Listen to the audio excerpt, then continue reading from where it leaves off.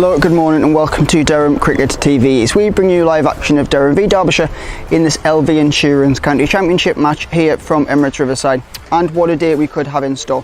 Durham require a further 10 wickets for victory, while Derbyshire need 374 runs to win here in Chesley Street. And yesterday was a day of history being made, as David Bedingham became the first Durham player to score 300 runs in a match. While Chris Rushworth did what Chris Rushworth does. He became the club's second leading wicket taker in first class cricket as he went past Simon Brown. He is now just creeping up to Graham Onion's record to become the club's leading wicket taker in first class cricket. And what an achievement that will be, and I'm sure it will be round the corner very soon. Well, looking on at the pitch today, Derbyshire closed overnight on 10 for none, requiring a further 374. Durham need 10 wickets and play will get underway in just under 10 minutes time. You can catch all the action here via the Durham Match Centre. And if you missed any of yesterday's action, you can catch it all now in yesterday's bite-sized highlights. Durham set up last day dash with declaration. Day 2 belonged to David Bedingham, whose career best 257 took his side near enough to 500 runs. That knock was the highest of the competition so far and was backed by the bowlers. Derbyshire 148 for 5 at the close. And they'd soon lose another key wicket. Wayne Madsen all in a tangle, out for 76 early in proceedings. Hussain and Guest shut up shop. They prevented Durham any more early inroads, a recovery needed from the pair. And they were effective, taking Derbyshire past 200 and denying their hosts any more opportunities. Lunch was now in sight. Hussain was doing the business for the visitors. His knock was in the 40s in the minutes before the interval. But he'd lose Guest. Rushworth once again spoiling Derbyshire's decent work, caught behind for 37. There wouldn't be time for Hussain. He'd have to wait until after the break to hunt down his 50, the score now on 236 for 7. That came soon after the resumption. His half-century came off 101 balls and shone a light in the darkness for the visitors. They'd found their way to 250 before long, but Durham were due another wicket. Matt Salisbury was the man to take it. A peach of a delivery clipped Hudson Prentice's off stump, and Derbyshire were now 8 down. Rushworth made it 9. Lees handed a dolly. Connors out for a duck. Games at 10 few balls later. Hussain out for 63. Salisbury with a wicket, and Derbyshire all out for 267, trailing by 208. Harvey Hussain was the rare bright spot in another difficult morning and afternoon for Derbyshire. They'd been turned over by Rushworth, who finished with figures of 6 for 58. His effort took him past Simon Brown into second place in Durham's list of all-time wicket takers. And Durham took the opportunity to give their bowlers a rest. Lees and Young returned to the crease, looking to inflate their already substantial lead. They added 36 before they were separated. Young was the man to go. Hudson Prentice dragged on. Lees and Borthwick remained unbeaten through to tea. The score at the interval, 48 for 1. Their lead now 200. The partnership picked up the pace at the restart. Lees and Borthwick looking to add quick runs, with one eye on a day 3 declaration. Critchley had the skipper out as he looked for another big shot. The sweep didn't connect, and he had to depart LBW for 15. The total kept ticking up, Bedingham showing intent, full of confidence after his impressive knock, and taking his side to 3 figures. Lees then went to 50 with a single off Critchley, the lead over 300, but Durham still not satisfied. All eyes are on Bedingham though. He kept up the assault. The ball flayed to all parts of Emirates Riverside, and it wasn't long before he was on the verge of 50.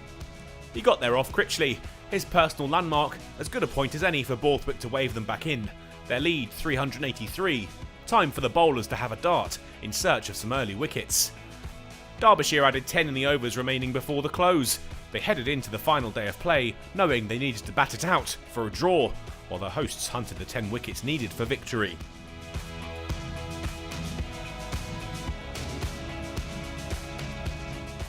And that was yesterday's bite-sized highlights here in Chesley Street. Now at the close of play yesterday, BBC Newcastle's Martin Emerson caught up with Chris Rushworth, and you can hear from that interview now. Well bowled today. How's the wicket been playing? I think if you look at some of the dismissals, it's definitely starting to keep low. I think using the new ball tomorrow morning will be crucial, as it's shown throughout the game really. You can get a couple of early ones with the new one. It makes a big difference. So hopefully it'll deteriorate a little bit more in the morning, and as the day goes on, and we'll put in a good shift. Yeah. Would you have liked more overs tonight to have a go at Derbyshire, or were you happy with the 5 that you had? It's a tricky one, really. Obviously, we bowled quite a few overs in the first innings between sort of the four seamers. So there was always an element of we need to be fresh enough to have a full day at them. And also, if we'd had 12 overs and they got through the 12 overs without losing the wicket, then they'd feel on top. So it was a fine balance. Could have gone either way, really. But I still think we're massively on top in the game with a very strong chance of a positive result. Yeah. If you can get there tomorrow, and it's a similar scenario to Trent Bridge a couple of weeks ago, isn't it? You had the full day. The weather was slightly different. It was freezing cold there. If you can get there tomorrow, though, first win in 10 for Durham in Championship format cricket. Yeah, we've put in some good performances the first two games. We've been on the positive side going into day four on the previous two occasions. So we've got another opportunity to win a game, which is, we'll go out there, try our best. But you just never know. Fingers crossed we get over the line on the right side tomorrow. I think all the lads are feeling quite positive. It'll be nice to get off and running this season. Yeah, another fifer for you, and you've now passed Simon Brown's total of 518 first-class wickets for Durham. He's a player who I used to play against many moons ago. So you've only got Graham Onions left in front of you now with 527. Yeah, special. I think when I came off at tea, I had a message from my dad. Obviously, my dad follows all the stats and that. He knows them before I do. It was nice. I played good cricket with Chubby at Ashbrook, Sunderland for a good few years. So he helped me when I was away from Durham. So it's nice to go past him. And eyes firmly on Bunny's record now. And I keep a running total of stats of where you're at with all the other things. You've gone past 700 wickets in all formats recently. I was absolutely convinced yesterday that you had passed 500 championship wickets for Durham, but I was being told today that that's not quite the case. I think you still need another one. And then there's this scenario where they might not recognise any of the wickets from last year as championship wickets. But I mean, it was a championship format. So I don't think we can rewrite history, can we? Now, to be honest, that stuff makes no difference to me. As far as I'm concerned, they're all wickets for Durham. They all go in the same column for me. So that doesn't affect me one bit, whichever way they want to put it. Bob Willis, championship, however they want to define it. I'll let them be in charge of that, but firmly focused on taking more wickets and winning games and trophies. Yeah. And finally, before we say goodbye tonight, praise for David Bedingham. He's reached 53 today, added to his 257 in the first innings. That's the first Durham player to get past 300 in a game. So he's finished with 310 in this match, beats Michael DiVenuto's 293 against Sussex, I think in 2005, something like that. So quite a milestone for him to achieve in this game. Amazing. What an innings that first innings was. Even today he went out and I think survived the scare first ball, but he went out and showed his class. Really, he's such a good player. He's one of the nicest guys you'll ever meet as well. He's a little bit disappointed. He keeps breaking all these records. Obviously, CB rounds and getting the fees for the boys. These South Africans are a little bit tight with the money, so he keeps breaking them every game. But now, fair play to him. He's played tremendously well, and I think we deserve to win a game on that performance alone.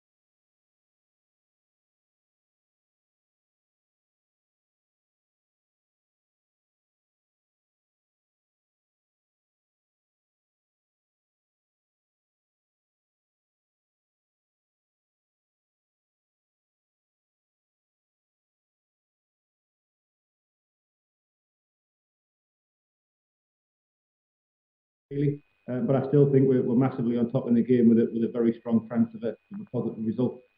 Yeah.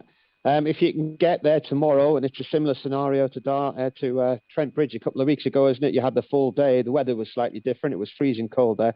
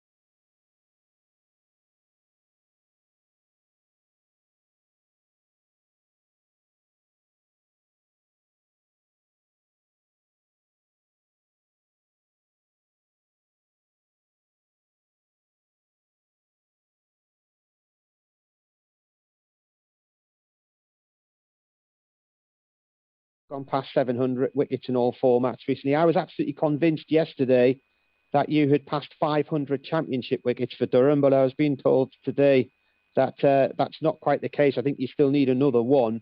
And then there's this scenario where they might not recognise any of the wickets from last year as championship wickets. But I mean, it was a championship format, so I don't think we can rewrite history, can we? Now, to be honest, that stuff makes no difference to me.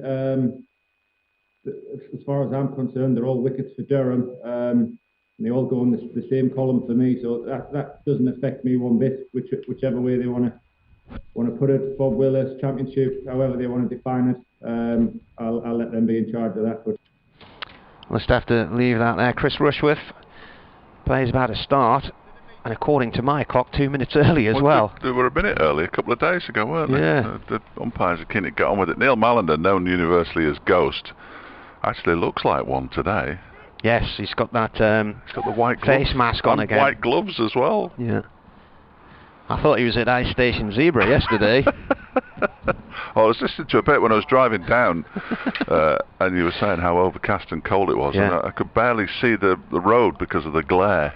It was beautiful on the other side of the country. Yeah, well, I mean, the funny thing is, just we had cloud just sitting over us here yesterday, whereas on the Roca Riviera, beautiful sunshine. Yeah. So that cloud is blown in off the sea and just sits here. Just the one cloud. Yeah. Right, here's Matt Salisbury to start the day. First over from the Finkel end, and this is played by Wood up towards long on for one. Rushworth comes in and collects it, and here the weather forecast taking place in my ear at the moment on BBC Radio Newcastle, so we'll be doing an update for them shortly. Any rain? No. No. Well, here's a thing for you. Go on. You know, when you turn the shower on in the morning, it takes a few seconds to warm up, doesn't it? Yeah. We've started collecting that cold water again now because it hasn't rained for weeks, and we need to put it on the garden. No, good shout. Yeah. They used to say that with baths, but nobody has baths anymore. No. I'd fit in my bath. Salisbury comes in to bowl to Rees, who flicks it hard off the legs and away through mid-wicket. I think that's going to go for 4. That was a really nice timed shot, and it just makes it to the rope in front of the pavilion. Timed it nicely. Perhaps they're chasing it. Only need to go at 3.9 and over. Yeah. 5 already from this one. They can have the next over off. Like 3-day week, you mean? Yeah. Here's Kevin Dean's dramatic victory against Australia. Not just him, of course, but is it going to be erased from the record books? Was that the 3-7-1? In comes Salisbury. Good ball through to the keeper. It goes. Nice line and length there. I think the answer's probably no.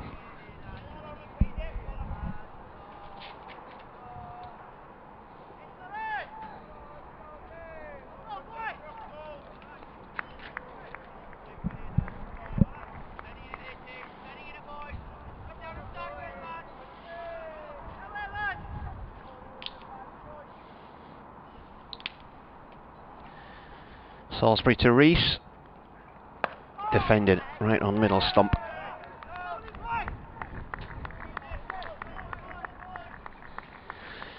Staying a bit of hand cream on here, that Norwegian gear the fishermen use, because used that much hand gel in recent days, all my hands are cracking up. Now your hands are meant to get harder as the cricket season goes on when you're a player handling the ball.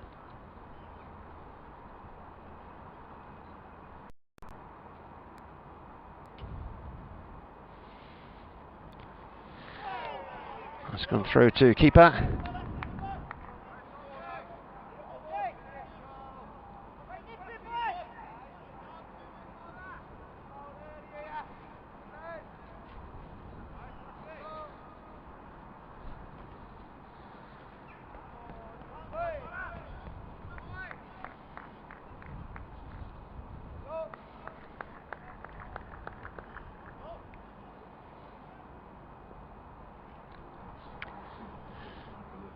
Without loss, Derbyshire started with 10 on the board last night.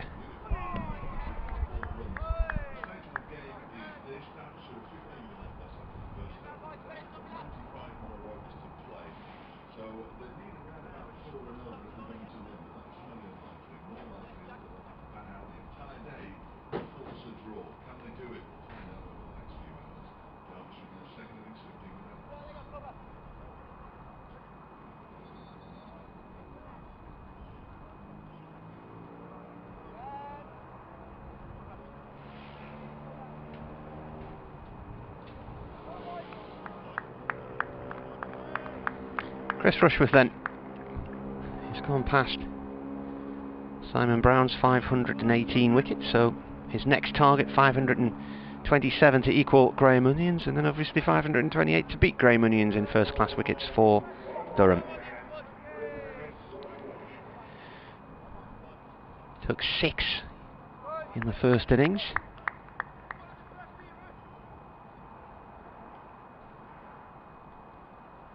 Here he comes and bowls, and that's driven wide of mid-off and away for 4 by Wood. It's just wide of off stump.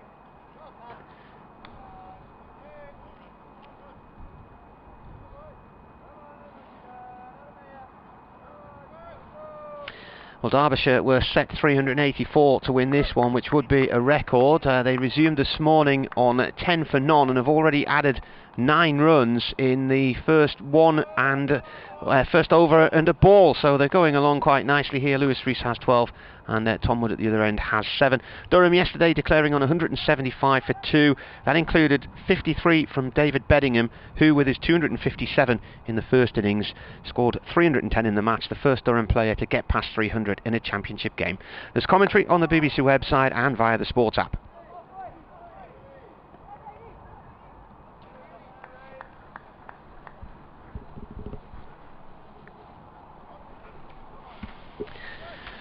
There you are, got the update out the road. Beautiful. For Radio Newcastle.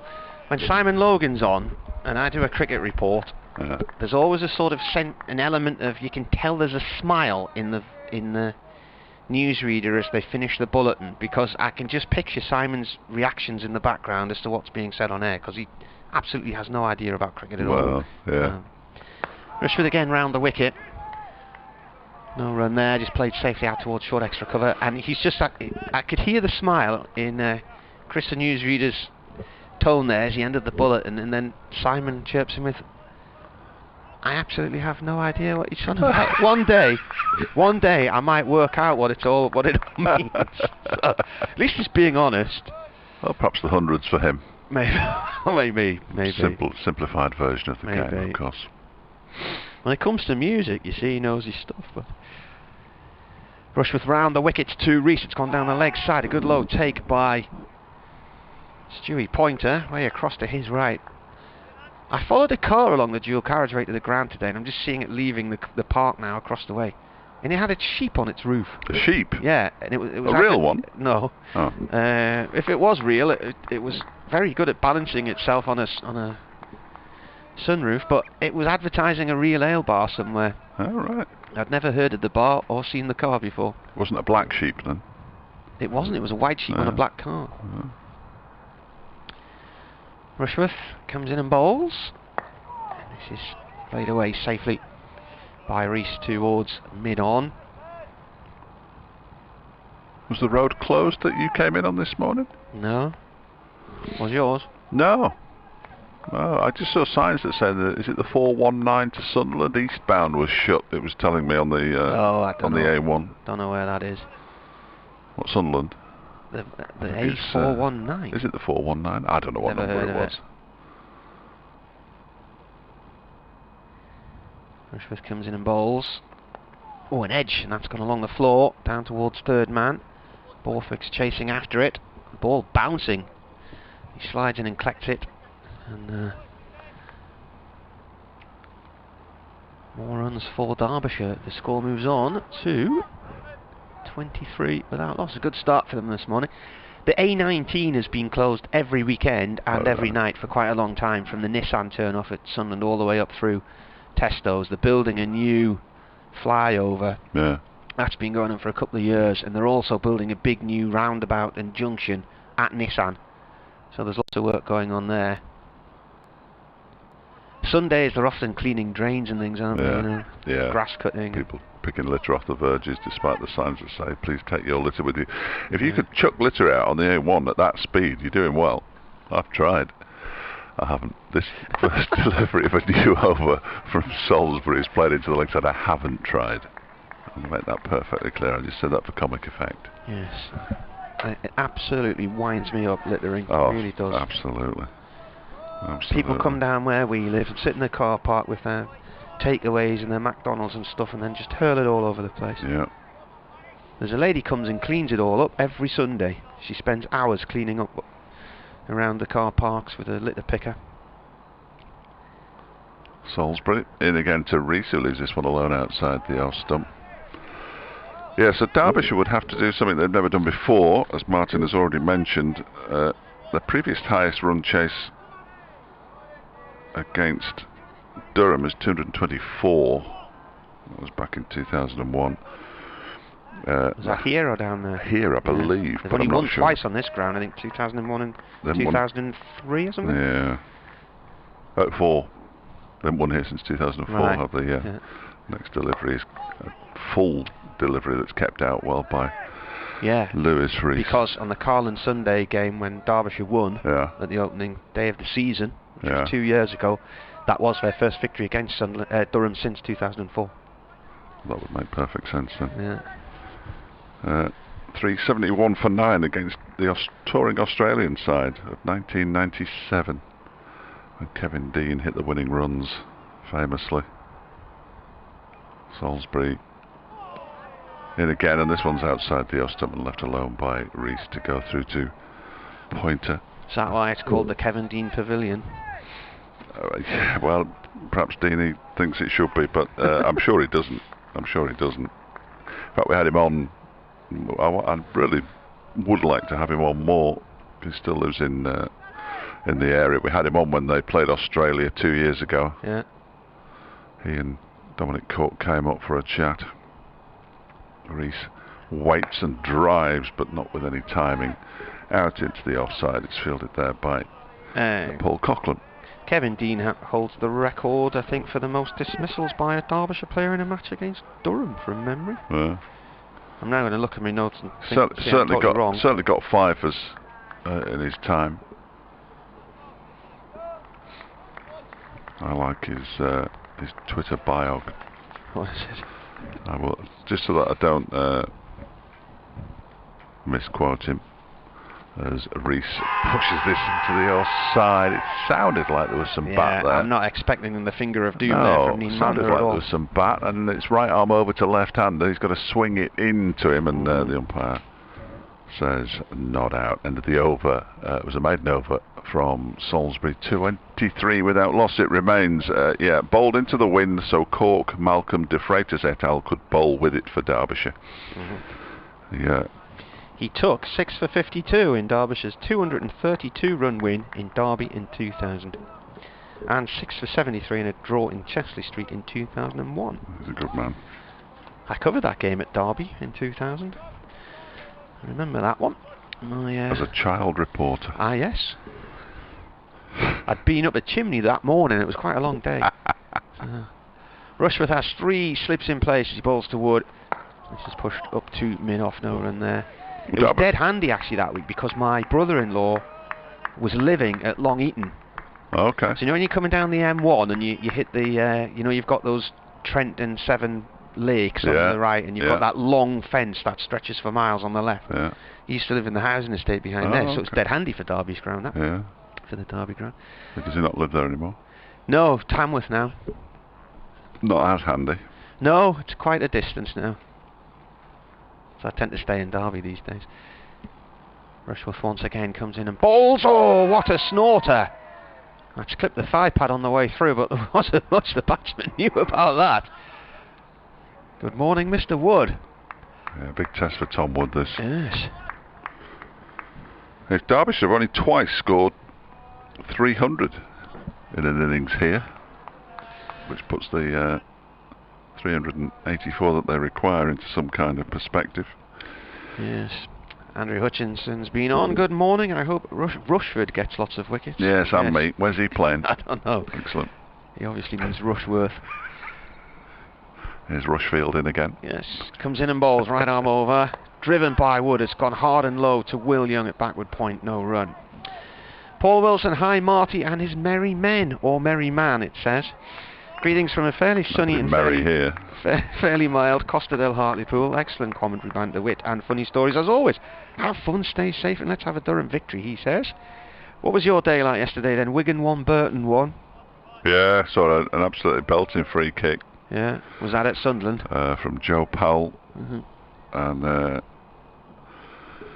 an equaliser that really shouldn't have been scored because there should have been a free kick in the build-up to the corner from which it was scored. Rushworth comes in and bowls. This is defended by Wood. Runs up to mid-off. But they are now safe in League One. Mathematically safe, so that's good news. Good. And there's every chance they'll be playing Sunderland again next year. Yeah. Sunderland have chosen the run into the season to decide to opt for relegation form. I think it's 1 win in 9 now. Good side, Accrington, though. Don't score many goals, of course, but good side. How many did they get yesterday? 3. Yeah.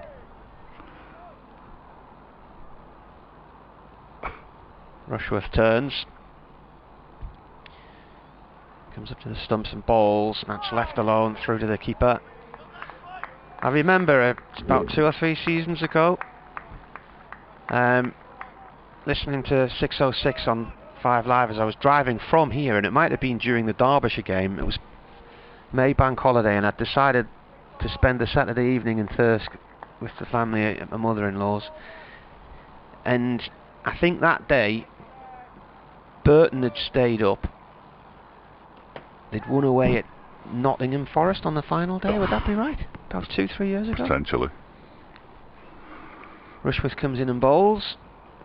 Defended. Birmingham had won at Bolton and stayed up. That's the end of the over. And then a Cardiff fan had rung in to say he was over the moon that Cardiff had been promoted because their season was going nowhere until they won 4-0 in the January against Sunderland, right? Yeah. And then the Birmingham fan says, we've never scored 3 goals away from home since we played at Sunderland. And the Burton fan, we needed to beat Forest and we hadn't won away since we played at. That'll be, I'm guessing here, Sunderland. Yes. And I just, as I was driving down the motorway... ring in and say, I'm a Sunderland fan and I'm fed up with this. But Salisbury begins a new over from the Finkel end. First delivery goes past the off stump and through to the keeper. It's brought about the phrase I use regularly when they hit the self-destruct button in April each year. How very Sunderlandy. Guarantee sides who've never won away from home for yonks come and win, which is what Milton Keynes Dons did this year and Verinham's. Sunderland's home record this season's been really poor. That's been Burton's problem since Jimmy Floyd Hasselbank took over, really, but away from home, Salisbury almost squares Lewis Rees up there. That one squirts out into the offside. Coughlin comes in to do the fielding. Yes, yesterday was their 11th game under Jimmy Floyd Hasselbank away from home. Won 8, drawn 3. But they've lost 5 at home under him, including to Sunderland. Well, a rare Sunderland win against Burton. I think that's only the second in 6 attempts or something. Yeah, they were good that day. Reese waits and pushes this one up towards Ben Rain at mid-on. Tina emailed quite late yesterday to say, I've enjoyed listening today, but why didn't they declare earlier? Oh, She's also wondering where Nigel Kent is, as he left Durham after all of these years, hoping for good things on Sunday. Nigel was the physio for many years, and things changed behind the scenes, and he's gone on to do other things. He did have a physiotherapy practice in the area anyway, which he ran with his wife, so... Next delivery is left alone by Reese to go through to the keeper. I thought it was they might have declared a few overs earlier, but because they've got plenty of runs, they've got more than enough runs. But at least they declared over before they got to the close of play. Had a little go at Derbyshire last night, obviously without success. But it's always worth having a go. Ball still relatively new, and they will have a new ball this evening with time for it to have an effect as well. Will Durham? Salisbury's next delivery is guided to backward point by Reese. Well, the heavy roll has also been used this morning, so yeah, that flattens things out. Derek Allen, good morning. Marty and Fletch, a great match of cricket and music chat. Walking to Walkworth soon with you on the radio. David Atkins says it's the A19 your colleague is on about, not the 419, which probably doesn't exist. It's not the A19. They had 3 numbers. 3 numbers. A183. Is it? Mm-hmm. Next delivery is turned into the leg side by Reese. It's another maiden. That's 3 in a row from the Durham bowlers. Derbyshire stuck on 23 without loss. Yeah, 3 numbers. Right. I think it's the one that you come off when you come off at Durham and you go left to go into Durham at that roundabout. 690. Is that the 690 then? Mm-hmm. That'll be what it is, I'm sure. Right. But I say I'm sure. I'm not, clearly. But it said it was a road that I wasn't going to go on, so I wasn't taking a huge amount of notice, but I got a couple of warnings on those. But you probably didn't think it was going to be such a controversial moment in your life. No, I didn't. I'm sorry I mentioned it, really. Yeah. Wonder where the A419 is. It doesn't exist. Does it not? Don't know. But it must do. Rushworth comes in. Right arm over from the Lumley end, played down into the ground by Warden, 2 short leg. I'm trying to find... Why is it? What are you looking for, Martin? I'm trying to find which road it's closed, because it might be of help to people, you know. It might not be closed anymore. No, it'll be closed all day, I would imagine.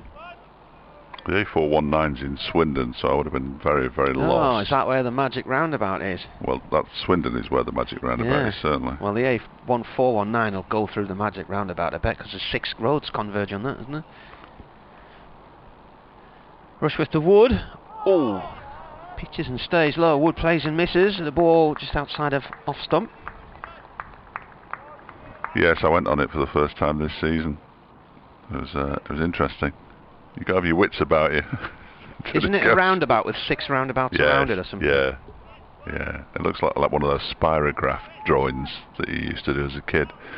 Yeah. What was that road to Sunderland then? The A what? The A690. 690. Doesn't look close to me. Well, it probably isn't anymore. Here comes the bowler. That's defended. There are road closures, so the A19's closed all the way through Sunderland up towards Bolton, and there is a road closure in Sunderland on the A183, which is round the city centre. It's shut at the minute. So they're doing a bit of work round there near the Empire Theatre and Sunderland Uni. They're building a new dual carriageway into the city there, so that's probably where it was. Yeah, it says that they've done some works on the A19, A690 junction. Mm-hmm. Fascinating topic, of course. Yeah. Rushworth edged. Oh, put down by Beddingham, and it's gone for 4.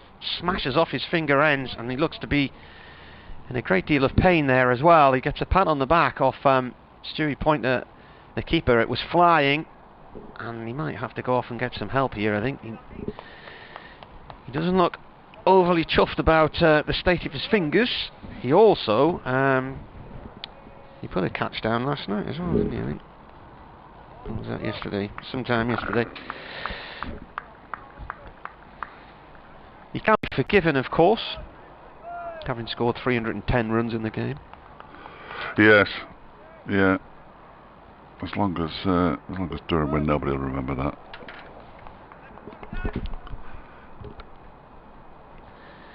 Rushworth turns. Into bowl. That stays low and is played away belatedly by Wood. And it shows you how fast that ball was going off the edge, that it came off his fingers and went for 4. Oh yeah, no, it was motoring, shifting, wasn't it? It was shifting.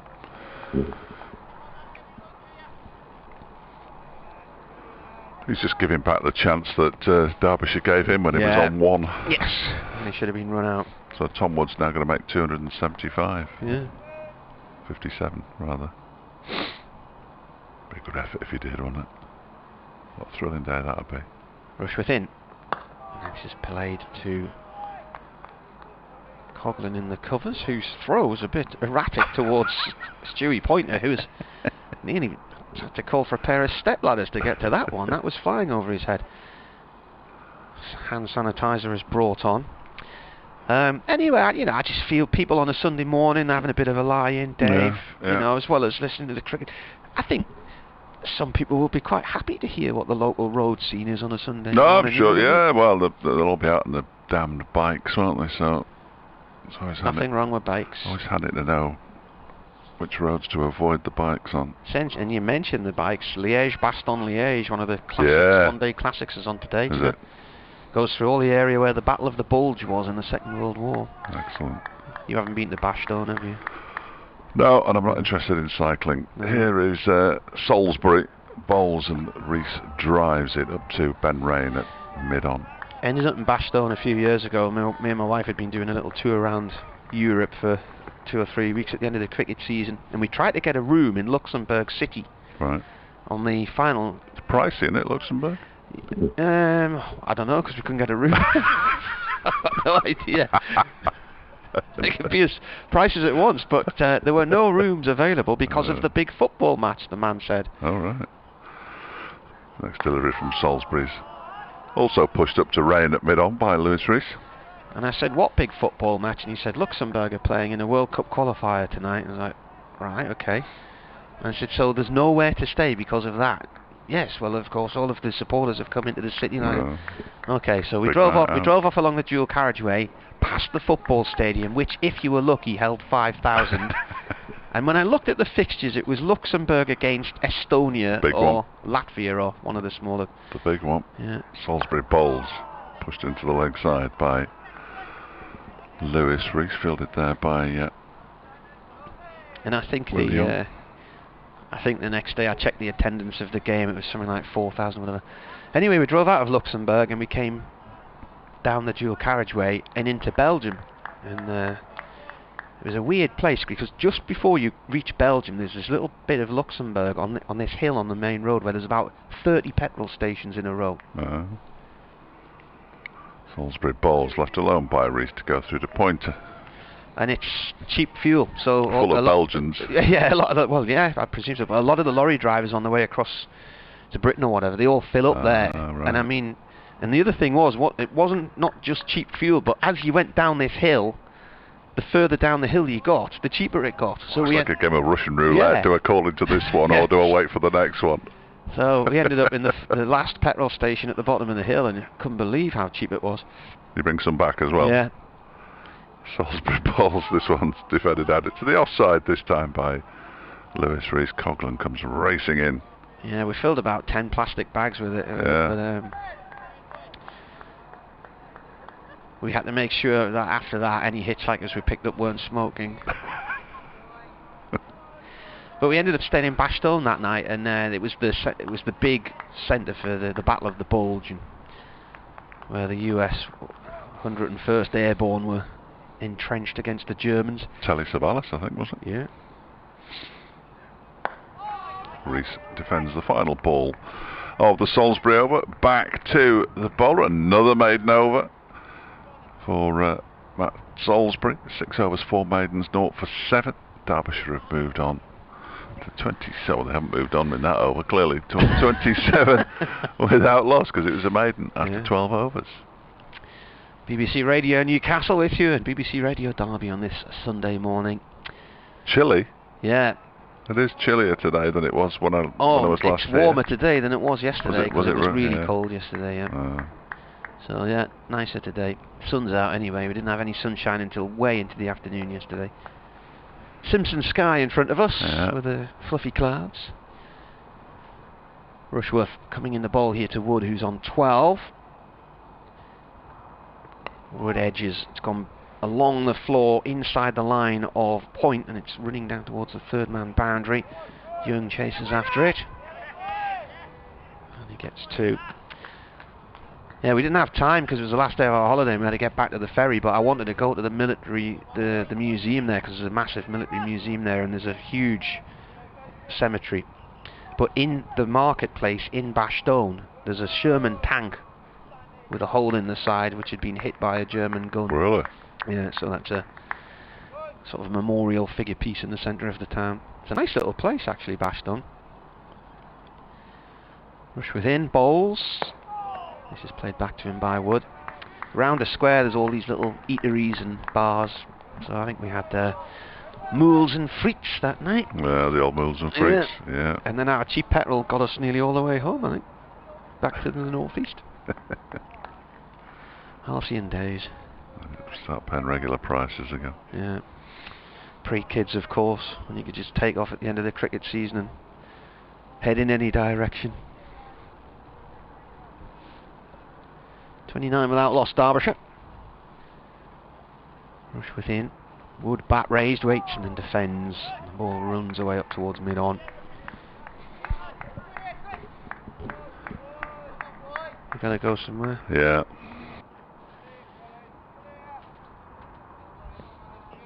Dave's off to put his coupon on.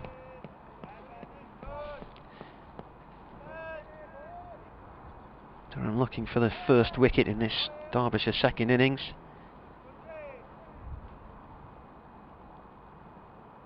Rushworth turns. Comes in and bowls. And that's nipped away by Wood quite nicely actually, out through deep mid-wicket. Along the ground it's been chased by Alex Lees and they'll run free. Lees retrieves the ball in front of the TV scoreboard, which is sitting between the northern end of the pavilion and the health club.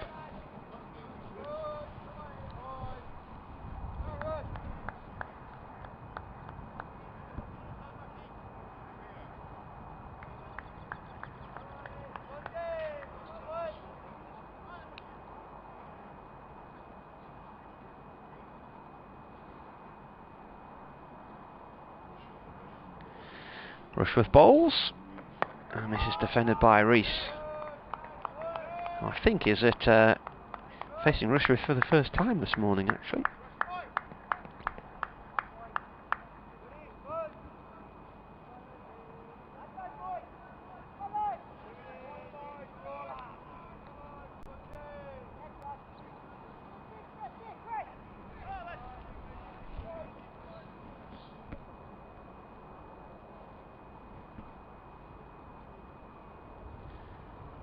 Rushworth coming round the wicket now from the Lumley end to Rees, who plays the ball back to the bowler. That's the end of the over.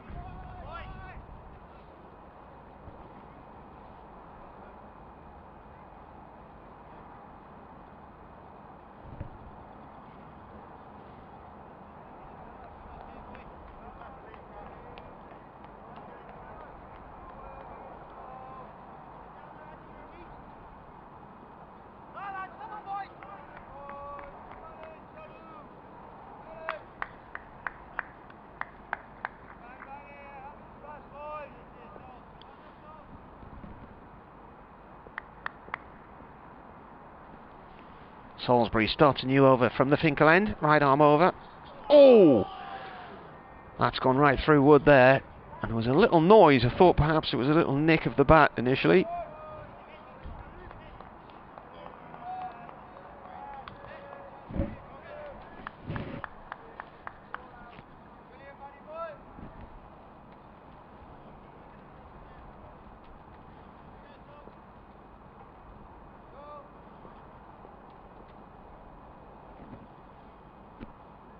In comes Salisbury again. Oh, and an edge along the floor. It's gone underneath second and third slip, and it's gone away for 4.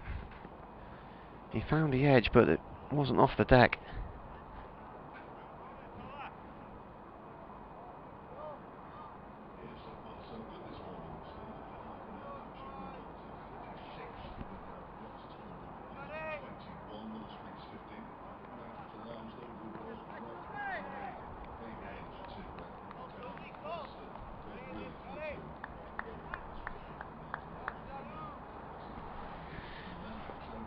.36 without loss.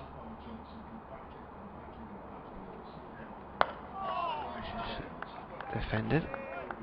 Oh, Salisbury. The scoreboard seems to believe it's Rain who's bowling, and it isn't. It's definitely Matt Salisbury. Rain is warming up, so he's due to come in soon, but certainly this is Matt Salisbury who is bowling.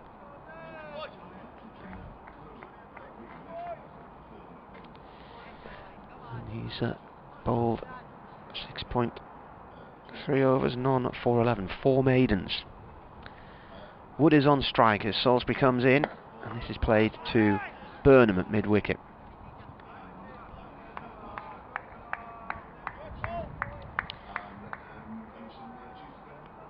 Paul Coghlan warming up furiously in the middle of the square as well at the moment.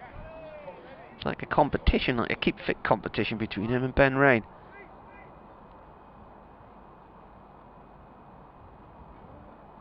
Mr. Motivator will be out there in a moment.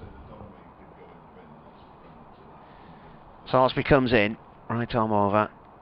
Oh, that spits up and fended away one-handed by Wood.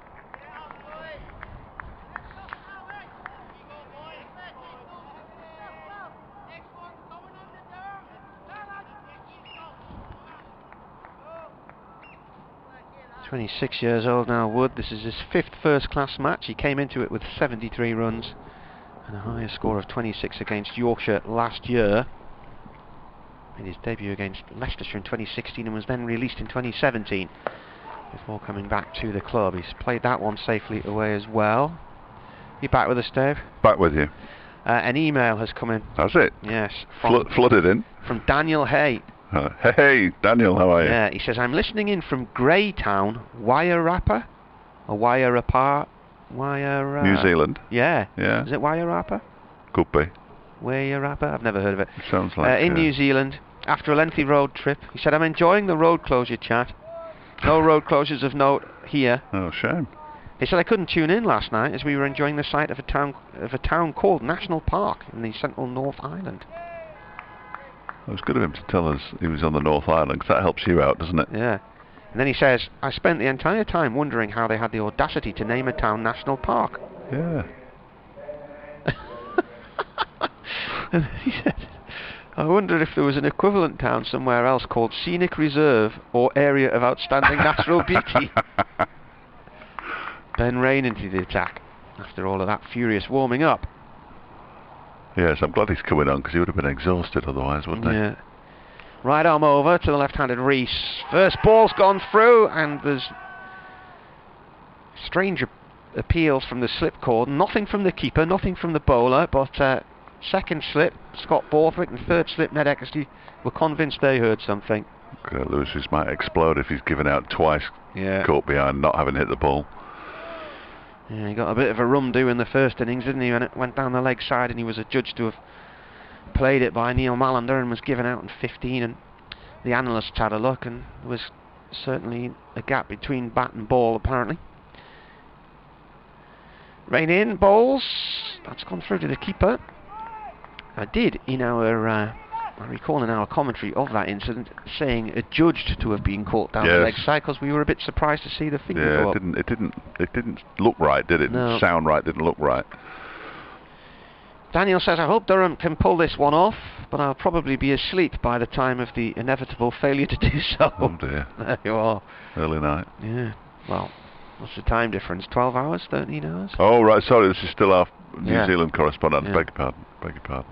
In comes Rain, that's left alone. Stays low, just beyond off stump. Well, if you were committed to it, you'd stay awake, wouldn't he? If he was Well, properly it's 11:30 at night there now, isn't it? fully committed to the cricket, he'd stay awake. That's what I say. I was listening to baseball at 5 o'clock this morning. You're not asleep? I woke up, so I stuck it on. What, to try and get back to sleep? No. Oh. Padres Dodgers. They play every day, don't they? Oh yeah. They're in the middle of a run of something like 16 successive days of games. Wow. Rain bowls. Just pushed off towards the covers, no run there. But they only last from between about 2.5 to about 4 hours, depending on how things go. So they're not out there in the field for the entire day. There's a certain amount of sitting down involved in it, like cricket. B. Jackson has emailed. So far this season, Durham have used Bellingham, Scotty, Ned and even Cars at fourth slip. In comes Rain again. Bowls. Left alone. Through to the keeper. I am sure in previous seasons we used Lees in the slips. Am I wrong? If I am correct, any idea why he's now banished to the long grass? Brian from Billingham. Beddingham has gone into first slip this season. And Ned Eckersley is in the slip cordon. He's normally a wicket keeper, so he's got the reflexes. And maybe Scotty Borthwick's moved Alex Lees elsewhere because he wants to be in the slip cordon as the skipper. I don't know. Fairly comprehensive answer there. Yeah. Rain bowls. Reese plays it back into the ground and it loops away back towards the bowler. Well, I mean, I don't know these. I don't know that. Why would I know that? There's no reason why you wouldn't know that. I don't think. But it was still, despite the fact that you didn't know, it was a very comprehensive answer. Yeah. Wouldn't expect anything less. How long did it take you to get up this morning? Then what time did you set off from Fletcher Towers? About 6:30. Did you? Yeah. I was there about 8:45. That was a nice drive that at that time in the morning. Yeah, nothing on the road. Nothing on the roads. Yeah, beautiful. Sun shining. Salisbury to continue from the Finkel end, bowling to Tom Wood, who plays at that one outside the off stump. He was all out of shape by the time he played the ball. Bat a long way from his body. He's admonishing himself now, and so he should. No need to play at that one. Yeah, it was okay. It was okay this morning. I don't mind driving anyway, but get the radio on. Bit of NRL. NRL? With the finest commentator in the world. This next delivery is a short one and he ducks underneath it, Tom Wood. Andrew Moore, who works for ABC in Australia, the finest rugby league game caller, as they call them down there, is commentating. So it's NRL, National Rugby League? National Rugby League, yeah, the NRL in Australia. Which is a bit like Super League, but 10 times better. And played on cricket grounds. Well, funnily enough, this one was played on the Sydney Cricket Ground today. Yeah, they don't often... Well, they have been playing there. The next delivery is pushed up to mid-off by Wood. He was very much both pads in front of his stumps there. How do you listen to that then? Through an app on your phone fed into your car or something? Just through a website, yeah, the ABC website. Yeah. Very good. I listen to all sorts of stuff. For no apparent reason. Salisbury bowls. This one's turned into the leg side by Wood. It's fielded there by Jack Burnham. One of my colleagues from Radio Newcastle, Tom Greenard, went off down to 5 Live and then moved to Australia and was working for ABC in the Brisbane Gold Coast area, I think, and he was commentating on football matches. And sadly passed away just over a year ago, not long after his 50th birthday. Blimey. Suddenly it was a major shock, but he loved his life over there. Salisbury in again, and that one is pushed up to Rushworth at mid-on. That again had to be alert to that one, did Tom Wood. Yeah, what's the football league called over there? The soccer league? The A-League. The A-League. He used to commentate on the A-League. It's a long way, Australia, mine. It is, isn't it? Yeah. Seems a longer way back as well. Well, you won't come home for your lunch. No. And if you forget your glasses as well. I've done that as well before. Salisbury in, and that one has beaten Wood outside the off stump. All ends up once again. Another maiden over from Salisbury. His 5th in 8. 0 for 11, his figures. Derbyshire remain on 36 without loss. We went for the 1992 Cricket World Cup. And on the way out there, it was an overnight flight from Gatwick to Singapore.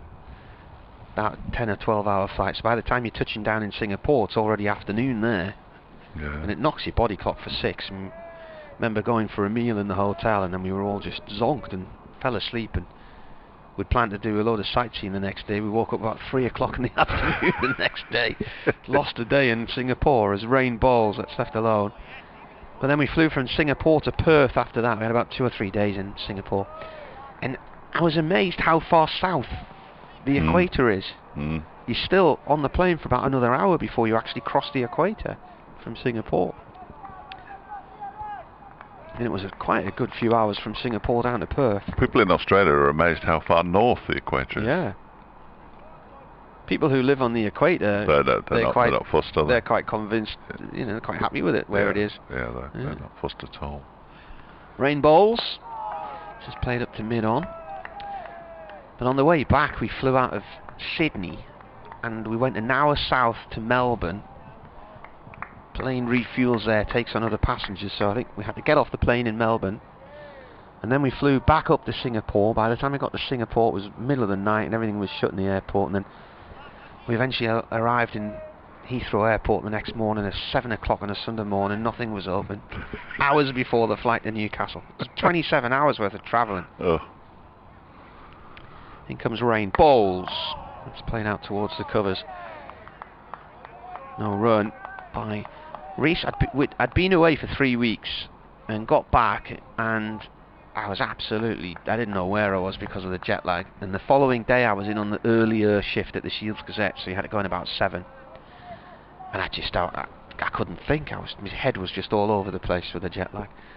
And nobody had any sympathy for me. They were all angry because I'd been away for 3 weeks. You know, nobody sympathised with my position that week. They can be cruel colleagues, can't they? They can, yeah. In comes rain, bowls. It's fended off towards backward square leg by Wood for 1 run. Anyway, I got about the Wednesday of that week, and I came home from work about 4 o'clock in the afternoon. I thought, I'm going to have a little lie down here. Can't function anymore. My mother woke me up the next morning to say it was time to go to work, and I had no idea where I'd been. Not a clue. So it's a long way back from Australia, especially when your legs start twitching an hour after you've left Singapore. Oof. And you know when you're tired and your legs are twitching and you're irritable. That's good fun. Listeners won't be surprised to know I've never been south of the equator. In comes rain. 5th ball of the over, defended by Wood. Played up to Rushworth at mid-off.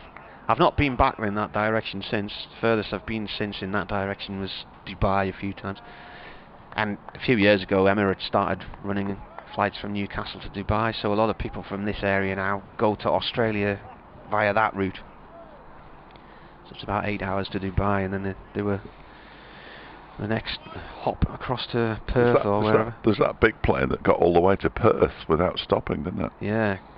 Or I would have been irritable on that one. Rain in.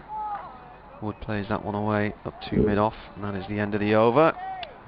37 for none, so Durham still looking for this breakthrough, and Derbyshire will be quite happy with how things have gone for them so far today. A little scare for Wood when he was on 8.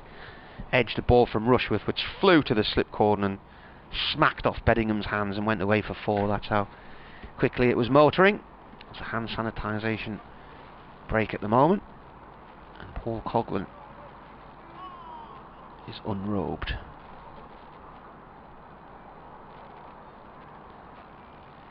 Not entirely though, fortunately. And he's going to replace Matt Salisbury. Yeah, he's still Still got some of his clothes on. Thriller in Brighton, or Hove, where it's actually taking place. So 666 for 7, need another 69 runs to beat Yorkshire. So a thrilling finish and an early one as well. Yeah. Yeah, I said that would be an interesting. It was just a. Here is Coghlan from the Finkel and Bowls to Lewis Rees. That one just keeps a touch low, and Rees does well to keep it out, pushes it out into the offside, and there's no run. Nottinghamshire look like they've saved the game at New Road, don't they? Following on, aren't they? Yeah, still trailed by 43, but yet to lose a wicket, 117 without loss. So that'll be 30 matches without a win for them. Yeah, guess where they are next week. The nerves will be jangling as Rees leaves this next delivery from Coghlan alone outside the off stump. That first delivery did not get up at all. I thought it kept a bit low. Yeah, and with the naked eye. Yeah, hence the shriek from the slip cord. Rees just got a little bit of the bottom of the bat on it. Well, we were talking upstairs, isn't it? I can never work out where I am in this building. It's upstairs when I was talking to Griff earlier. There is going to be more than 10 balls that misbehave. It's the last day for a start, and you would expect that on any pitch. And that's the problem that Derbyshire have got. This one doesn't misbehave, and it's pushed out into the offside by Rees. Ben Rain trots in to do the fielding. But we kept saying that all day last Sunday as well, when Worcestershire saved a game at Derby relatively comfortably in the end. Yes, they were 8 down, but it was relatively comfortable. So, well, they've taken inspiration from that, the Derbyshire batsmen. So far, so good. 37 without loss. As Coghlan bowls, that one's outside the off stump, moving away from Rees as it goes through to Rain behind the stumps. The game in this group, Essex 242 for 9. They lead Warwickshire by 253, so it could be, if Warwickshire decide to take up the challenge, could be interesting at Chelmsford. Well, it could be even more interesting at Edgbaston where it's being played, but it could be interesting in Chelmsford, I suppose. Coghlan bowls, that's driven into the offside. Yeah. And there's no run. That's better. I knew it was being played somewhere in England. Can't see a result down in Northampton. Michael Morgan at 280 for 5, leading by 323. They might have left their declaration a touch late. As Coghlan bowls, he pulls his bat inside the line of that one. Lewis Rees, it goes through to the keeper, so Coghlan opens up with a maiden over. Derbyshire, I don't think I've commentated on a run this morning. Derbyshire remain on 37 without loss, having started 10 without loss this morning. And we now have 83 overs minimum remaining in the day. Derbyshire still need 347, which isn't going to happen.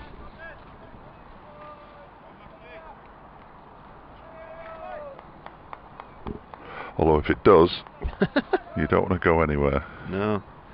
Well, you can for a few hours, and then come back a bit well, later. Yeah, it might take them a while to go there. Rain from the Lumley end. That's turned down the leg side for 4 by Wood.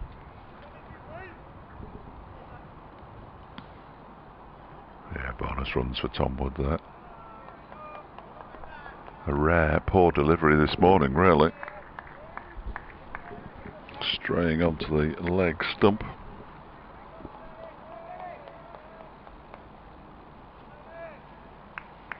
.41 without loss, Derbyshire. Started this morning 10 without loss. Rain has 3 slips in place.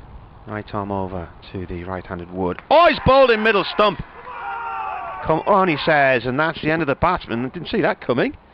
That came out of nowhere. What happened there, Dave? I don't know if it kept low at all, but middle stump's lying 10 yards from the others. Middle stump completely out of the ground. Tom Wood goes for 25, having faced 47 deliveries. He was dropped on 8, of course. Derbyshire 41 for 1. think that's jagged back in quite a bit there, Has it? out of a foothold maybe. It's difficult to tell because the camera's not high enough in the umpire's hat, but it stays a little bit low, but it's jagged through and taken the middle stump. And it came really, I would say, out of nowhere. Just 9 more deliveries like that, and Derbyshire will be back in their cars on the way home. They're in the bus. Are they? Yeah. All right. That big grey bus that's been sat in the car park for. Never noticed it. Yeah. So that 41 for 1. Unusual. It's a big innings for Lewis Deploy. He made 98 against Worcestershire, but other than that, he's on a pair, isn't he? Yeah, he hasn't looked. In any kind of nick, and it was an innings sort of out of the blue, and he's can be a slow starter, the left-handed South African. So big test for him.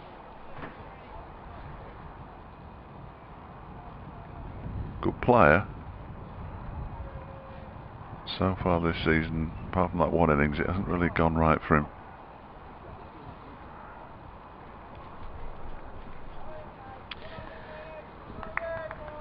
Still another 343 needed for victory.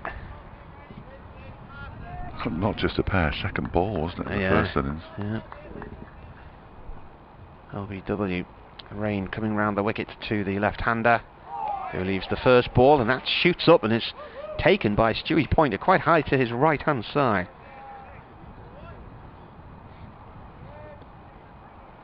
He had a quick look round at his stumps there as well, Lewis Deploy. He was leaving that one.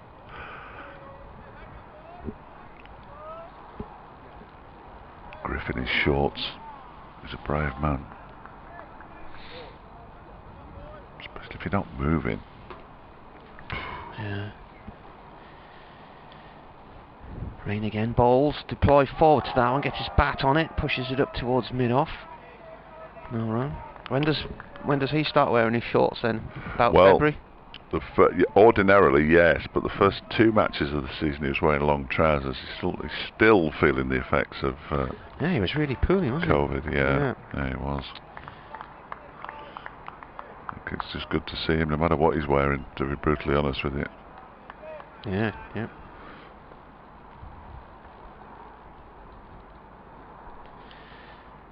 Rain again, bowls, Deploy off the mark. Ball's raced past point and gone for 4. Burnham playing for saves there, got nowhere near it. That was for the television cameras, I think. Well, that will have cheered Lewis Deploy up a touch, I fancy, getting off the mark. One of a couple of ducks in the Derbyshire first innings. His current innings is already longer than his first innings was.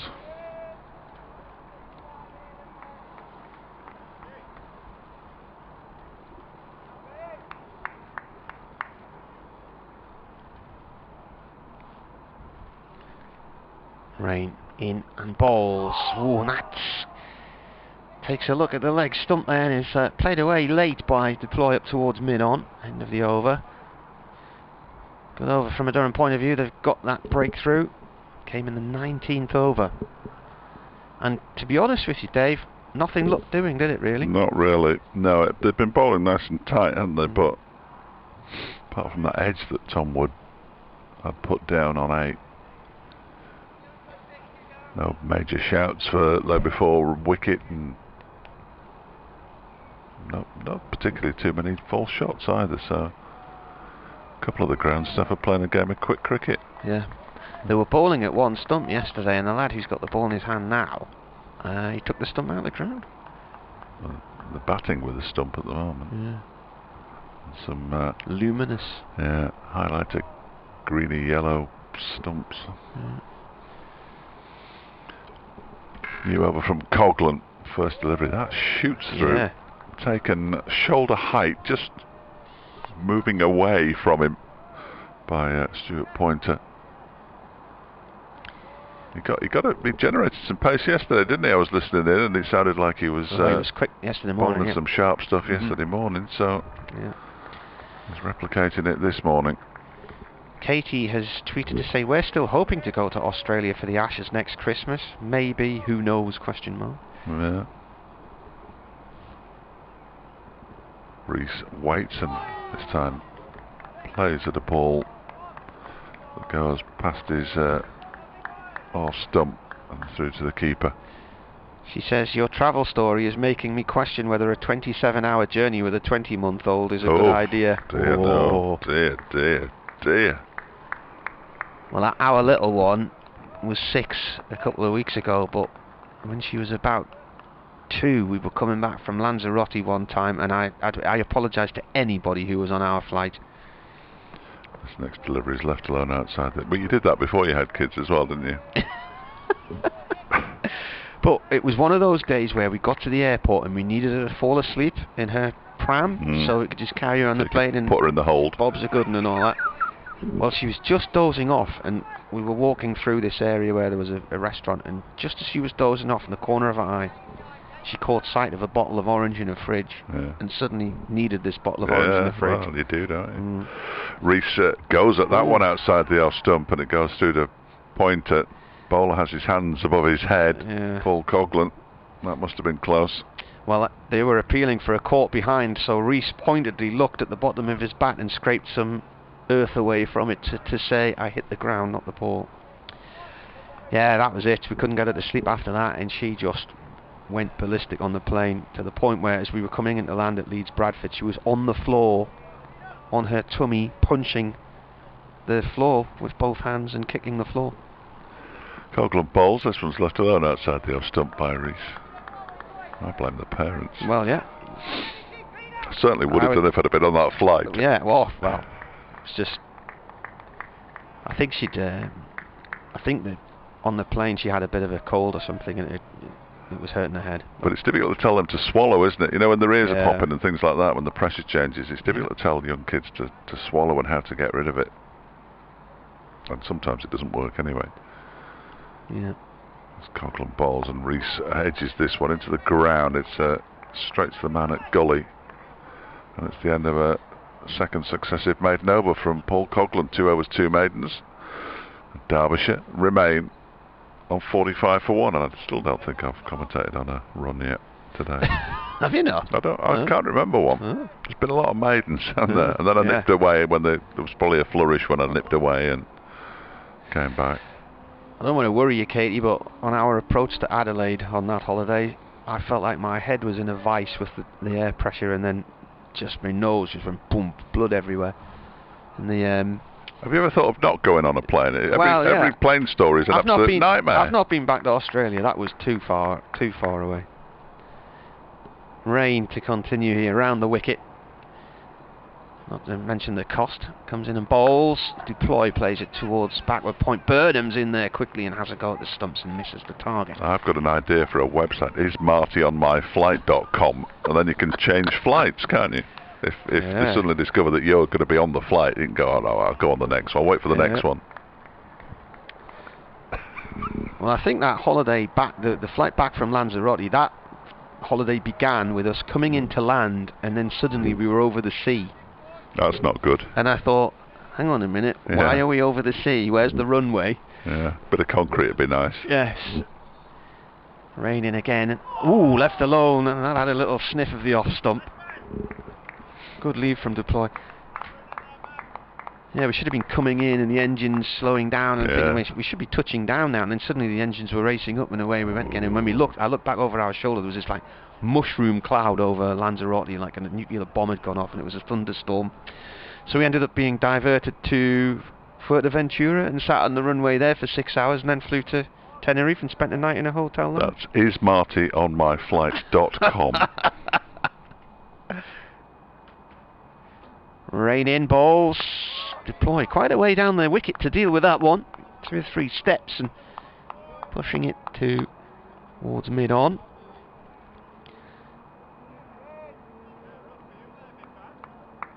Anyway, enjoy your holiday, Katie.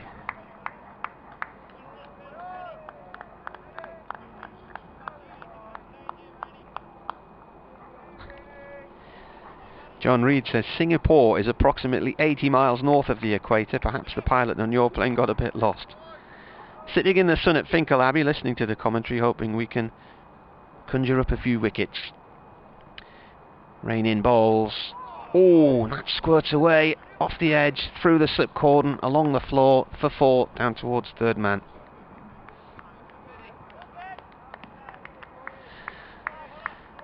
Yeah, I think we took off from Singapore. It was a good half hour or more before we actually crossed the equator, unless the pilot had forgot to tell us we'd crossed the equator and then thought, oh, I should have told them they crossed the equator, so told us later.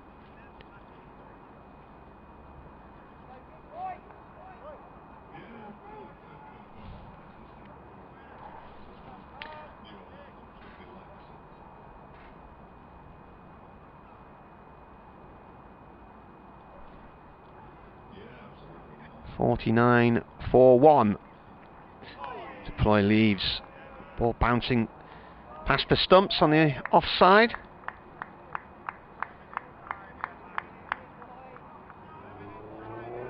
Remember that flight from Singapore to Perth, and it was a Friday afternoon, I think, when we flew out there, and there were loads of people on the back of the plane. It was just like being in a pub, and they were obviously regular travellers, regular commuters between Singapore and Perth, and a few of them seemed to know each other, and they were all just standing having a beer for a few hours. Don't know if they'd be allowed to do that these days. Rain bowls. Deploy plays and misses at that one, and it ends up swinging towards the keeper's right hand side as he snatches at it. That's the end of the over. 49 for 1. 1 wicket to go today. Wood dropped on 8 in the slips, a sharp chance which Beddingham couldn't hold on to from an edge off Rushworth's bowling.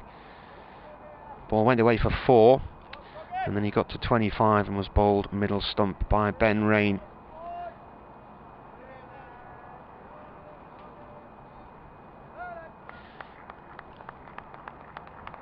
Coughlin to continue. He's bowled 2 maidens so far. Here he comes. Ball is defended. The stumps are defended. Ball's played back towards the bowler. Sun is shining here in Chesley Street. And so much so that sunlight is reflecting off a number of car windscreens now in the car park at the far end of the ground. Here comes Coughlin again. Reese forward. Snuffs that one out.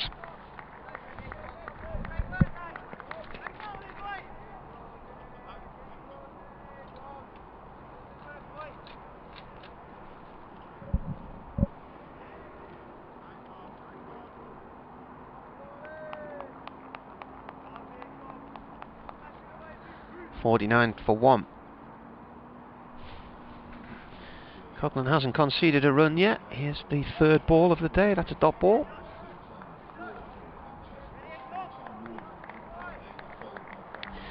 It's a nice sunny day here at Chesley Street. Derbyshire chasing an improbable 384 to win this one. Durham have managed to get 1 wicket so far, that of Tom Wood. He was dropped when he was on 8 in the slips by David Beddingham off the bowling of Chris Rush with a sharp chance that ran away for 4. But a couple of overs later, when he was on 25, he lost his middle stump to Ben Rain. Derbyshire were 41 for 1 then. They're now 49 for 1. And there's still plenty of overs to go today. Commentary on the BBC Cricket website and via the Sports app.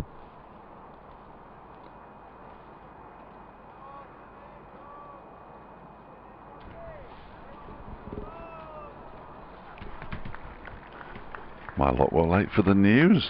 Really? I've never known that. What's happened? But there was some item on cucumbers. Oh, Just overran a bit. I think you need to have a straightener with them. Well, that's unusual. Yeah. Coughlin bowls a short delivery that there's deployed ducks underneath. Cucumbers, eh? Yeah. Telegraphing cucumbers. Telegraphing I have no cucumbers. idea. That's all I heard, really. Is it a gardening show?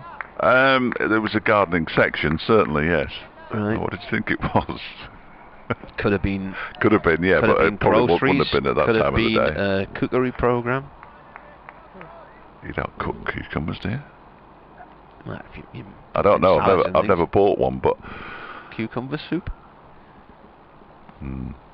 This one's left alone outside the odd stump by Lears Deploy, goes through a decent lick again to Stuart Pointer. It's the end of the over. It wasn't a maiden, but I didn't commentate on the run that was scored because I was away. And I still don't think I've commentated on a run. Derbyshire. I can't remember the run. 50. Well, there must have been one because it wasn't a maiden. Fourth ball of the over. Anyway, there was a run. Drew Walker's been in touch. Yeah, you can make cucumber soup, creamy cucumber soup. Excellent. Yeah. Amongst ex-players who become umpires, he says, what do we reckon to be the difference, if any, between batsmen and bowlers? It's an interesting one. As regards LBWs and the like. Rain to Lewis Rees. Defended. He says all ex-keepers to be the best adjudicators. I think if you do the analysis, Drew, I'm more than happy to continue the conversation. But I don't think I've noticed necessarily former bowlers as umpires giving more leg before wickets. I used to hear great stories of the old days when somebody had to get his train back at 5:30 on the last day and firing people off.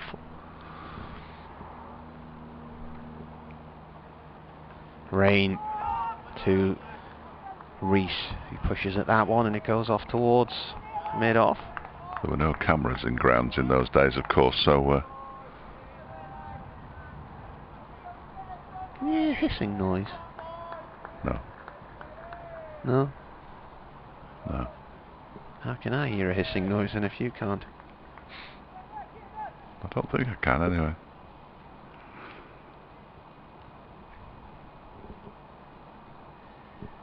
Rain from the Lumley end. Rees bowls. It's gone off towards point again. Another dot ball. James Franklin, the Durham coach, watching the action just down below our position.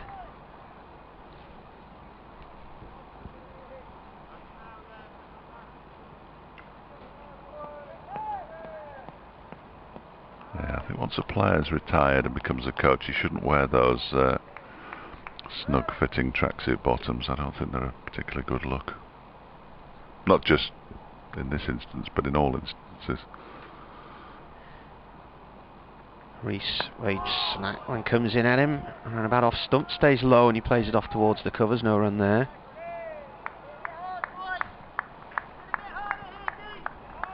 Interesting fashion choice. I heard a click then, but now I can't hear anything. Okay. Well, I can, but yeah, nothing untoward. fine.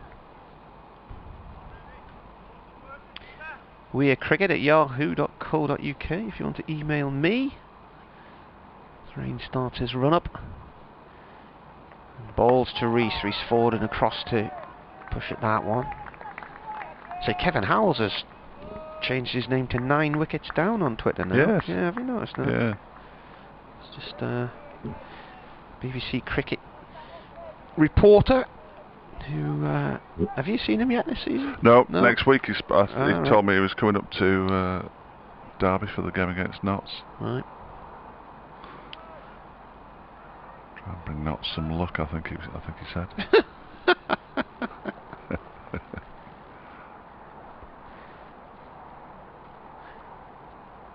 Rain in. Oh!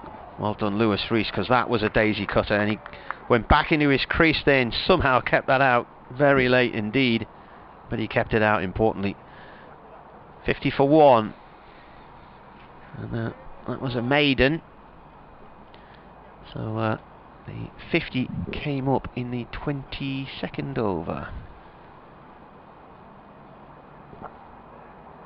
Kevin, perfectly placed to be entirely unbiased towards any particular county on account of the fact he's from Shropshire. I mean, it might be biased towards Shropshire, but it would make little difference in the county championship. James Taylor went to Shrewsbury School, didn't he? Did he? Yeah. New over from Paul Coughlin around the wicket to Lewis Deploy. Leaves that one alone. No real bounce on that through to the keeper. I took it down by his bootstraps.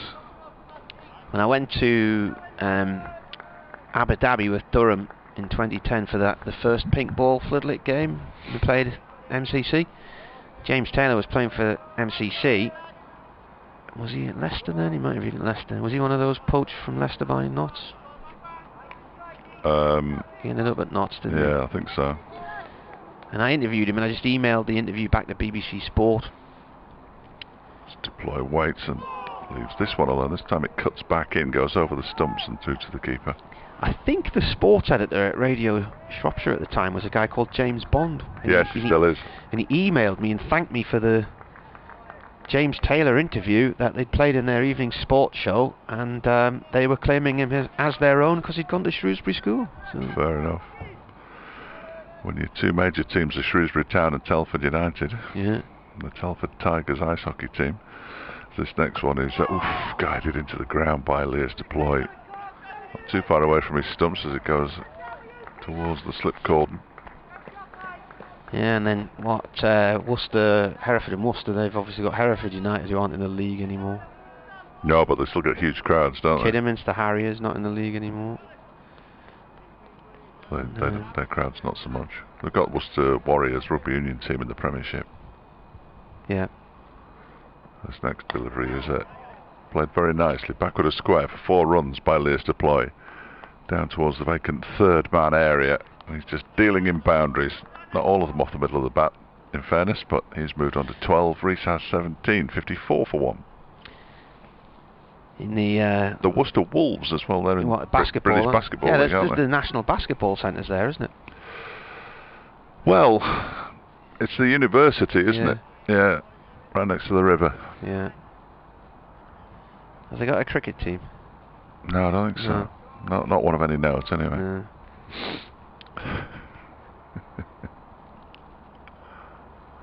Next delivery from around the wicket from Coughlin again. Doesn't miss the off stump by much as it's left alone by Lears Deploy.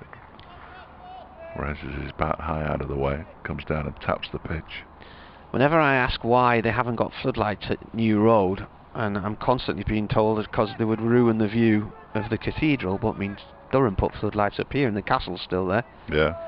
And I think that cathedral ruins the view of that nice 1960s multi-storey car park in the centre of Worcester, doesn't it? That is a fine example of 1960s architecture as well, as this one's left alone outside the off stump. Through to the keeper. I've commentated on some runs, 4 of them in that over. Deploy has 12, Reese has 17, Derbyshire 54 for 1. I mean, you can't beat a bit of brutalist car park architecture. It's not all about your cathedrals, you know. It is beautiful though, isn't it? Yeah. The way it changes colour. It clearly doesn't, but the way it looks appears to change colour. They can't go up the tower at the minute because there's some peregrine falcons nesting up there. Oh, right. So everyone's banned from going up the tower. Got those in Derby Cathedral as well. Lewis Reese on strike here. Chris Rushworth's having a tactical chat with Ben Rain. He's just asked him what he's having for his lunch. Yeah. 3 slips in place for the left-hander who has his bat raised. He's on 17 from 79 balls. He lets that one go through to the keeper. Katie's been back on. She said, "You've convinced me that COVID travel bans aren't such a bad thing after all." It's Marty on my flight. There you go.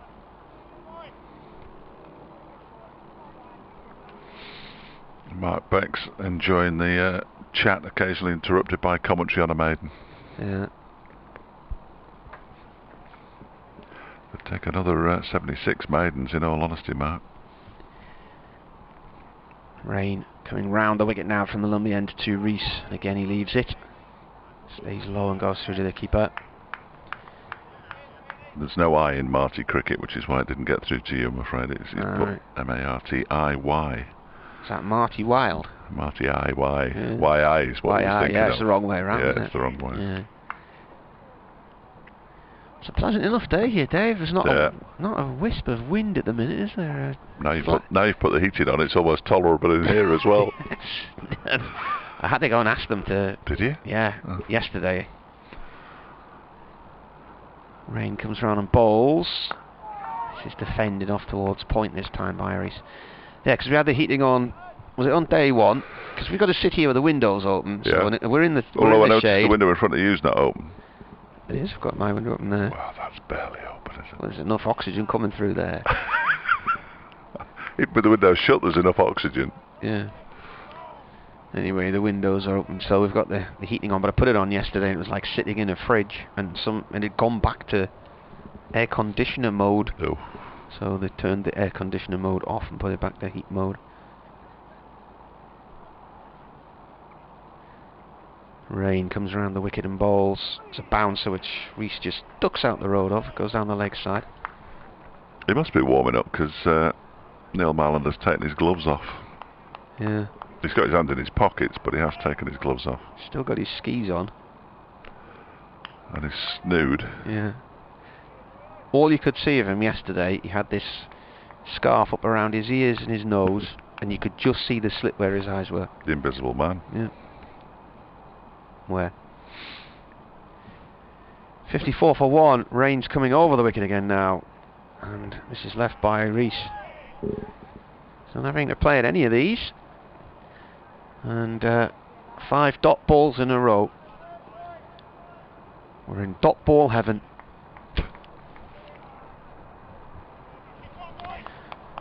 Nice blue sky, the odd little fluffy cloud.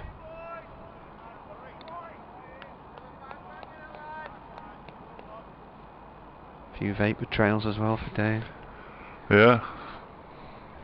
Last ball of the over, 54 for 1 still. Oh, he's actually played at one there. Reese played and missed. It stayed low again, and I'm not even sure that carried to the keeper, to be honest with you. End of the over though, another maiden.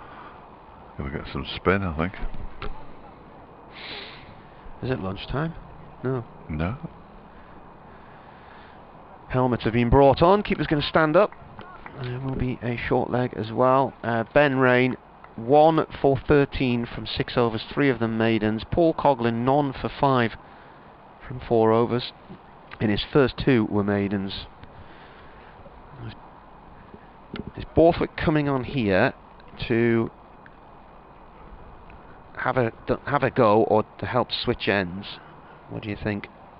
I think he's going to have a go. Just see. Try only everything. 4 overs from Coughlin though. It's not many, is it really? It's not many, no. But would you take Ben Rain off? I suppose you might if he's bowled 6, mightn't you? Yeah, that's a good shout actually. Looking at all the available evidence now.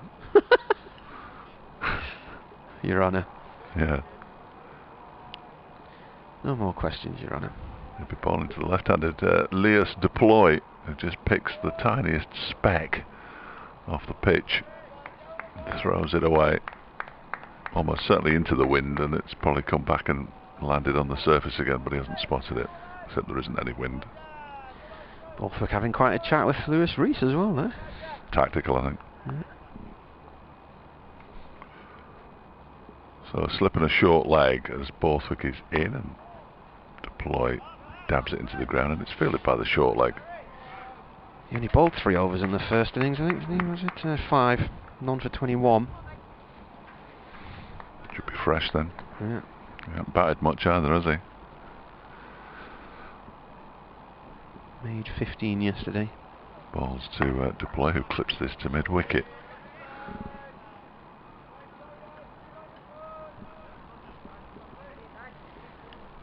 Ian McClarty's been on. Has That's a he? good name, isn't it? McClarty. I like Yeah. that. Good for rhyming. As Borthwick again uses his feet to Deploy, clips it back out into mid-wicket once more. What rhymes with Ian? He says, I'm enjoying the start of the season. I feel Durham are moving in the right direction. Hopefully building on our positive start.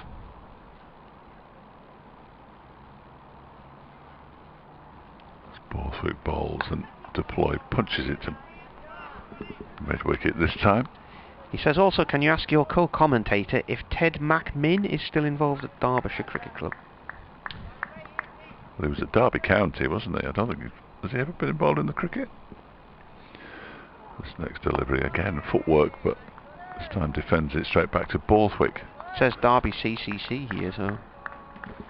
Well, there's no such thing as Derby CCC, obviously, just for everybody's information. Ted McMinn was a striker at Derby County, I'm sure. So this next delivery is full and driven back to Borthwick by Deploy. And he fields it in his follow through, and it's the end of a maiden over to begin with for Scott Borthwick. 54 for 1. He took a cracking Corton bowls last week in Essex. Had me quite excited.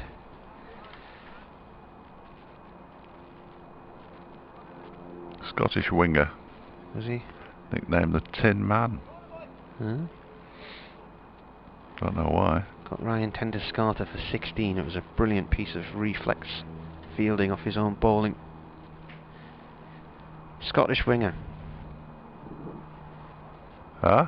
Did you say he was a Scottish The winger? Wisden magazine reported that in 2011 McMinn was employed as a full-time kitman for Derbyshire County Cricket Club.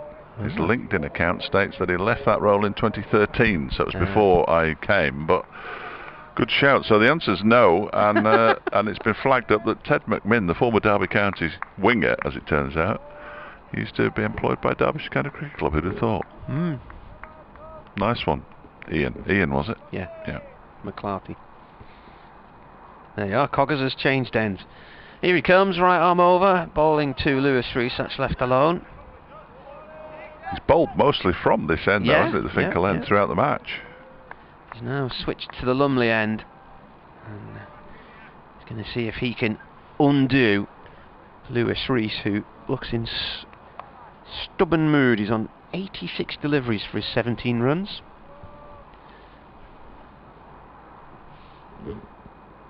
Coughlin, right arm round to the left-hander. Bowls. Oh, and an edge. It's gone along the floor and away for 4 through the slip cordon. Shout of catch, but I don't think it ever got off the ground. Finding the edge, though. Coughlin's replaying the moment as he walks back. Going through that bowling motion again, that delivery action. 58 for 1. Rees is on 21.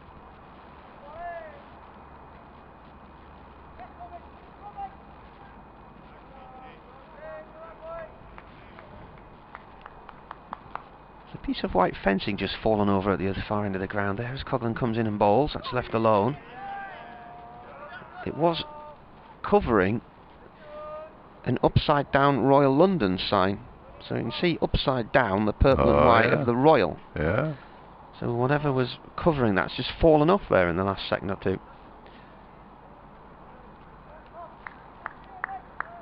Well, last Saturday, week yesterday, when I wasn't at the game at Derby. Coughlin bowls, tries the Yorker, it's kept out by Rees, comes to rest right in front of the batsman. There was a sudden gust of wind apparently just before lunch that ripped off one of the advertising boards and flung it across the outfield. The umpires decided that they would take a slightly early lunch while it was fixed. Didn't that happen when we were there a couple of years ago as well? Certainly I've seen it, so it could have been. It could have been. Coughlin round the wicket. Ooh, left alone by Rees, who stepped right across his stumps. First motorbiker of the day. Heading off up the hill towards the castle. Lewis Rees, he talked about how many balls he's chewed up so far, and it's obviously in this situation it's really good. His half century against Warwickshire came from 144 balls. Coughlin in. That's defended on a length. It's the end of the over. I said in my preview piece this morning, I thought this would be a long day for Durham, and I imagined we'd be here well after tea. Long day for everybody. Yeah. There was a 4-second ball there, and then every other ball was a dot ball. Listen to that racket. At least 2 of them though, isn't there? It's 50 mile an hour road on the dual carriageway, and past here's 30, I think. Does it not become de-restricted as they go up the hill? Yeah. I've never been up there, but... Have you not? No. It's a nice pub up the top of the hill at the back of the castle. Smith's Arms. I don't quite see the point in going to a pub where you've got to drive to it. Borthwick to continue from the Finkel end. Balls to Lears Duploy, who jabs this into the square leg area, and they come back for a second as well, unexpectedly. Lewis Rees has to get a bit of a move on. The throw came to his end, but he got back comfortably enough in the end. And 2 more to deploy. He moves on to 14 and ends his run of boundaries. An email that arrived 3 minutes ago, I'm not sure how long ago it was sent, from Mervyn Hardy. Second class, was it? Yeah. Borthwick. Balls to deploy, who clips it out into the leg side, goes through for a comfortable single. In fact, it's got Christmas wrapping on it. He says, "Good morning and thank you for your valued commentary. I'm wondering if our captain will have a bowl." Well, you've got your answer. Not sure. He is. I think the bowling needs to be changed often. Yeah, well... Well, Derbyshire tried that last Sunday and it didn't work, so, you know. Next delivery is whipped into the leg side by Lewis Rees. It's not going to get to the boundary as the fielder runs round from mid-wicket. They do get through for 2 more. 63 for 1. Rees moves on to 23. So here we are, a fraction over half an hour away from lunch, and just the 1 wicket has fallen this morning. Yeah, they've done well, Derbyshire, so far. It only takes a couple of wickets and the panic sets in. But at the moment, it's going according to the plan as that one's turned into the leg side by Rees. There's no run. They would have been hoping to be no more than 2 down by the first interval. As Rees waits and gets hit on the pad. There's a big appeal from Borthwick. Umpire Malander walks away, and they're going to come through for a couple of leg byes, so he must have offered a shot.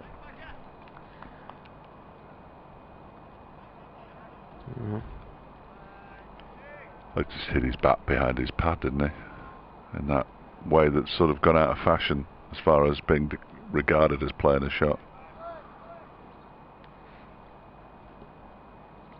Yeah, bat was behind the pad.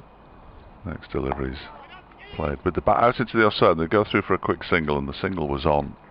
That's good running by the 2 Derbyshire batsmen. Rees moves on to 24. Deploy has 15, and Derbyshire are 66 for 1 after 90 minutes of play on the final day.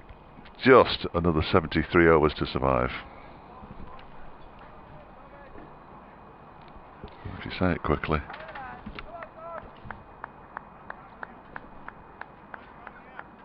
It's actually a very nice day here.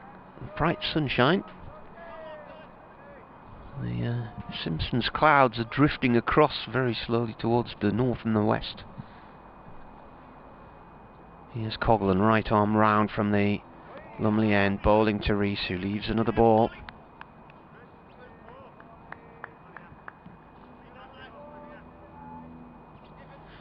I also think I hit the nail on the head, suggesting this will be a long day. I imagine we'll be here well after tea.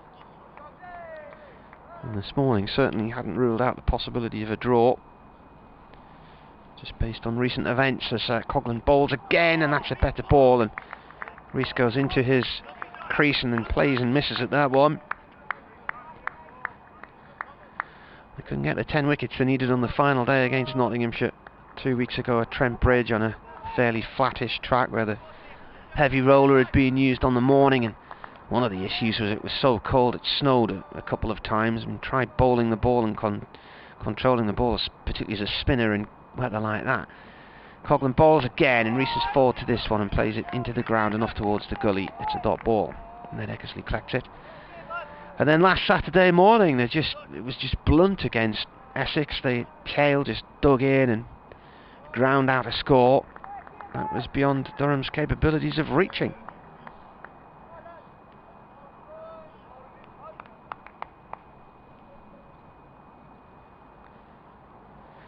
Coughlan bowls, Rees forward and plays the ball down into the ground, short on the offside, no run.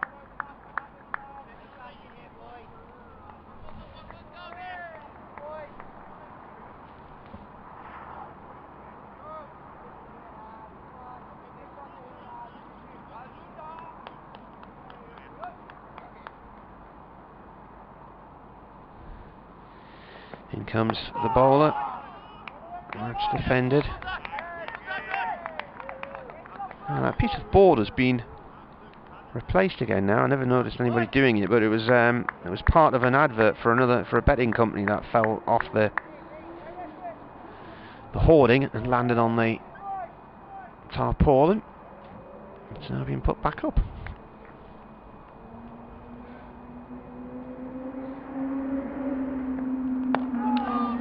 Reese plays this one from Coghlan to Rain at mid-off. That's the end of the over. Another maiden. None for 9 from 6 overs. Paul Coghlan, 3 of which have been maidens. These two came together with a score on 41. They've added 25. Lewis Reese has 24 from 101 balls. Deploy 15 from 26. 318 more to win.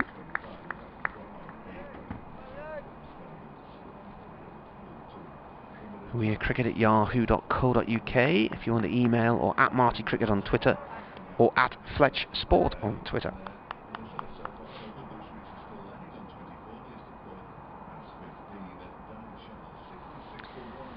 Borthwick bowls. Oh, that nearly nips back in through the gate there. And Deploy went back into his crease and only just managed to keep that out at the last moment, jamming his bat down on the ball. Borthwick flicks the ball from one hand to the other, walks up to the umpire and then takes a little hop and a step. That one's left outside of off stump. You're right, lad. Aye. Aye, lad. We're talking about naked photography this time. Aye. It's quite a racy show, all told. The mid-morning show on Radio Derby. Wow. Oh, Borthwick bowls. He's come a long way forward there, Leas Deploy. Yeah. He took 2 or 3 steps down the track, and that's probably saved him from being given out low before wicket, because the ball thudded into his pad. Got himself into a right muddle there, didn't he? He did. I'm not entirely sure what kind of shot he was trying to play in the end, but he must have taken 3 or 4 steps down the track, and that will have saved him. Borthwick's having a word with the umpires, and why didn't you give it? And he said, well, how can you? He'd have been guessing, I think, DRS. It's in his back pad. Yeah. Next to him, he stays in his crease, Deploy, and pushes it out into the offside. It's difficult for an umpire to be able to give that, because he was about 3 or 4 yards down the track, wasn't he? I mean, it's clearly what saved him. Yeah. As I say, with DRS and that kind of thing, who knows? It may well have been going on to hit the stumps as he goes back into his crease this time and pushes it out into the onside Deploy. Neil Mallender more or less gestured to Scott Borthwick there to say, well, what can I do? How can I give that? Yeah. Which is fair. Which is a fair enough explanation, I think. Umpires can't guess. This next one is defended again as he goes back into his stumps, pushes it out into the offside. It's the end of the over. 66 for 1. It's a maiden over. Second for him. Borthwick, 3 overs, 2 maidens, 0 for 6. Derbyshire, 66 for 1 with Reese on 24 and Deploy on 15. We had a linesman yesterday, and you'll have seen them many, many times, as have I, over the course of our time watching football, who was clearly guessing. He had no idea what was going on, the linesman at Wigan. Right. I think they should get rid of those linesmen and just go with VAR, because that's proved such a success. Yeah, well, that's a good shout. Yeah. Coghlan round the wicket, right arm round to Reese. Reese steps across the stumps and watches the ball go into the keeper's gloves. Durham looking for the breakthrough here. Massive wicket it would be if they could get Reese out just before lunch. Any wicket would do, I suppose, from their point of view at the moment. 66 for 1.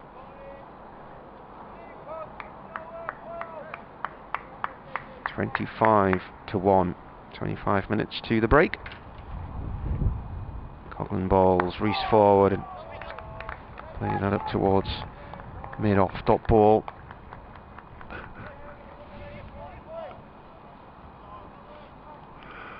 I do hope that's right, what I've been sent here, and it's not a doctored photograph from Paul. Just confirm that it's not been doctored, Paul, because it's very amusing. From the I assume the Derbyshire Facebook page. Coughlin with a bouncer, pulled by Lewis Rees out towards long leg, and Salisbury's trying to cut it off on the corner of the ground, the junction of the rope, but it's beaten him and it's gone underneath the covers next to the old scoreboard for 4. It's a good job there's no wind, otherwise my notes would have been all over the place there.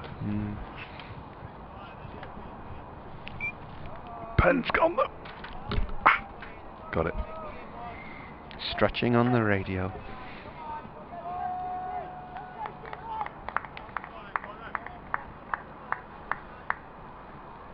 Sussex lost. Did they? In comes the bowler, and that's an edge, and it's gone along the floor for 4 through the slip cordon. There's no third slip. They've got 2 in there and a gully.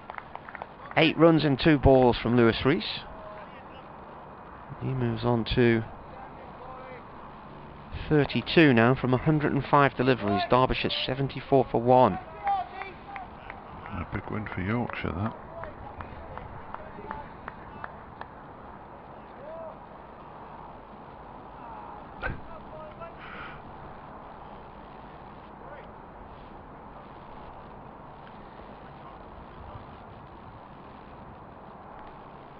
Coughlin in, Rees forward to that one, pushes it off towards point, collected by Burnham. It's a dot ball.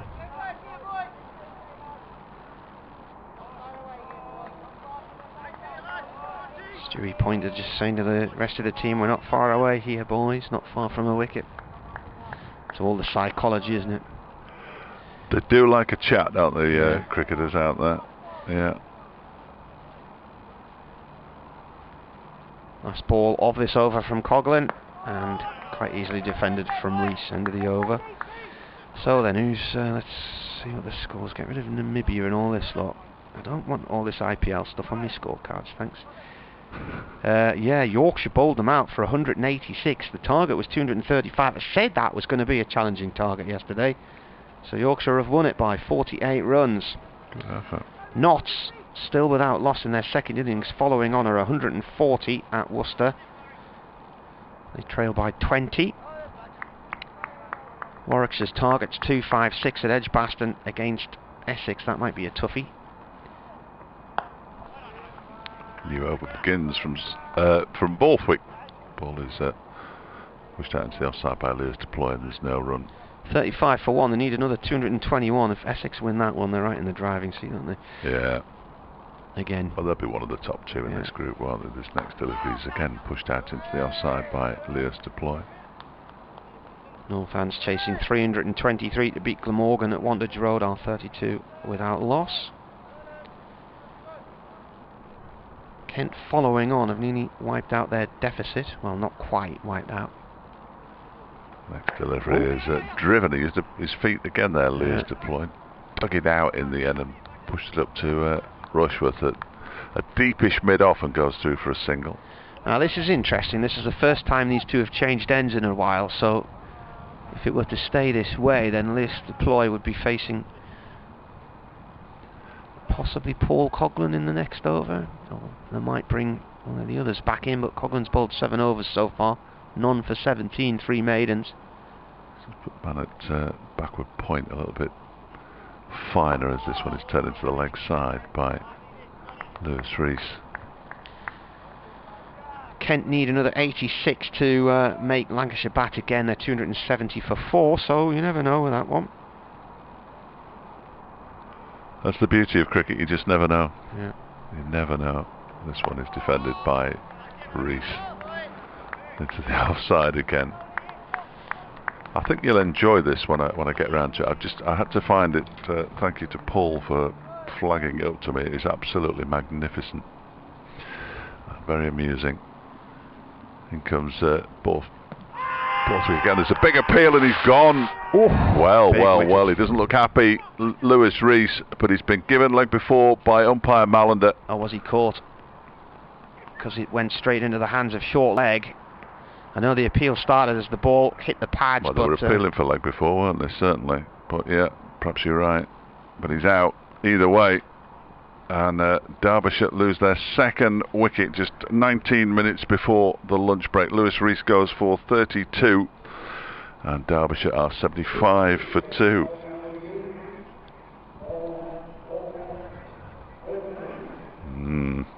did it say? No idea. I haven't been able to hear that thing. Scoreboard says LBW, but Well, that's yeah. what I thought, but well, the other day we thought Burnham had been stumped and he was given out caught behind. Both happened, but apparently the umpires asked Critchley, the bowler, what he wanted it to go down as, and he said a catch rather than stumping, so that's what it was given as. yeah. I remember the story well. Disappointment for Lewis Rees, who goes for 32, 75 for 2, still plenty of time left today. In terms of overs, still another 69 to go. There was an exchange on Facebook, which I completely missed, which isn't surprising. Derbyshire had put out a post that said, well bowled, Sam Connors, or look at Sam Connors' figures, and Julie Connors put well bowled with 2 clappy hands on it, and the reply to that was from Sam Connors, which said, Mum, you can send me a text message. To which Matt Critchley responded, you can still respect your mother, Sam, even after a few wickets. Magnificent. Well played, boys and girls. Love it. Love it. And thank you, Paul, for pointing that out. I hadn't spotted it. Brilliant. You're not too old.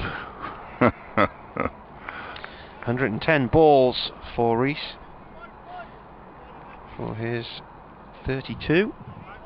Wayne Madsen, who was out very early yesterday, wasn't he, after getting into the 70s the day before. A lot on these two. It's Rushworth back into the attack, so he's replaced Coghlan. 75 for 2 when the wicket fell. So first 2 partnerships, 41 and 34.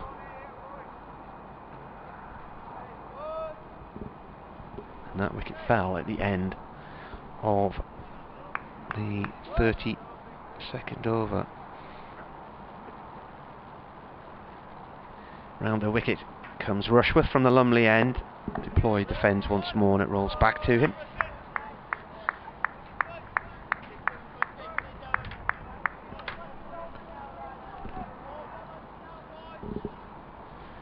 How many more do they need now then, Dave? Where's that? 309, I think. 309. I didn't get that off the scoreboard. I got it off the computer. I can't even find it though. There, good grief. No chance. I have to look with my binoculars. Yeah, no chance. Rushworth in to deploy, and it's a leading edge off towards point, no run.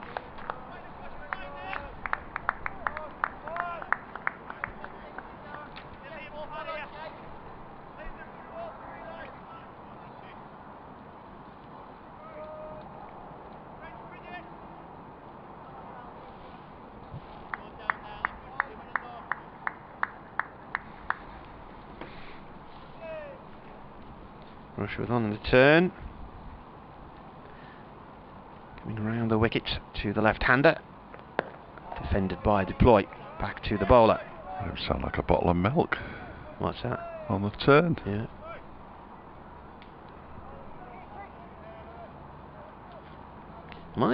I go for the skimmed stuff, you know, the blue Top Gear. Aye.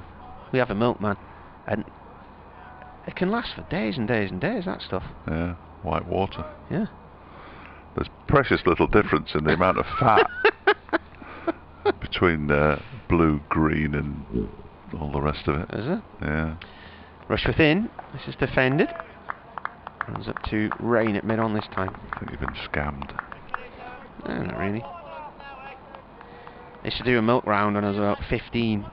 Yeah, I thought you must have done, looking at you. Yeah, Joe Henderson's milk round in Whitburn, and he used to let the lads share some pints of milk, and I noticed that none of them liked the skimmed stuff, so I used to go for the skimmed and used to have a bottle of myself every morning.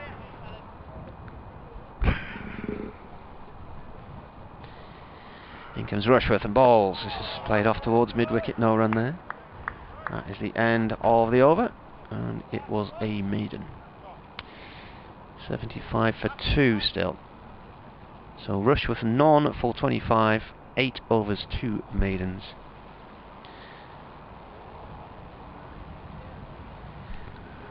I used to enjoy the milk round, it's good crack. Yeah. Had a paper round at one point as well. Did you ever do a paper round? No. No. I was daydreaming one night as I was doing the paper round. As I got about the last 3 doors, I realised all of the papers I had left did not match the houses that I had in front of me. And I had to retrace the entire route. And I think it was probably about the 5th door in, at the top of the first street, where I made the first mistake, and then I was away with the fairies that night. So it took hours to sort that out. Because what you didn't want somebody ringing the newsagent or bounding down there. No, where's my paper? Instant dismissal, I'd have thought. Yeah. That advertising hoarding was replaced and has fallen down again. After his successful over, in which he dismissed Lewis Rees, Scott Borthwick continues from the Finkel end. That one's pushed into the leg side. First ball faced by the new batsman Wayne Madsen, the Derbyshire standing skipper. I think they need a bit of blue tack on the back of that, Dave. What do you reckon? Yeah, that would probably do the trick. When you get some of that no nails. Yeah. Never get it off. Madsen waits, goes back into his crease, pushes it back to Borthwick. 76 in the first innings. It didn't last very long yesterday morning at all. Wayne Madsen taps his bat now and then sweeps. Very much trademark Madsen down towards backward square leg, and he's only going to get a single for it. He is off the mark though. Derbyshire to 76 for 2. Adrian Harms, the BBC Sussex commentator, says ultimately a bridge too far for Sussex this morning, but a terrific performance over the 4 days for a side with an average age of 23 against a team containing 5 internationals. Or ex-internationals. This next delivery is defended back to Borthwick by Deploy. He'll be counting Lythe and all sorts of people as internationals there, won't he? Is Root playing or not? I'm not sure if he's playing in this match. He has played, hasn't he, the Championship this season. This one he's played off the back foot, pushed out into the offside. I just mentioned there that I was on a milk round and I had a paper round, and Mark Beck says, I thought you were going to say you tried posting the bottles through the letterbox. Yeah, that would have been the ultimate confusion. Borthwick's in again, full of delivery, and it's driven away for 4 runs by Lewis Deploy out towards the cover boundary. Goes in between a couple of the covers near the old scoreboard. Nice shot from Deploy. He moves on to 20. Derbyshire are 84-2 now. But Adrian Harms has mentioned there of a bridge too far. You seen the film? Potentially. Yeah. What's the best way to capture a bridge? There's a quiz question for you. Yeah, Joe Root was playing, so was Dom Bess, so they're the 2 current internationals. Adam Lythe, Gary Balance and David Willey would be the others. Yeah. In fact, he's missed one then, because Dwan Olifir played Test cricket for South Africa, so there's 6. Come on, Harmsy lad. Get him telt. Right, what's going on here? 80 for 2. Rushworth coming right arm over to the right-handed Madsen from... Oh, it's edged and it didn't quite carry to Scott Borthwick. He's on his knees and he's got his hand on his face. The oh-so-nearly moment. Keeper's standing up, putting pressure on Madsen. Good move. Just need to get through to lunch, these 2, don't they? Yeah, Durham get another wicket now. 9 minutes. Dun, dun, dun, dun, dun, dun, dun, dun, dun, dun, dun, dun. Rushworth starts his run up. In past the umpire and bowls. Madsen plays that ball into the floor and off to Will Young at point.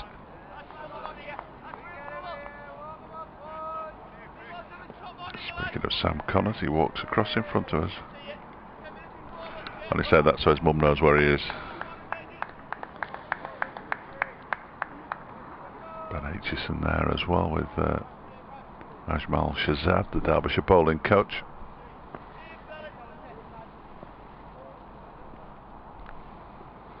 They look cold. Yeah. 2 slips here as Rushworth bowls to Madsen. Goes off towards point again. Now this was sent, when did the wicket come? I think this was probably sent before 12:42. Right, well this was sent at 12:40. We really need a breakthrough, says B. Jackson. Is it time for Ned's rarely seen off breaks, his career best of 2 for 29? Well, it was a leggy who got the wicket in the end of Rees. Scott Borthwick got him LBW.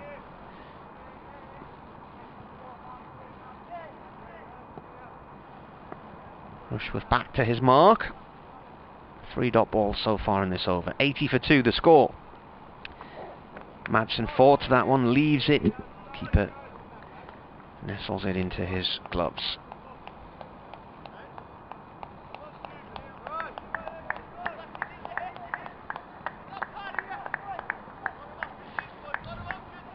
What did you have for your tea last night then, Dave? Was it the leftovers of your kebab meat from 2 days ago? No.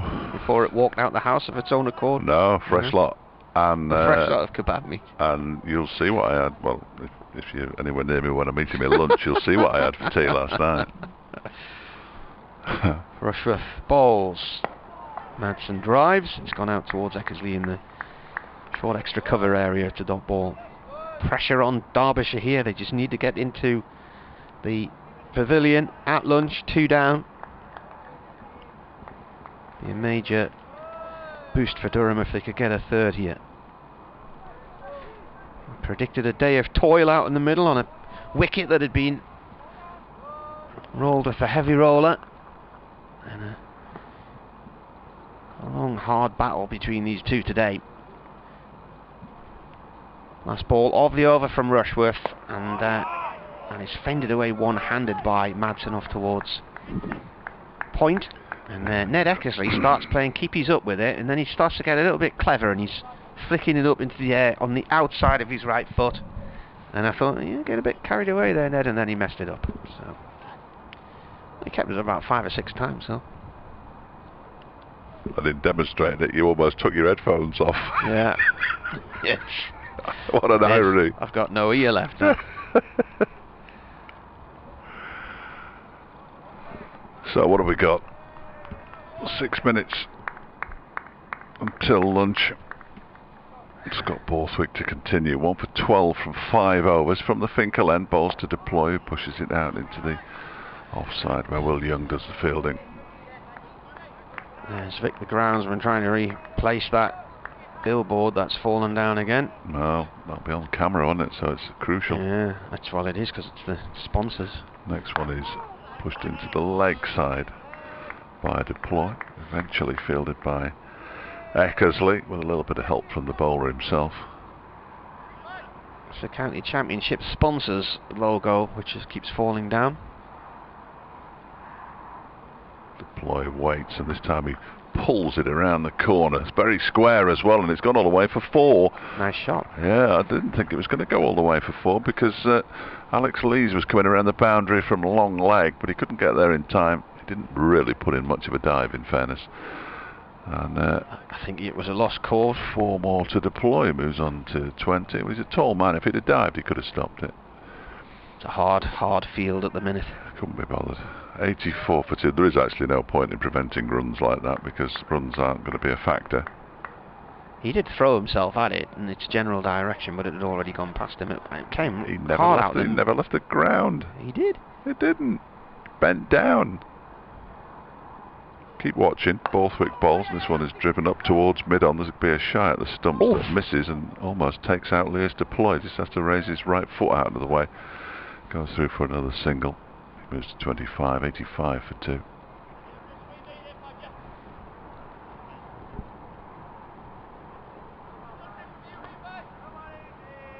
He did that to try and prove a point, try and get himself back in the slipcord, and Lees, I'm no good out here, Skip. Borthwick bowls, that one keeps low. It's turned nicely into the leg side by Madsen for a single. He moves to 2. 86 for 2 now. So they're likely to have 64, what would it be exactly bang on, 64 overs in the final 2 sessions. Minimum, of course, because we have a last hour. Have to get that far. Quite an exciting finish.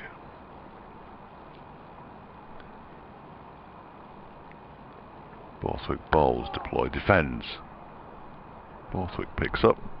End of the over, 6 from it. 86 for 2. Madsen on 2. Deploy on 25. Ahead of what is likely to be the last over before lunch.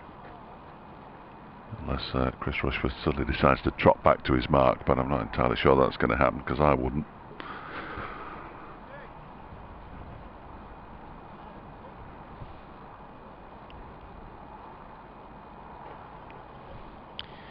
Clock says 12:57. They started at 10:58, didn't they? Yeah.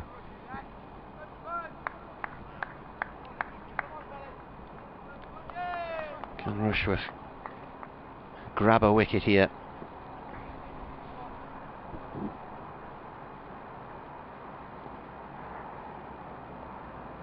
Madsen on strike on 2. Keeper standing up.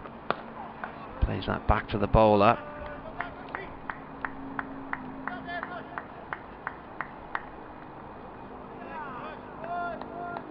Black Range Rover Discovery enters the car park at the Health Club boundary. Sun glistening on it. Rushworth back to his mark at the far end of the ground. 2 slips in place here to Madsen. He comes in and bowls. And that's played back up beyond the stumps at the bowler's end, collected by Salisbury. No run.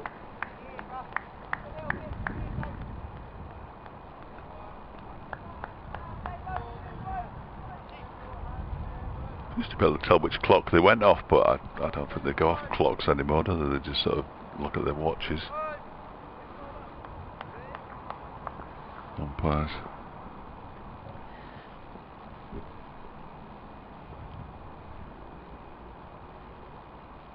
Madsen waits as Rushworth bowls. Another dot ball collected by Jack Burnham from short mid-wicket. I don't even know if there's a clock on the pavilion, to be honest with you. Can't see one. I think it'd be on one of the red triangles, wouldn't you? The eaves, but I don't remember seeing one up there. There must be. There's one at the bottom of the scoreboard that you pointed out, and then there's one obviously on the old scoreboard, isn't there, which is an old analogue jobby.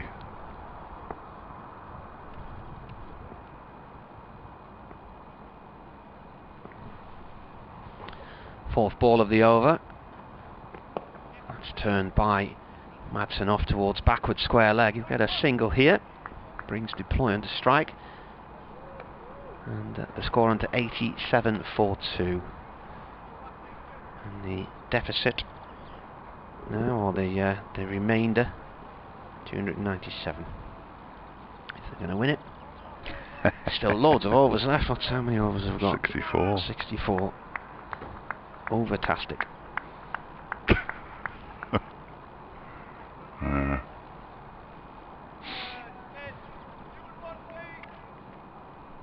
They've dropped the man down to fine leg here. Long leg, sorry. Salisbury got square leg on the boundary. If he gets caught by the man on the square leg boundary, I'm going home. Rushworth bowls. Forward defensive. Ball rolls back up towards the bowler's end. Big camper van heading past the ground now up the hill. That's quite a nice one.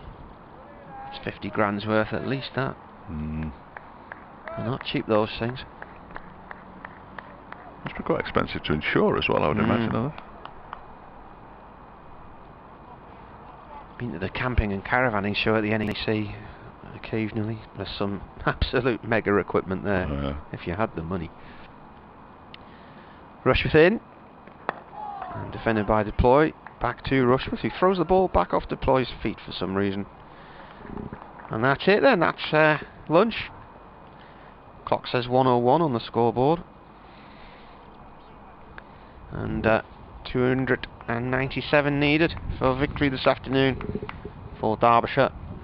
Durham would probably have liked another wicket at least, but it's going to be a day of graft for them. And at 87 for 2, they head off for lunch.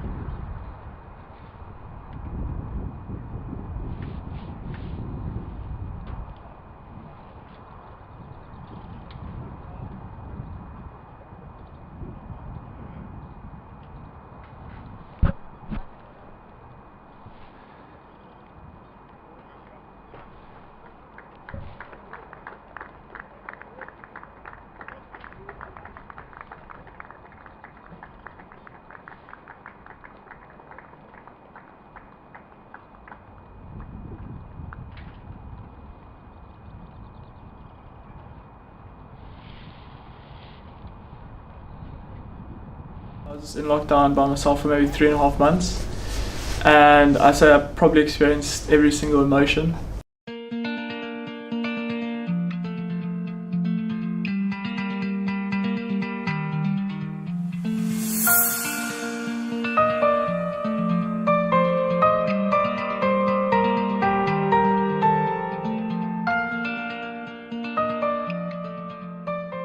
Back home, I went to a traditional boys' school.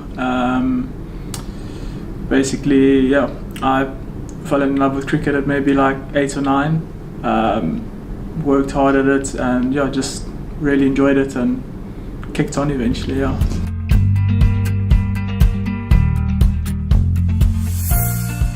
In England, I think it's a bit different, where club cricket's a lot bigger than schoolboy stuff. But in South Africa, I mean, we would play schoolboy cricket and rugby in front of, I'd say, loads of people. And I think if you go to a traditional boys' school, the rivalry that you play against like 3 or 4 other boys' schools is quite big. So yeah, it was a bit different where you don't play against men. But in saying that, like, the things you learnt and like how much it matters, just like the schoolboy game, was quite big. So yeah, and that's probably where I found like the passion for winning.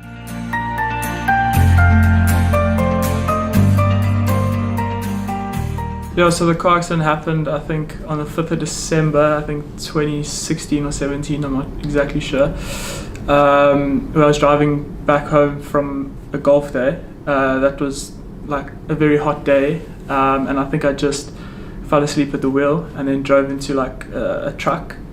So then I broke my leg, my hands and my jaw. And yeah, it was tough, but I was at Stellenbosch University at the time, and they played a massive role in terms of my rehab. I saw doctors, physios, bios and things like that, and they played a massive part in getting me back on the field. And in terms of playing again, I thought I would play again, but just like Sunday stuff with like mates and stuff, but somehow I just started playing and enjoying it more, and somehow did better, and yeah, that's just how it panned out.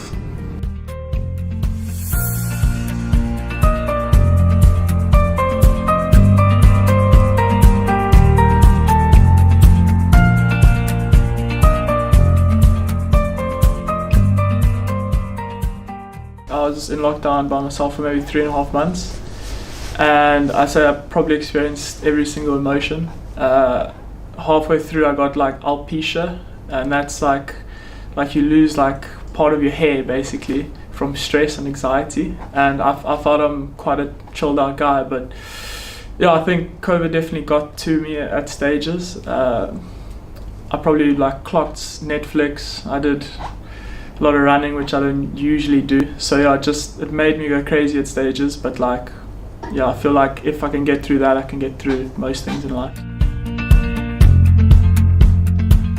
Waking up and then just like saying, okay, well, I have 12 hours to waste here, and just like trying to find new things to do, but just not being able to do anything. Getting to like 3 o'clock in the afternoon and just being like, okay, what do I do now? That was quite tough. It was difficult, but like I think everyone just was so hungry to play and train. So I felt like practices were probably the most fun I've had, because we were literally stuck in I was stuck in a room for 4 months. So like just to get outside and hit balls and stuff like that, and just talk to people was lots of fun. Partnership me and Lizzie put on under pressure against Yorkshire, which was my first game. I thought that was against a pretty good attack, and we were under pressure as well. Although we didn't win, I felt we put the side in like a good spot. So yeah, that was under pressure. That was quite a special moment.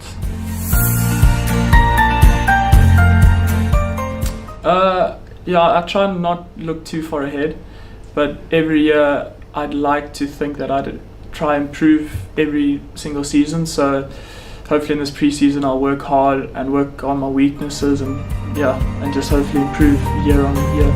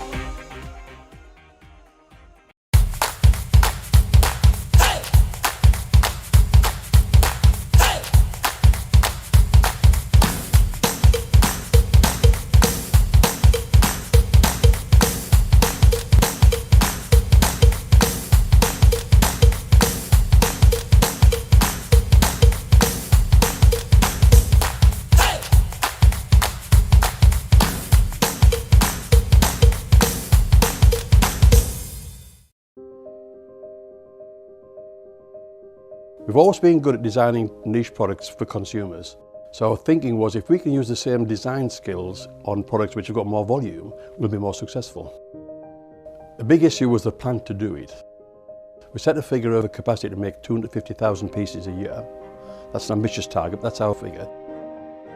So we then worked with the machinery designers to make the washing machines. Number one in this product, it's got to be reliable. A washing machine has a lot of hard work to do, and it's a very important part of most households. So reliability was a big issue.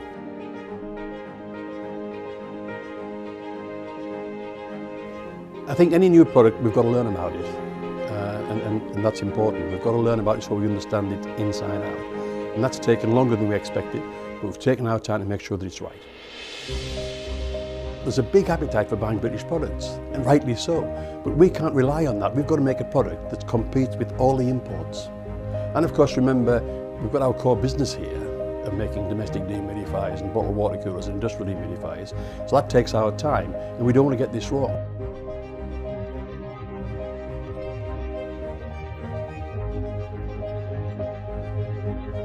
We've done 120,000 hours of testing washing machines here to make sure that it's absolutely reliable and does the job.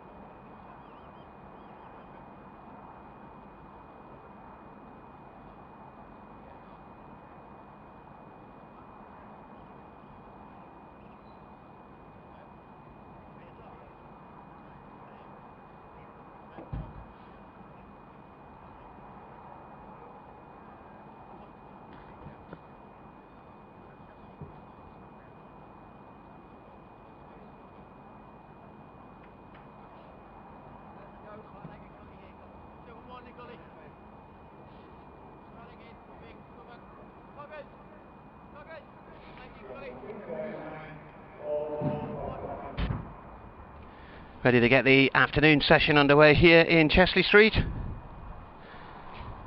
Dave's picking. The breeze has picked up. There's a northeasterly breeze, so it's sunny, but I've been outside to have my lunch and it is a little bit on the chilly side. Derbyshire then, 87-42. Madsen has 3 and Deploy 25 from 51 balls.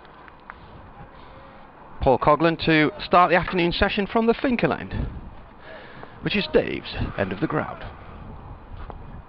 Ball is away, and Madsen, who defends it back straight down the ground. It hits the stumps. Should get 10 for that.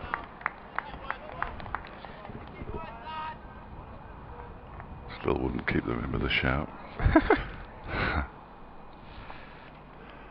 I imagine the batsman would be delighted if he's conceded 60 off and over.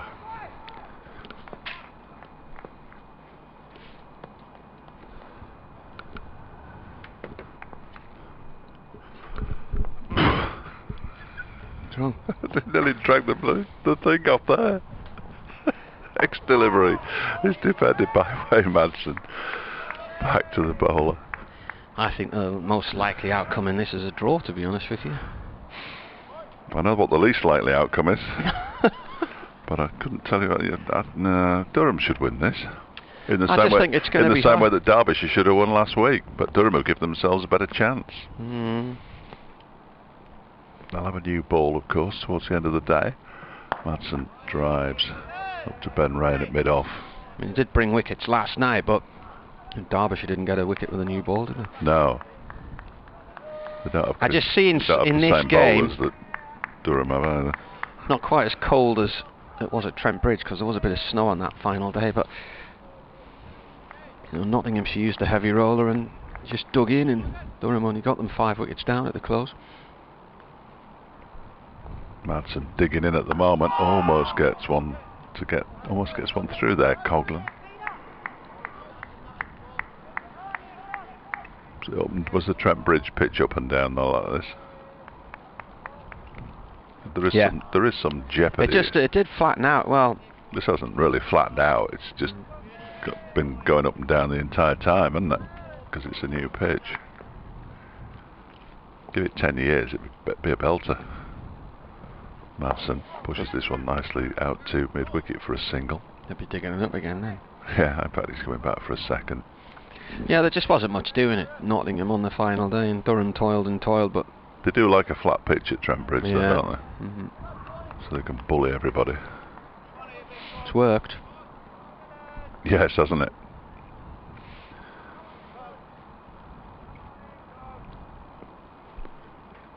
Ben Slater and Hasib Hamid have been batting all morning for Notts today at Worcester. Madsen ducks out of the way of a short delivery, and is very pleased when it does actually fly through. They're the ones you're in trouble with if they keep low. 144 for non-Worcestershire following on. So they're only 16 runs behind now. Might declare, set up an exciting finish. 87 for 2 here. First over of the afternoon session completed. 63 for Derbyshire to survive now. There was an observation yesterday from Chris Sharp about declarations and the difference now between a win and a draw, because the draw has gone up to 8 points from 5. Those extra 8 points do make the difference, and as we've seen how Essex won last week and Warwickshire won last week, propelled them up to the top of the table. I know it's early days, we're only 7 games to go after this. Well, that's the thing, and my concern from a Durham point of view is if you have a slow start like they have done the last 4 or 5 years, it takes them 3-4 games to get a win on the board. As in comes Rain. That's through to the keeper. They didn't get a win last year. They drew 5. They lost 2 and drew 3, so never won in 5 last year. Final game of the season before in 2019 was really badly affected by the weather here, and they never even had a final day against Glamorgan that day.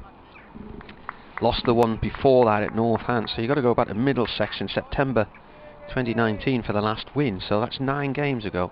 10 if you include this one. Rain bowls. Madsen lets it go through to the keeper. Derbyshire got a couple of wins on the board last year, early doors, didn't they? Yeah. Beat Notts, beat Leicestershire. Notts was quite a run chase, wasn't it? Yes, yeah, well it was, and a lot of people have been pointing to that. They needed 369, I think it was. But they were 129 for 1 at the end of day 3, so they'd already got a large chunk of it by then. Rain to Madsen, played out through mid-wicket along the ground, and it's running off towards the Castle stand. Is it going to go for 4? It slows, but it gets there. Lewis Deploy had a big hand to play in that in the first innings at Trent Bridge. It was Finn Hudson-Prentice and Mikey Cohen who were there at the end on day 4. Breeze has picked up in the last hour or so. It's the flags fluttering on the roof of Lumley Castle, and the flags on the grandstand here in the pavilion, and the Sea Scouts flag all pointing from east to west, or slightly towards the southwest. We've got a chilly northeasterly breeze at the moment, but it is still sunny as rain bowls. Oh, and that's just a strange shot from Madsen, and he's gone. It's Deploy. Oh, now there's no need to deploy. There's no need for that for Ben Rain. He's screaming in his face there. Might find himself in a spot of bother, but he didn't offer a shot there. Sort of looked like he was sort of trying to turn his back on the ball. I don't think the umpires will be too happy with Rain's reaction there, though. He's screaming right in his face. I just thought it kept... Oh, he's tried to step across his stumps. Didn't offer a shot. Now the ball's pitched outside the line of off stump, but yeah, he's never offered a shot. He's just tried to pad up, and it's angled in at him. Absolute screams of delight from Ben Rain, but strange dismissal from Lewis Deploy.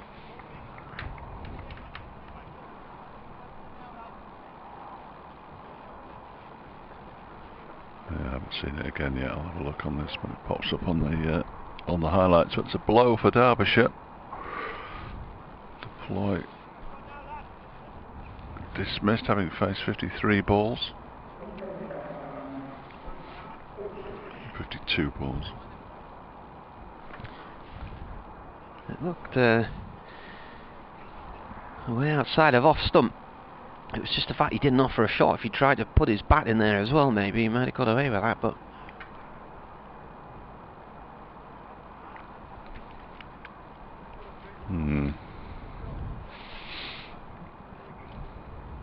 Durham retain favouritism to win the game.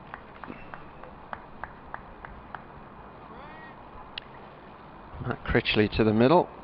He's had runs against Durham over the years.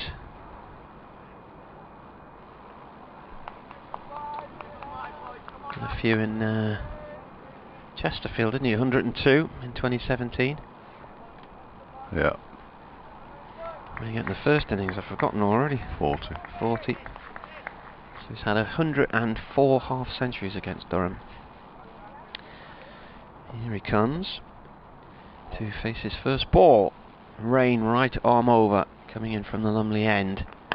Critchley plays it back to him. Sounded a bit tinny. Wow, the umpire's guessing a lot there, isn't he? What with that dismissal? Yeah, I think he was a long way outside the off stump as he stepped across, but the fact he wasn't offering a shot's done for him. Richard Kettleborough, the umpire who gave it.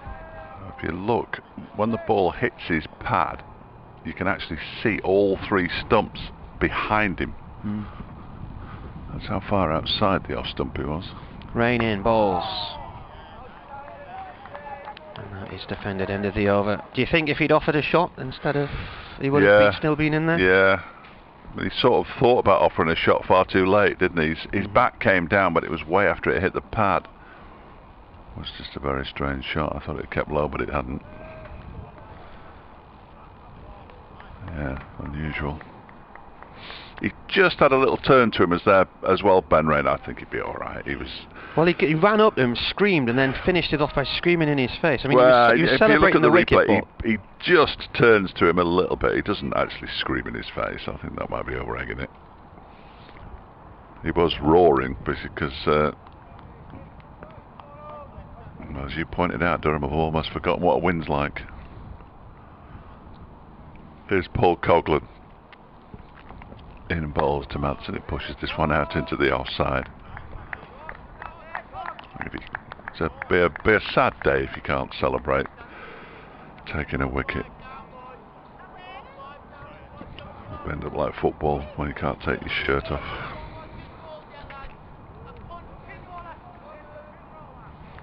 you see Rain's obviously delighted he's got the wicket, but he's screaming in delight, but then turns towards the end. Just very briefly, doesn't he? He turns to looks to deploy as Madsen gets one that pops, and it's off on edge down to third man for 4 runs. Coghlan looks a little bit disappointed, as you might expect. Punch of gloves between the two batsmen. Derbyshire moved to 97 for 3.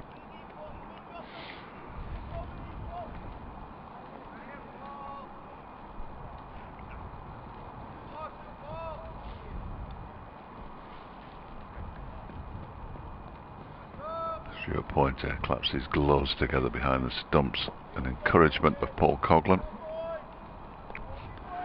Yet to take a wicket in his 9th over, 0 for 23, and that's a brute of a bouncer that has Wayne Madsen on his knees, swaying out of the way. Good delivery. He's getting some pace out there.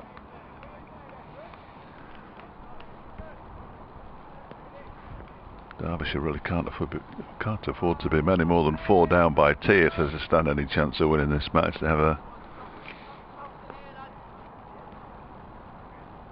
big job to do here, these two.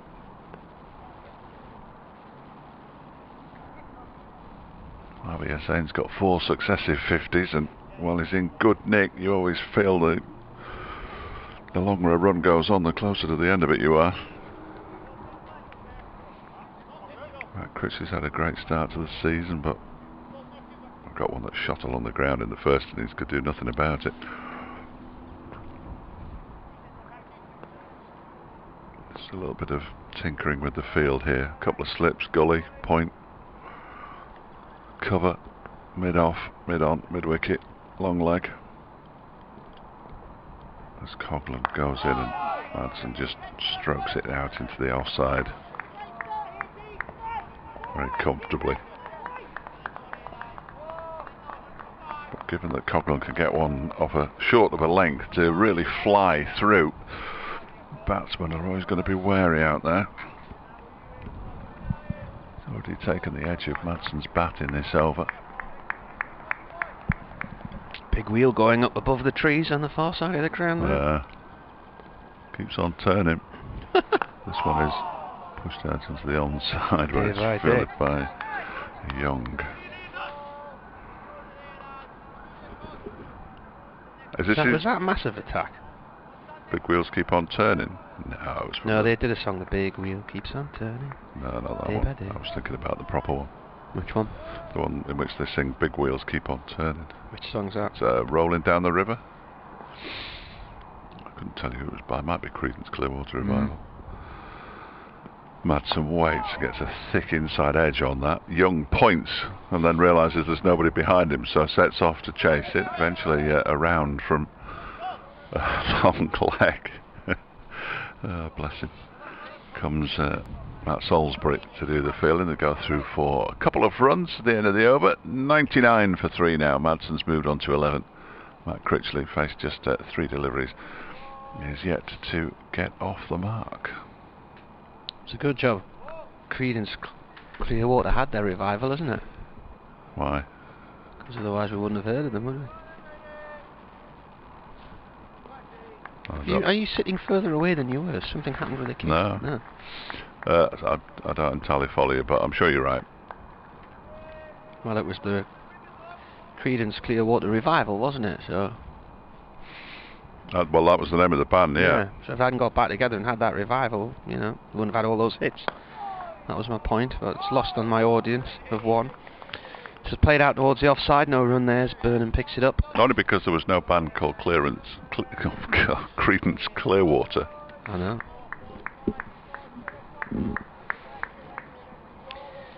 Scott says, hi lads, great commentary, sitting hoping for a Durham win and also impatiently waiting for the ECB to release the venues for England's tour of the Caribbean.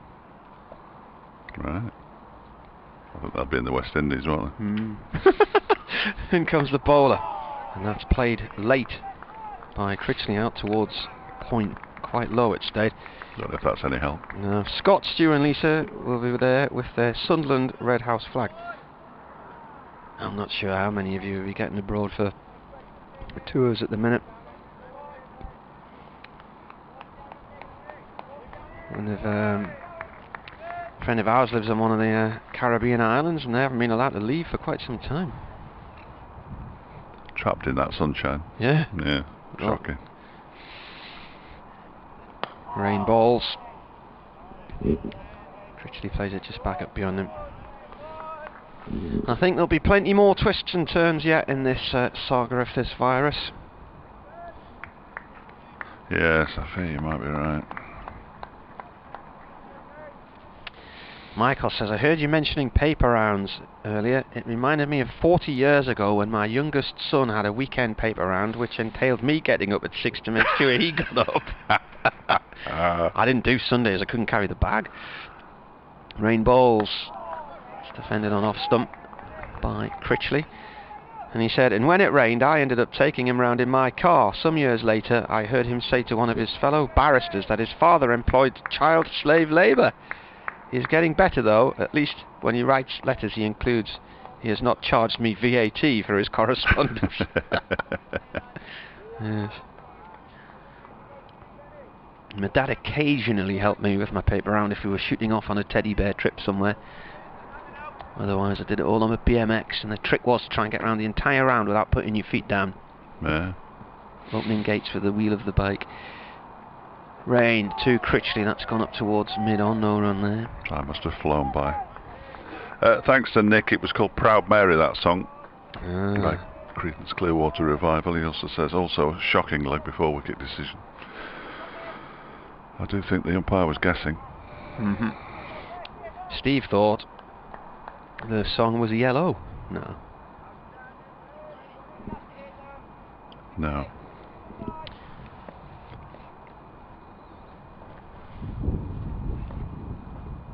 Last ball of this over. It's been a maiden so far. Oh, and a play and a miss from Critchley outside the line of off stump. That left him late. Poor shot. Yeah. Should have left it well alone. End of the over. And rain 2 for 17. 8 overs, 4 of them maidens. We were at the Epcot Centre in Florida about 3 years ago. And on the Good Friday, we'd gone to have a meal there and visit some of the attractions. And ELO split into two, didn't it? So you've got Jeff Lynne's ELO, and then you've got the other bit, the band that was formerly ELO.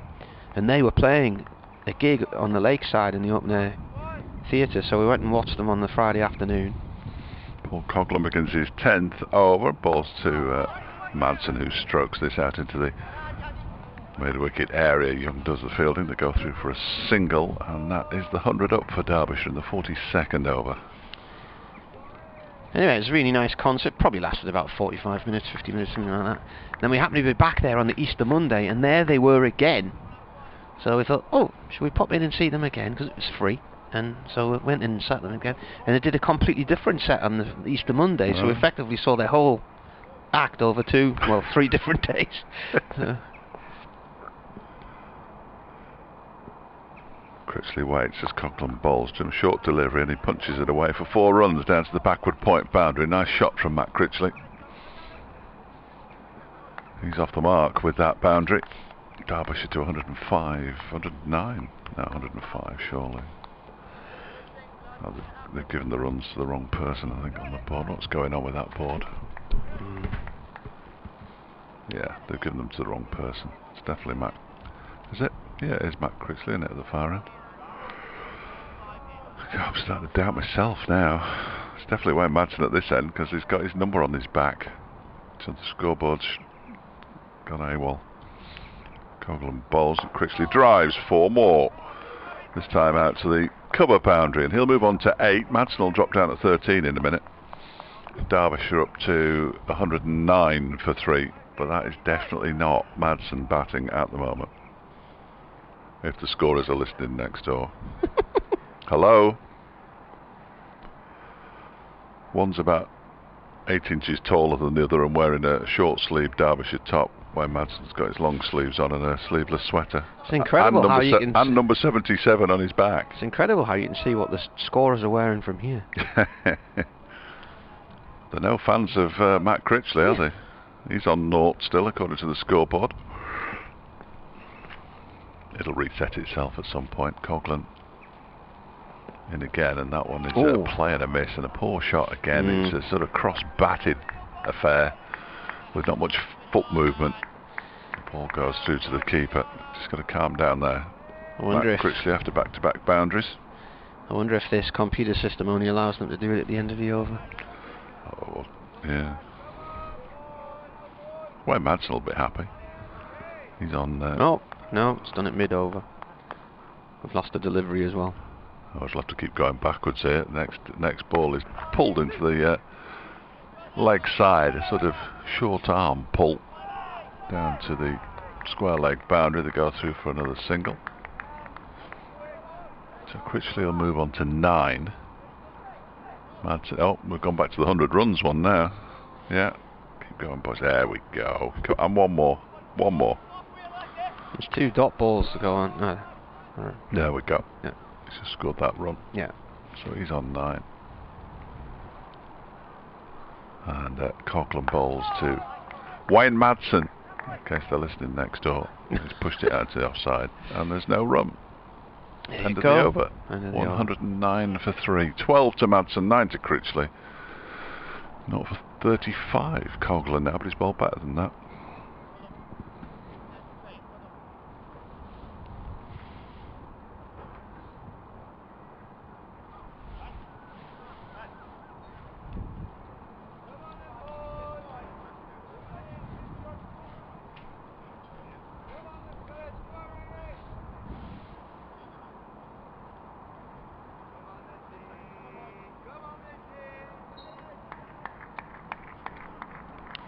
Jack Burnham's shouting encouragement to his teammates there.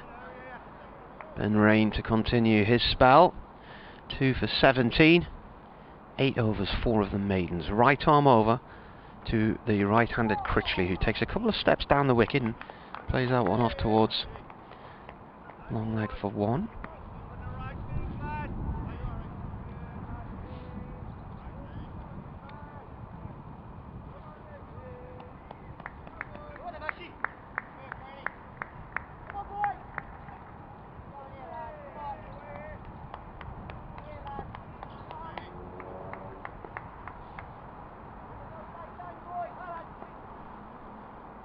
$110 for 3.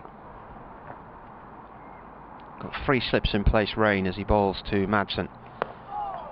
Madsen takes a couple of steps down the track as well there as he defends that one.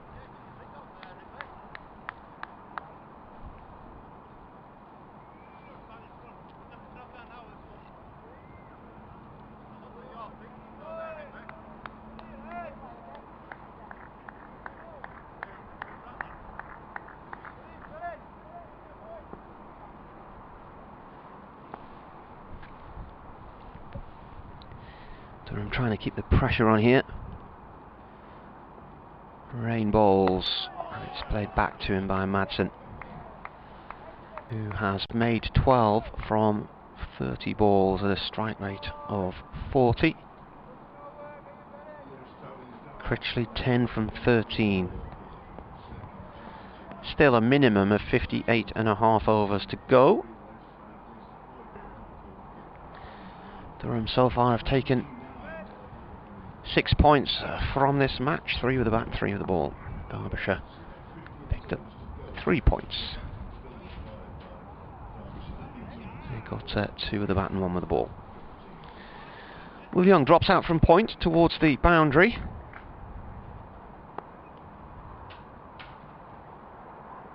Rain comes in and bowls.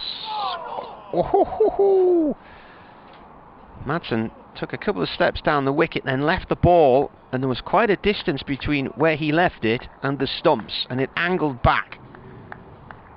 And he looked round in a hurry, I think, wondering if it was going to clip the off stump. And Ben Rain stopped with his arms in the air. He's like, oh my lord, has it just missed? Quite the leave. Wasn't far off at all. It angled back a long way after it pitched and was actually taken towards the leg side by the keeper. Rain bowls. That's well wide of off stump. It's shortish, lowish, and no need to play at it-ish. So he didn't. I just thought shutting my window might stop my notes. My notes flew everywhere while I was doing that report. Yeah. But by shutting the window, I seemed to be funneling the wind, and it was even stronger through a small gap because it was sort of forced through a small gap. So I've opened it again. It's made absolutely no difference whatsoever. You can hear the breeze though, can't you? Yeah, it's just gone up, hasn't it? One ball left of this over, the 43rd over. Madsen waits as Rain bowls and then drives, and it goes down towards the third man area for one. Oh, they come back for two. Will Young with the throw to the keeper. And that's the end of the over. Good running. And Madsen moves on to 14. Critchley has 10, 112 for 3. Martin Emerson and Dave Fletcher with you on the final day of this game between Durham and Derbyshire. Two sides who've had a lot of knowledge of each other in recent seasons. Derbyshire actually played a home game here last year in the Bob Willis Trophy. And you were here for the T20 as well. We were always here. Yeah. We were here every other week. In fact, you've bought a flat in Chesley Street now, haven't you? Saved on petrol. Yeah. We do seem to be here a lot. Which is great, Martin, as you can imagine. Change of bowling. Matt Salisbury returning 8 overs, 5 maidens, 0 for 11, his figures. Paul Coghlan, 10 overs, 3 maidens, 0 for 35 is the man he's replacing. As I said before I went off, I think he's bowled better than that. Better than his figures would suggest. Ben Rain, so far the man, along with Scott Borthwick, but 2 wickets for Ben Rain today. 2 for 20. Matt Critchley's on strike then. They've got it right on the scoreboard too. And his first delivery is punched into the leg side. Chris Rushworth will track it down. They'll come back for 2. Critchley moves very quickly on to 12. He's almost caught Wayne Madsen up, having faced just 14 deliveries compared to Madsen's 33. But it's all about batting time. Still 57 overs to go after this one.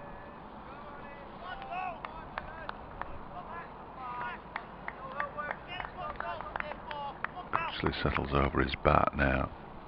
Beautiful sunshine on a chilly day in Chester Street as he pushes this one out into the offside.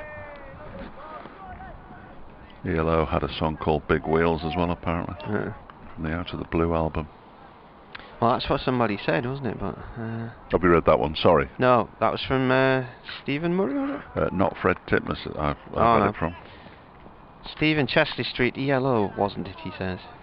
No, the one I was thinking, I mean, clearly it was, but the one I was thinking of was Creedence Clearwater Revival. This next delivery is pushed into the offside. Catch it, cries somebody, rather pointlessly.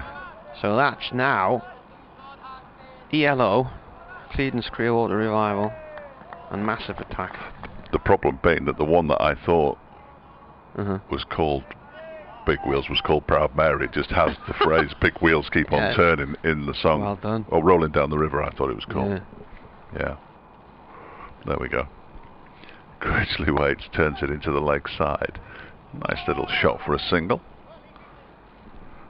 Got it down there in the deep by poor old Alex Lees in the long grass.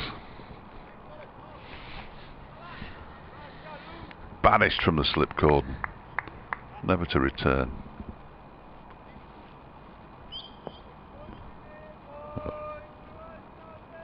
Never to return until somebody damages a finger or pulls a hamstring. Salisbury in again. Madsen, oh dear, what kind of shot was that? It looked like he was trying to play a defensive shot, then he thought about angling it somewhere down to towards third man, and then it went past the edge of the bat. It looked like. He's suggesting it kept really low. But you know, sometimes when you were at school and you would stand behind somebody else and push your knees into the back of theirs to try and knock them over. It did look like that, you're right. Yes. There was a strange flex of the knees, wasn't it? Yeah. It's ready again. Now, and he takes a step down the track and leaves it alone. Goes through to Borthwick, 3 from the over. 115 for 3 now. Madsen 14, Critchley 13. Do you know how they build those big wheels we were watching as you drove past this morning? No. Watch it. How much would they have built in the I mean, I've got two sections have been joined together this morning. I know I've got a rubbish car, but it would get past a wheel while it was being made. Yeah, but you get an idea of how they put them together. No idea. They're effectively... Two semicircles make a circle. They're like cheese segments or cake segments, you know? Slice of cake. And they join each slice together and they rotate the wheel round and they keep adding at the bottom till eventually you have a full wheel. Magnificent. Rain balls here too. Critchley, that's gone off towards mid-on, no run there. They need to put some seats on it though before they get going, yeah, don't because they? you'd just fall straight off. Yeah, you would when you were hanging on the bars like that with your hands. Yeah.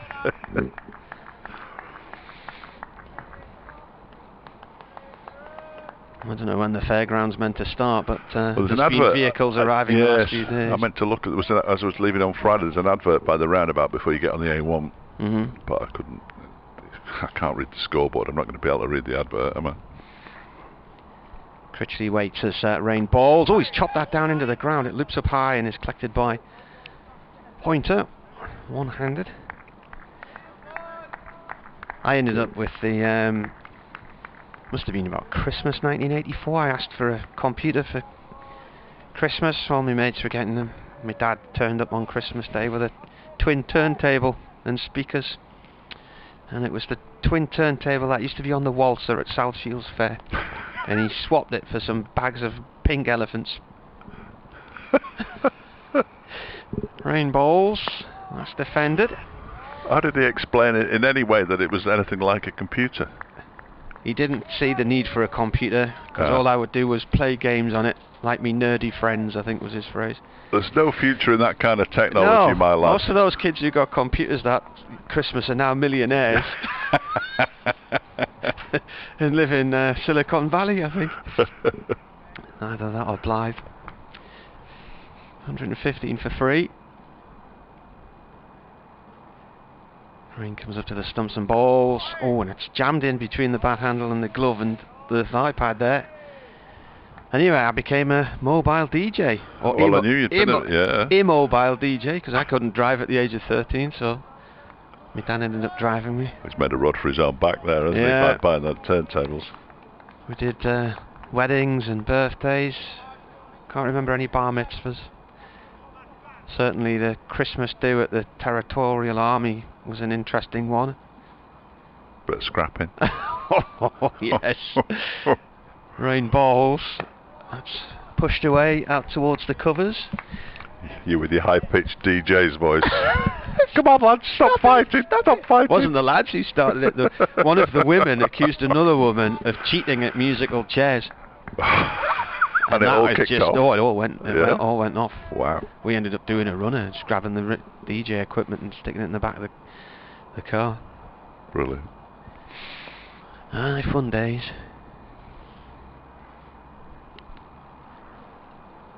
Rain to Critchley again. The keeper's standing up, and Critchley plays that back between mid-on and the bowler, and it's running up towards the Lumley end. It's chased by Coghlan, and they'll run 3. He's an angry man, Rain, isn't he? Just doesn't like conceding runs.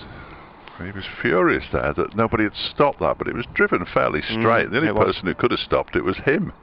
or the non-striking batsman. Yeah. 118 for 3, Madsen 14, Critchley 16. Now he's stomping off into the mid-off area, having received his floppy sun hat and his sleeveless sweater from the 12th man. Bright sunshine here at the minute. Too bright. Very little in the way of cloud now. Just tiny little fluffy specks like cotton wool. Salisbury from the Finkel end bowls to Critchley, who pushes this out into the onside. Young does the fielding. As my DJing career developed, I ended up working in some bars in town. A wine bar, as was the swankiness of the day, in a nightclub. And one day I'd finished my shift in the bar, and when I turned around to pick my record case up, it had gone. And one of the punters had just decided to help themselves to it. Open a market stall. Yes, This one is driven by Critchley out into the offside this time. It was one of those little cases where you could carry about 30 singles, maybe, something like that. So it was enough to see you through the night, really. It was all my favourite good singles out would get people going, you know. Anyway, I spotted this woman running along the street with it, and the police nabbed her next to the train station in town. Gosh, she was going to make a getaway on a train. She was, yeah. One of those ones you push up and down. Next delivery is defended by Critchley back to the bowler. The Peel Street mob were going after her. What do you call them? The Peelers. Anyway, she claimed that it was her record box, and she often went out around the wine bars in town with a box of records. Right. But the police officer who... It was the days before the iPod, of course, so well, yeah. It might have been true. Was she carrying a record player under the other arm? She had twin turntables strapped to her back, yeah. Salisbury bowls, and that's edged into the ground. Man at Gully does the fielding. The circle was complete because the police officer who apprehended her and got my records back was the first person I had done a disco for. Yeah. A few years earlier. Small world. Did his wedding disco. Yeah. So what about that, eh? He wanted to get the records so he could chuck them in the river. Yeah. Critchley is edging this one, and it's to the left this time of Gully, and it races away down to third man for 4 runs. He's not had a lot of luck in this over so far, Matt Salisbury. One edge that fell in front of Gully, and one edge that's gone past a flying Gully's left hand. Oh, Stephen sent us... Eckersley, isn't it, Gully? He sent us a copy of the record cover. I rest my case, and there's the CD, track 11, ELO. Well, no, I did not believe him. But look what he's done. He's rested the CD on his laptop where he is watching the cricket match and listening to us. So you've got the scorecard in the background. I entirely believed you. Yeah.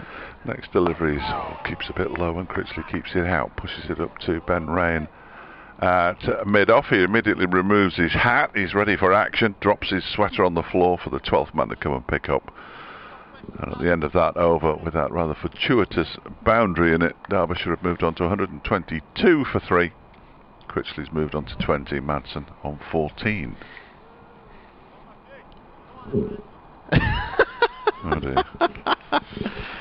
I retweeted the video of Duploy's LBW and said, would you give this out? And Deploy said... Aidan Berry says that's worse than the first innings decision, which I think he must mean Lewis Rees. Yeah, it looked up... Yeah, as I say, it's a bit iffy. Rain bowls. This is defended. It's getting iffier by the minute as well, isn't it, really? Yeah, Gareth Hearn says it pitched on the A167. 419, I was thinking, in Swindon. Yeah. Paul Rain says I wouldn't. A lot of guesswork involved there. Possibly out in this DRS age, though. Too much guesswork for me. Yeah. Paul says, as my dad would have said, look in the scorebook and tomorrow's paper. Yeah, that's not really an answer, is it? No, that's the injustice, isn't it? That's the thing. And Paul's been doing, he's been preaching today in church twice. This is pushed off towards backward point. No run. Turn the other cheek, Paul, could be the riposte to that one. Maybe. Busy morning preaching in 2 different churches and then racing back home to listen to the cricket. Down there in Northallerton. Hope Allison's well.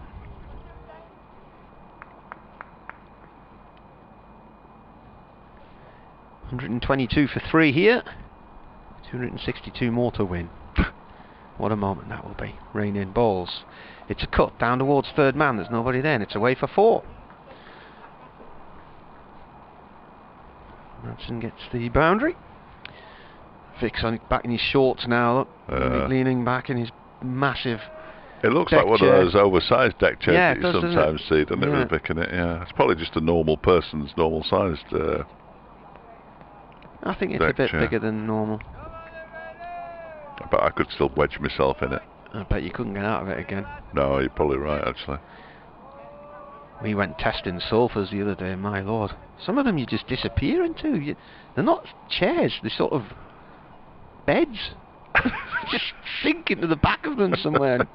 Wonder why it went dark. Here comes rain. This is defended by Madsen out towards the short extra cover area. You want a chair that you sit on and gives you a bit of support, not sort of rolling, doing a backwards roll as you hit it. One of those that helps you get up with a spring in it. Yeah, and you want one you can get out of as well.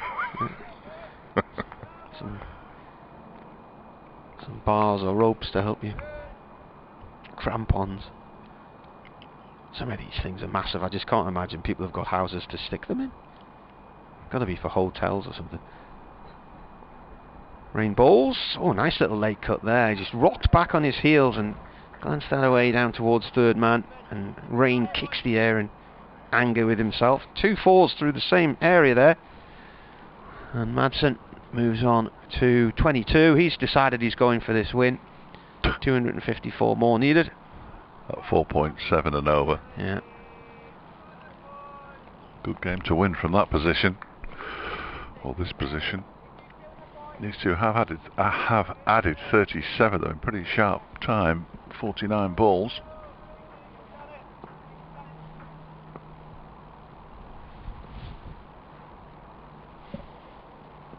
Last ball of the 47th over. 130 for 3. Rain balls, and it's played to mid-wicket. Kept low again, but Madsen was equal to it. That was the end of the over. I think there was talk a few years back of Wayne Madsen coming to Durham at one point, around about 2013, but didn't materialise. He signed a new deal with Derbyshire. Been there a long time now, hasn't he? Yeah. When did he join them? Long time ago. Roger Green's been in touch while you look that up. He was Big Wheel was also the title of a 1991 album by the Celtic rockers Run Rig, whose farewell gig I went to, he says, along with 24,000 others at Stirling Castle. How many times have they had farewell gigs since then? Well, I've been to a few last ever Status Quo shows over the years. So that's from Roger Green, who's a Derbyshire member, a Port Vale fan from Chesterfield. Ah, the Wembley of the North. I can't imagine that there are. No, I'm sure I've said this before when Roger's been in touch, but there are many Port Vale fans in Chesterfield, or Chesterfield fans in Stoke. It's Burslem, isn't it? Port Vale. Burslem. One of the 5 cities, isn't it? Or 5 towns, or whatever it is. 6 towns, 7 towns, I don't know. Newcastle, Stoke, Hanley. And the other one. There's always one I forget. Yeah. I have no idea. Here's Salisbury in bowls to Critchley, who defends this out into the offside, where the man at cover comes across to do the fielding. Paul Coghlan. I saw a Run Rig at Whitley Bay Ice Rink years ago, supporting Krista Burr. That was a long night. I bet it was. Blimey. Krista Burr. Yeah, I did not want to go. Dear, oh dear. I'd have kept quiet about that. Salisbury's in and balls. That's a poor shot from Critchley. He goes after one outside the off stump, goes through to the keeper. Rushworth with his hands on top of his head. Can't quite believe how he hasn't nicked that one through. My dad asked me if I wanted to go and see Krista Burr, and I said not at all. So he then So, well, would you fancy coming to see Run Rig? No. he then arranged it. Would you like to go for a night out via my then girlfriend? And it was such a long time afterwards, I forgot all about the fact Krista Burr was on. Salisbury in and bowls. It's driven nicely out to the cover boundary, and that's going to go all the way for 4 runs, I fancy. There is a chase on, but the chase is forlorn. Futile. Who was that? It was a good effort. Was it Alex Lees? He was quick over the ground, wasn't he? That's why he's not in the slips anymore. He put the dive in, almost ended up in the covers. Critchley ends up with... That might be Matty Potts, actually. 4 runs. Who was playing... Where was he playing yesterday? Shotley Bridge against Ashington, wasn't he? He's on as a 12th man. Somebody fancies having their feet up. Salisbury bowls. That's defended by Critchley up to Ben Rain at mid-off. No run. Critchley's moved on to 34. No, he hasn't. He's moved on to 24 with that boundary. Retaken the lead in this thrilling duel with Wayne Madsen, who's on 22. Critchley slowly starting to catch him up, though. He's only faced 8 fewer deliveries now. Will Young was at point, wasn't he? But he's now at mid-wicket. Salisbury's next delivery is defended from in front of the stumps by the look of the bowler's reaction. Burnham's not out there. Anyway, we got in the car to go on for this night out one time, and then suddenly arrived at Whitley Parish Rink, and lo and behold, Krista Burr. There he was. Well stitched. Run rig with a support act. The light show was quite good. Audience slipping all over the place. Yes, it was freezing. Salisbury to complete his 11th over, pushed out into the offside. Another chase for Potts. He's going to get this. Or get to the ball this time though. They come back for a second. He hurls it back. The over comes to an end. 6 from it. All of them to Matt Critchley, who's moved to 26. Madsen has 22. Derbyshire 1. 36 for 3 with 53 overs to go. Did you see that documentary about Jackie Charlton a couple of weeks ago? I've only seen clips and I keep meaning to watch it. It's brilliant, isn't it? Really good. Really good programme. But there was video footage behind the scenes with the Italian team at the hotel in Italia 90 after, I think it was the night they'd gone out, and they had this sort of team bonding session. They were drinking till dawn, and the wives were all there and they were all singing songs, and Krista Burr was part of their group. He was travelling around with them, and oh dear. Yeah. No wonder they didn't play very well. Well, they went well beyond expectations, didn't they? Yeah. There was a really good documentary on the other night as well about Derry City. Oh, okay. That was very watchable. About the football team? Yeah. Yeah. And how they came through the troubles and... At Brandywell. Yeah. They went on an away game for a cup tie somewhere and took 20,000 people to Cork or something like that. The problem was that when teams went to them, when they were in the Irish League rather than the League of Ireland, there was always, not always, there was often trouble, wasn't there? Borthwick's bringing himself back on from the Lumley end. He's bowled from the Finkel end earlier. The first delivery goes to Madsen, who just turns it short on the leg side. He did earlier get Lewis Rees for 32 LBW just before lunch. Bowling leg spin. He seemed to slip a little bit there, and they're playing a miss from Madsen. And Pointer quickly had the bails off. He seemed to slide sideways as he was delivering that. Yeah, it did. It's all that rain we've had. Yeah. Balls again. It's a full toss, and it's whipped away down the leg side by Madsen for 4. Little paddle round the corner. It won't spin if it doesn't bounce, as the saying goes.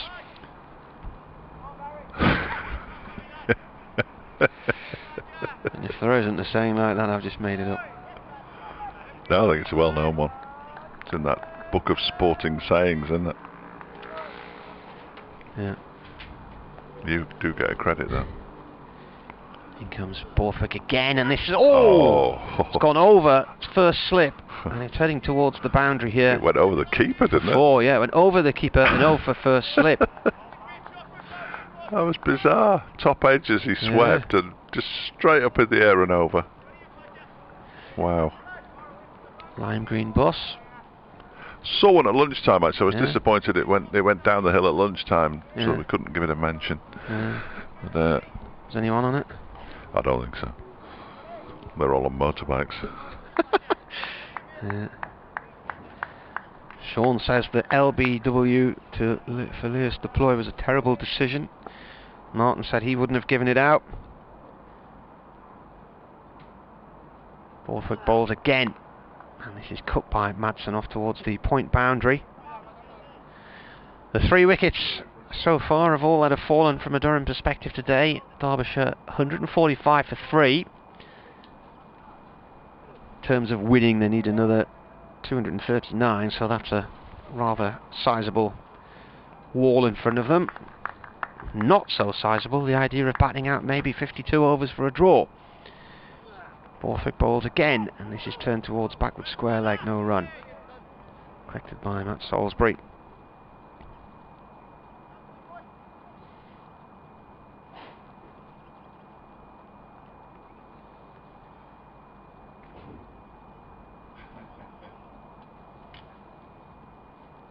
Scores on the doors. Yorkshire beat Sussex earlier by 48 runs, and Notts are now leading by 15, following on at Worcestershire, where things have clearly flattened out there. There's 175 without loss, and Hasib Hamid got 100, I think 111 in the first innings. He's on 79 now, and Ben Slater 89, and they've both faced more than 220 balls. Salisbury into the attack from the Finker line. That's pulled around the corner. In fact, I think he bowled the last over from this end, didn't he? 1 run. Warwickshire have only lost the 1 wicket. They are 78 for 1. Their target against Essex at Edgbaston is 256. Northants looking to see out the day at Wantage Road. Their target's 355, they're 123 for 2. Salisbury bowls. This is played out towards mid-wicket for 2.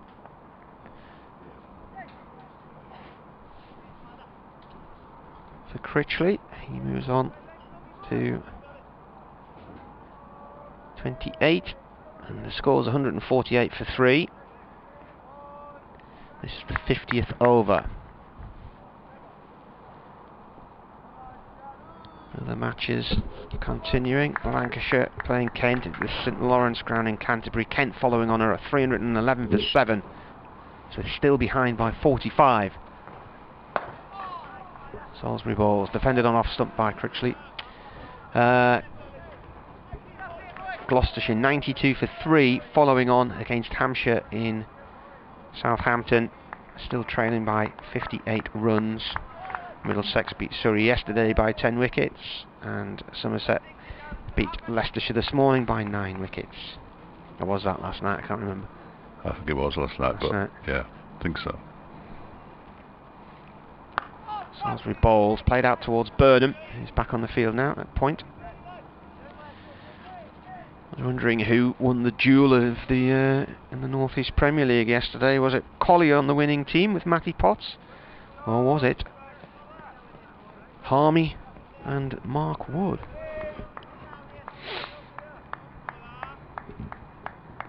Who, before you look it up, if you had to guess who it should be, who should it be? Shotley Bridge were at home. No. I don't know the result. I'm going to go for a draw. Played back underneath the bowler and up towards the boundary, range chasing after it. His hat falls off as he slides in. And Critchley gets 2 more, takes him up to 30, and that's the 150 of as well, I think. Yes, there we are, in 49.5 overs. Yeah, going nicely, these two. Very nicely indeed. So their partnership now. Well, it's now worth 57, I think. Yep, 57. I failed to see it reach 50. It's a bit remiss of me. Critchley on strike. Forward to that one. Plays it up to Rain at mid-off. Dot ball. Whitburn beat Hetton Lions yesterday by 41 runs. Good victory for the village. South Northumberland beat Washington. Ashthorpe's Washington by 6 wickets. Tynemouth beat Felling by 91. Burnmoor won by 6 wickets at Sacriston, which is just up the road. Burnmoor's up the hill to our right. Sacriston's up the hill to our left. Battle of the Hills. Yeah. Mm. And Chester Street beat Benwell Hill. Is that on a hill as well? Yeah, it is on the hill. That's on Westgate Road, coming down the bank by 33 runs. So the match we're looking for was Shotley Bridge. That was in the second division, wasn't it? Or Division 1 as they call it. Shotley Bridge won by 6 wickets. Yeah. There you are. Yeah. Ben Aitchison and Sam Connors going on another lap. That's been a feature of cricket behind closed doors, certainly. Seen professional cricketers go on laps of grounds. Not something you used to see with the crowd in. It's a bit of a shame, really. Matty Potts got 16 with the bat and 3 with the ball yesterday. Fell to Ben Harmison, the former Durham batsman. James Harmison playing as well.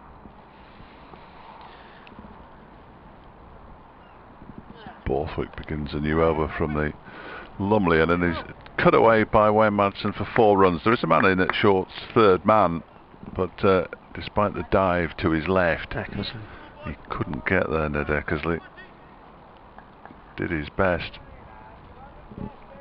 It's raced away to the covers for 4 more. Mark Wood, 4 overs, none for 12.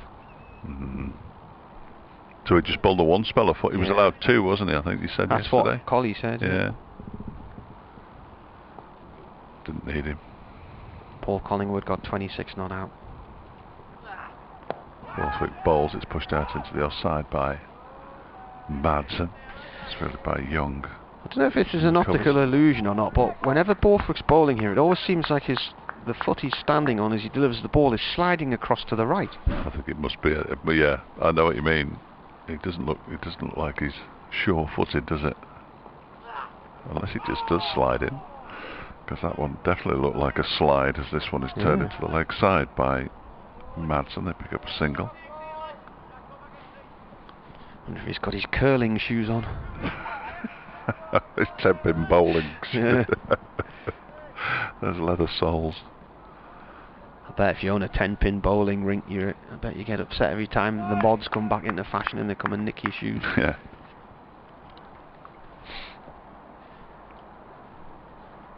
Borthwick bowls. This one is whipped off a thick edge, really, down to fine leg. They'll pick up a single.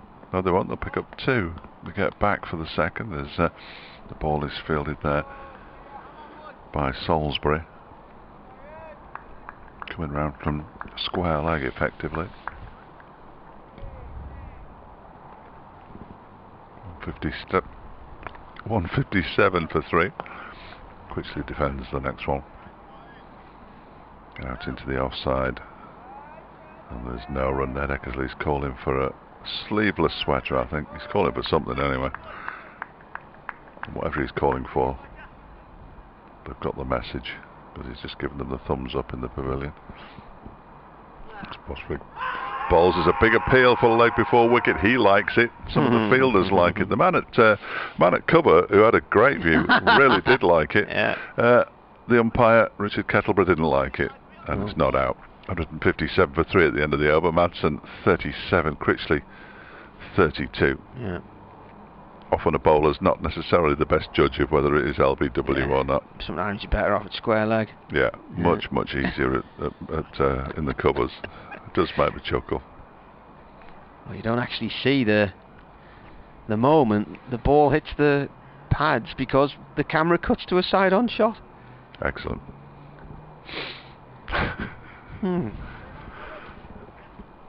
Steven Spielberg not available to direct today, so they've had to do with somebody else, unfortunately. No, he's making Jaws 9.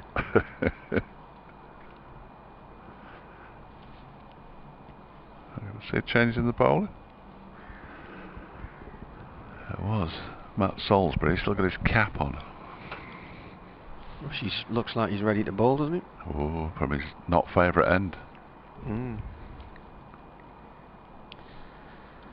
Well, this has panned out how I thought it would today. A long day of toil in the field for Durham, trying to break this Derbyshire resistance and trying to get 10 wickets. Fair play to Derbyshire, they are battling hard here. I imagined we'd be here well after tea, and it's looking that way. Mind you, there's still 18 overs to go to tea, so 50 overs remaining in a day. Well, no, tea's at the fixed time today. Oh no, is it 22? Yeah, forgot about that. Rushworth comes in then, right arm over from the Finkel end. Keeper putting pressure on Madsen, standing up to the stumps. Madsen defends that one. Yeah, I forgot about that. It's the final day, isn't it? 20-4 tea comes. So where are we now? 20-3. So I don't think we'll get.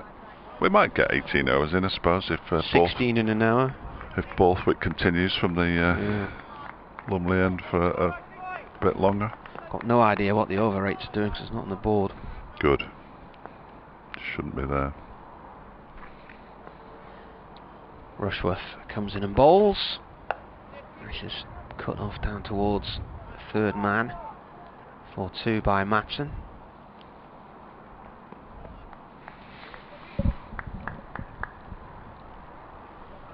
Yeah, it's not a big fan of over rates on boards. 159 for 3. Madsen has 39 from 51. Critchley 32 from 44.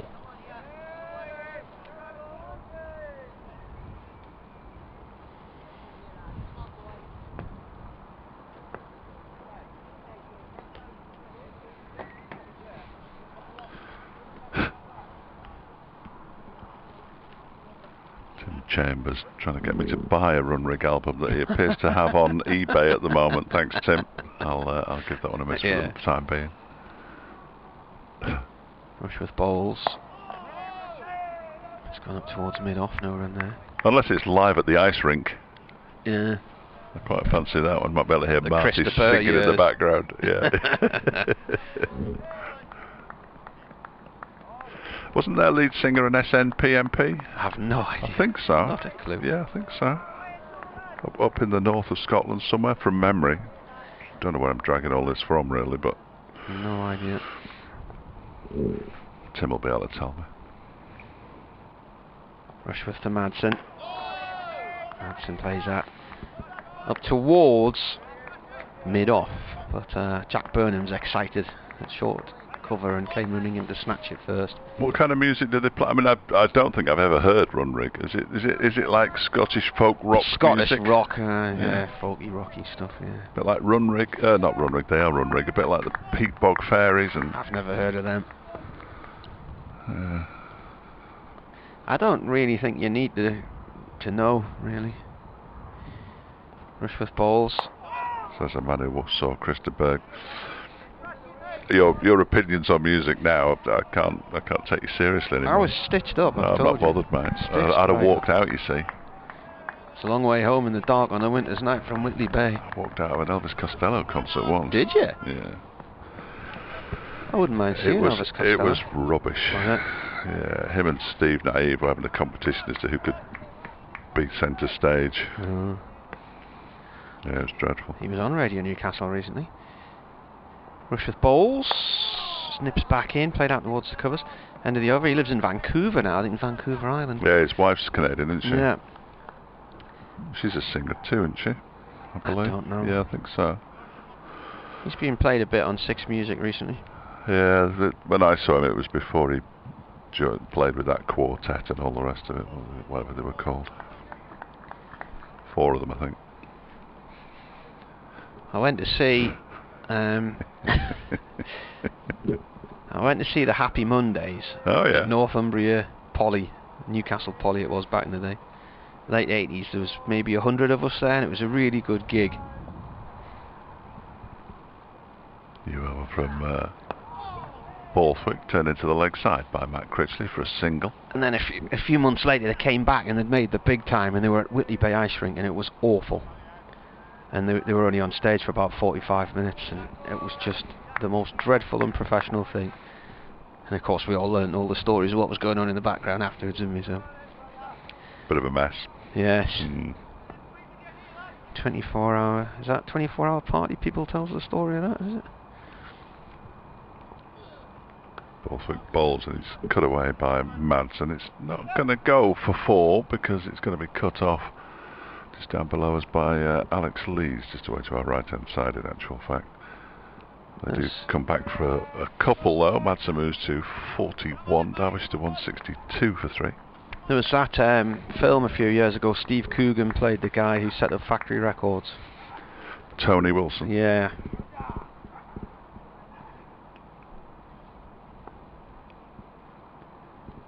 Rushworth bowls and that one keeps a little bit low and it's pushed back to the bowler by Madsen.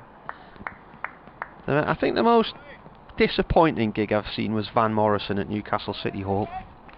Well, he can be a bit moody by all accounts, can't he? Yeah, well he came on, he sang 2 songs. I remember Georgie Fame was on the Hammond organ and the keyboards. Madsen waits and this one is cut away off the back foot by Madsen to the right of Lees this time, who goes around the cover boundary to do the fielding. They pick up another single, 163 for 3, Madsen up to 42. He sang about 2 songs and then he went off the stage and his son came out. He introduced his son and his son basically sang most of the night, and Van Morrison would come back on stage occasionally, so it was basically a night with Van Morrison's son, you know. And his son became a tribute band or tribute act. Next delivery to Matt Critchley is turned into the leg side for a dot ball. Oh, my notes are in all sorts of different orders now. Well, that's because it got windy and they fell on the floor. No, I can't work out which day is which. Some of them are upside down. Borthwick bowls, Critchley drives. Young fields tumbling, if it is Young. And it's the end of the over. Yeah. We've now got 48 to go for Derbyshire to survive. 3 down they are at 163. And Madsen 42, Critchley 33. Best gig I've been to was probably REM at Slane Castle. In 1995 we were over watching Sunderland on a pre-season tour. And they were playing on the Saturday evening. There was 70,000 people there. Lovely location on this big hillside looking down towards the castle with the River Boyne in the background. Yeah. Gorgeous night it was. There was some band called Oasis supported them, but I don't know what happened to them. Hand sanitisation break. When is it not? I am struggling to see how Durham are going to get 7 more wickets here. Oh, don't worry. This is exactly the way things were at Nottingham a couple of weeks ago. And if they're waiting around for the new ball, well, that's still a long way off, because there's only been 53 overs. So they'd only have about 21 overs with a new ball. That'll be enough. You said that all the way through, and That's because I mean it. Unwavering in my opinion. Carl's done some research. He says one of Runrig's most famous songs was Loch Lomond. But was the lead singer or a member of the band I don't know, an but SNP MP? Nobody's answering me. I don't think we need to be talking about that during the election period. How many people around here vote for the SNP? Oh, true. But been sent a link to Runrig's Wikipedia page. Well, yes, thanks. I could have done that myself. Yes, Rushworth bowls. That's gone off to point for 1 from Madsen.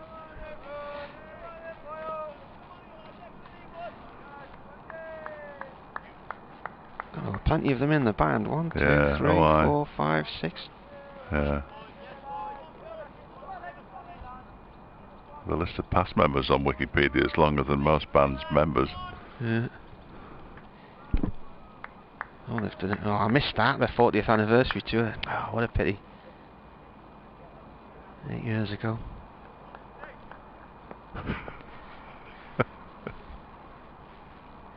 Rushworth bowling to Critchley, who plays that into the ground, and to Borthwick at short mid wicket.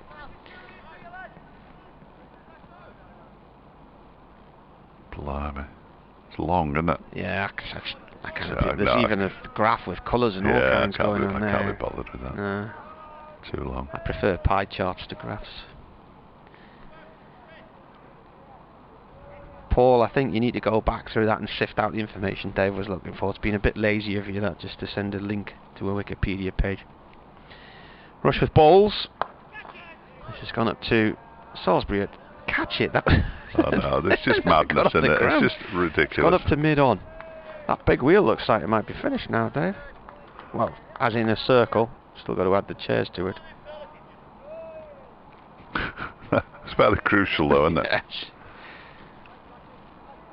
Peter Wishart, who was in Runrig, is the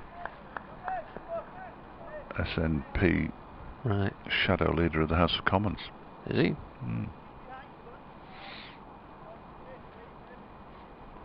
Also played keyboards for Big Country as well. Oh.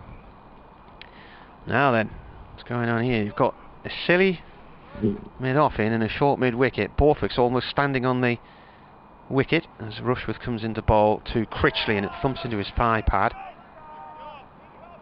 I'll tell you what, I don't think you could get the width of a Borthwick boot between his left foot and the edge of the track. Standing in front of Madsen at the non-striker's end, and Ned Eckersley's in there as well. There's one slip in place. Yes, this feels very reminiscent of Derbyshire's field from last Sunday when they failed to dismiss. It is, seriously, they had a very straight mid-on. It was almost as if he was trying to stop the batsman from running. David Beddingham is really at second slip. He's the only one in the slips. Rushworth balls. Critchley plays it back up towards the bowler's end, and Salisbury comes running round behind the stumps to stop the ball, but they get a single. Thanks to Ken Beaumont. He mentions Pete Wishart as well. Another of the members of the band stood for election too, but I won't say for who, in case I upset Marty's sensibilities. We are in the pending period. Big anthemic rock, think Scottish U2 from the Joshua Tree era. And the song was, and then he's put some Gaelic words there that I clearly won't be able to pronounce. Rushworth balls. And the ball is played back to him. That's the end of the over. And I'm not going to say them out loud because it could be rude, couldn't it? Yeah, they could. Yeah, I'm not reading them out. No. But thanks, Ken. Yeah. At least Ken did some donkey work. Yeah. Unlike Paul. Yeah. Paul was just a little bit lazy. Yeah. A little bit lazy. I mean, they say it's the thought that counts, but when you don't really put any thought in. Yeah. I expect more of our listeners, to be honest. Yes. Let himself down. This whole just going through the motions thing. Yeah, you would find us doing that. Here's Scott Borthwick again. From the Lumley end, bowls to Critchley, it goes back into his stumps and pushes it out into the offside. There's a great David Griffin stat about Matt Critchley. He's been involved in 4 century partnerships in the first two and a half games for Derbyshire. This one is clipped into the leg side from the beginning of the season. Nobody had ever done that before. And 2 of them were with Wayne Madsen and 2 of them were with Harvey Hussain. He's currently added 72 with Wayne Madsen.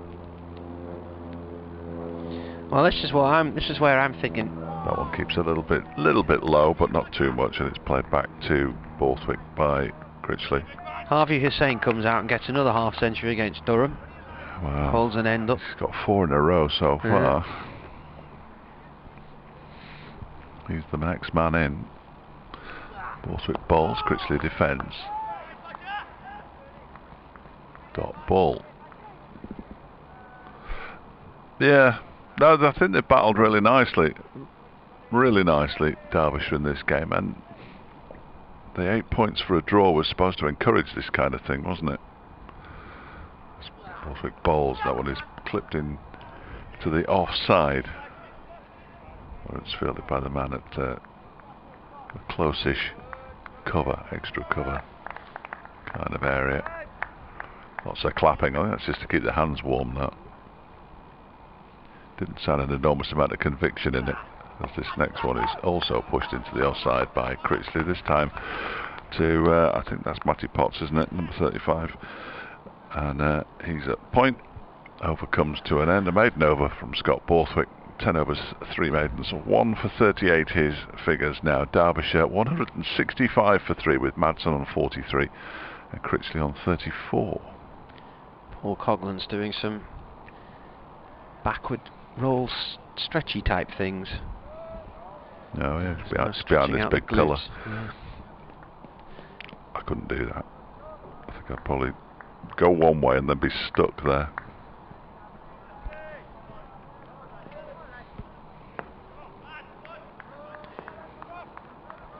Can Durham break this partnership?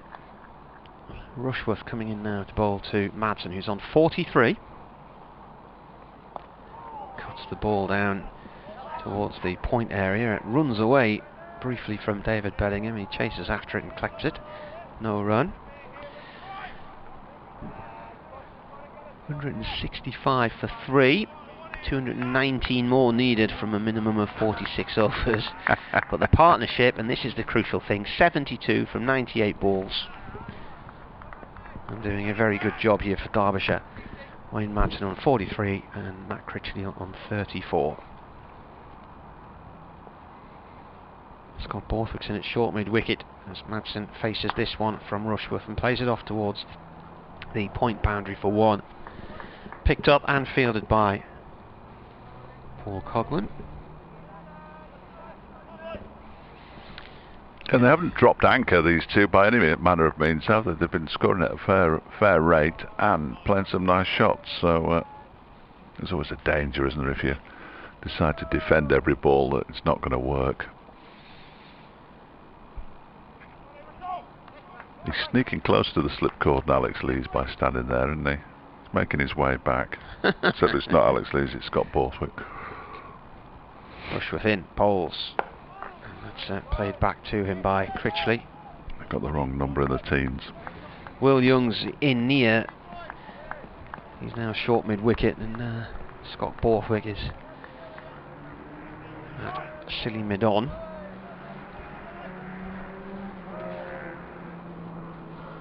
Time of the day when all the motorbikers are now making their way home, having been out into the hills. Out for an ice cream and a cup of tea.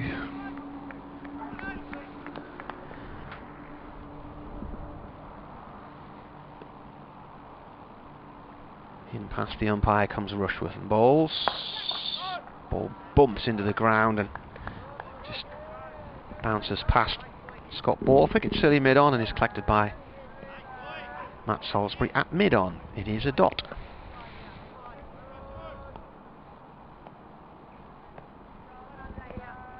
Nick tells us that Stokes 6 towns. Yeah. Tunstall, Yeah. Burslem, Hanley, Stoke, Fenton and Longton. Yeah. Longton. Yeah, Longton. That's the one I would never remember. Yeah. I think of Tunstall because there was a Tunstall Insurance and there's a Tunstall in Sunderland as well. Rushworth in. It's gone off towards the covers to Burnham.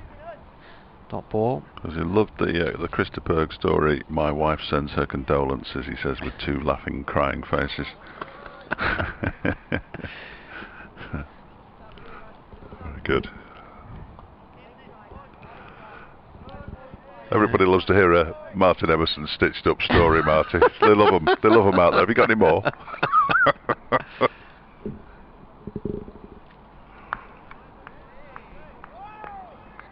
More after tea. 166 for 3. Critchley on strike. Pulls the ball off towards a long leg for 1 run from Rushworth. And it's tea. We've still got a long way to go to tea. 40 minutes. Yeah. Well, there's nothing doing here for Durham at all. Let's face it, if it wasn't for an iffy LBW decision. Yeah, well, yeah.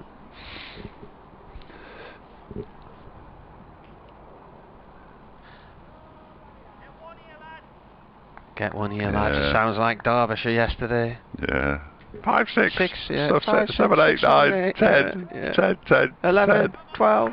1, 2, 2, 2, 1, 2. Borthwick begins a new over, and it's pushed back to him by Matt Critchley. The over begins with a dot ball. Come on, Scotty, pick that ball up, get back to your mark. I might get through this over before my 3 minutes past 3. Spins himself a couple of catches.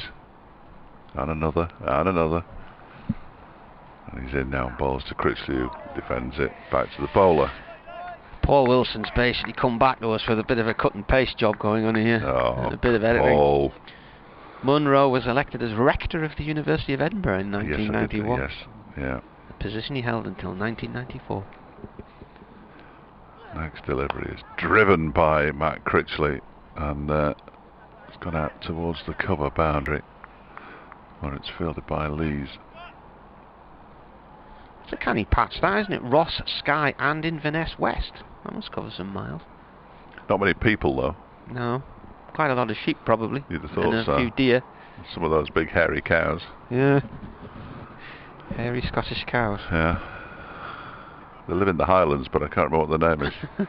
One of them's called Ian. Christie moves on to 36 with that single from the previous delivery.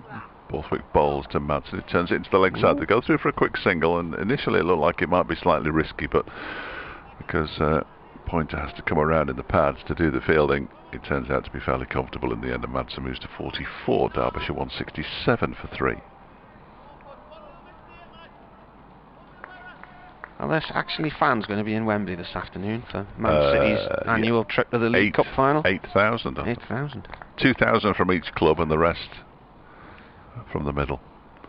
Yeah, Manchester City had to look for the extra fans to make up 2,000. This is pushed out to the onside by Critchley. So you got 2,000 from Manchester, 2,000 from Tottenham, and 4,000 from Banbury. Is that about right? 4,000 from... What's the area that Wembley's in? You'll know that. Barnet. No, Brentford. Brent. Yeah, from the local area. And they've got to sign consent forms and all sorts of things. They've got to consent to watch Man City and Tottenham. They've got to do lateral flow tests and all the rest of it, yeah.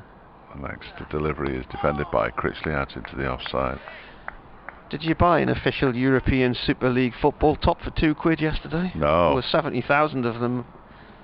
I heard you talking about them, and the When Saturday Comes t-shirt as well. Good one. Yeah, good one. That's the end of the over, incidentally. 169 for 3, 44 overs to go now.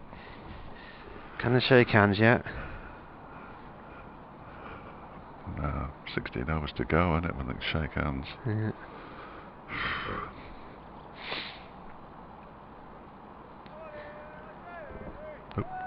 I better go, because I've got 90 seconds.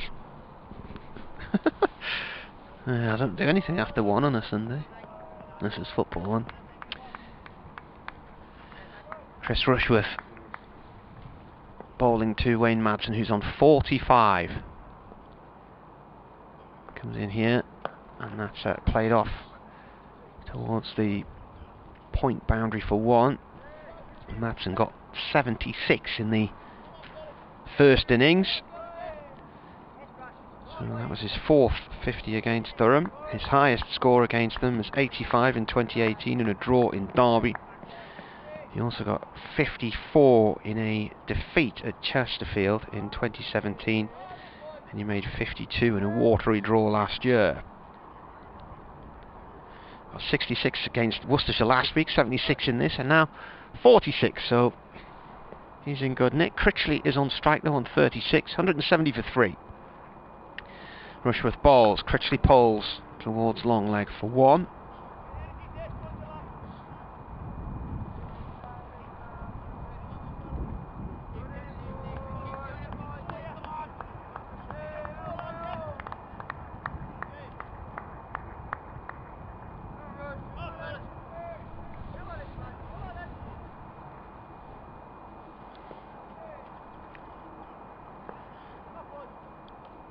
Brilliant sunshine here in Durham, hardly a cloud in the sky now. Looks like it might be a cold night ahead. Rushworth bowls, and Madsen plays that to the covers to Jack Burnham. No run.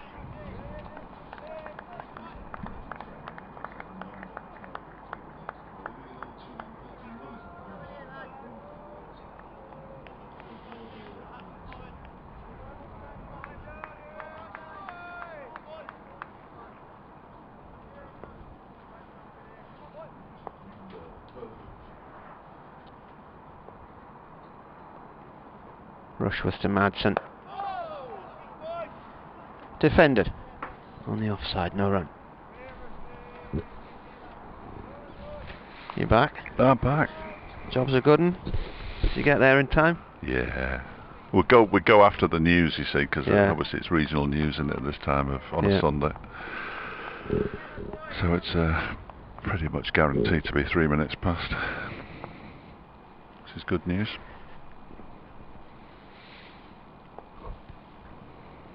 Two balls left of this 58th over. Oh, it's chop and it's bounced out of the keeper's gloves. That bottom edge. Yeah. Keeper standing up. Not too much disappointment out there, though, was there? Must have hit the ground first, then maybe. Yeah. As he cut it, he's blocking the line of our view to the ball from the angle we're sitting at.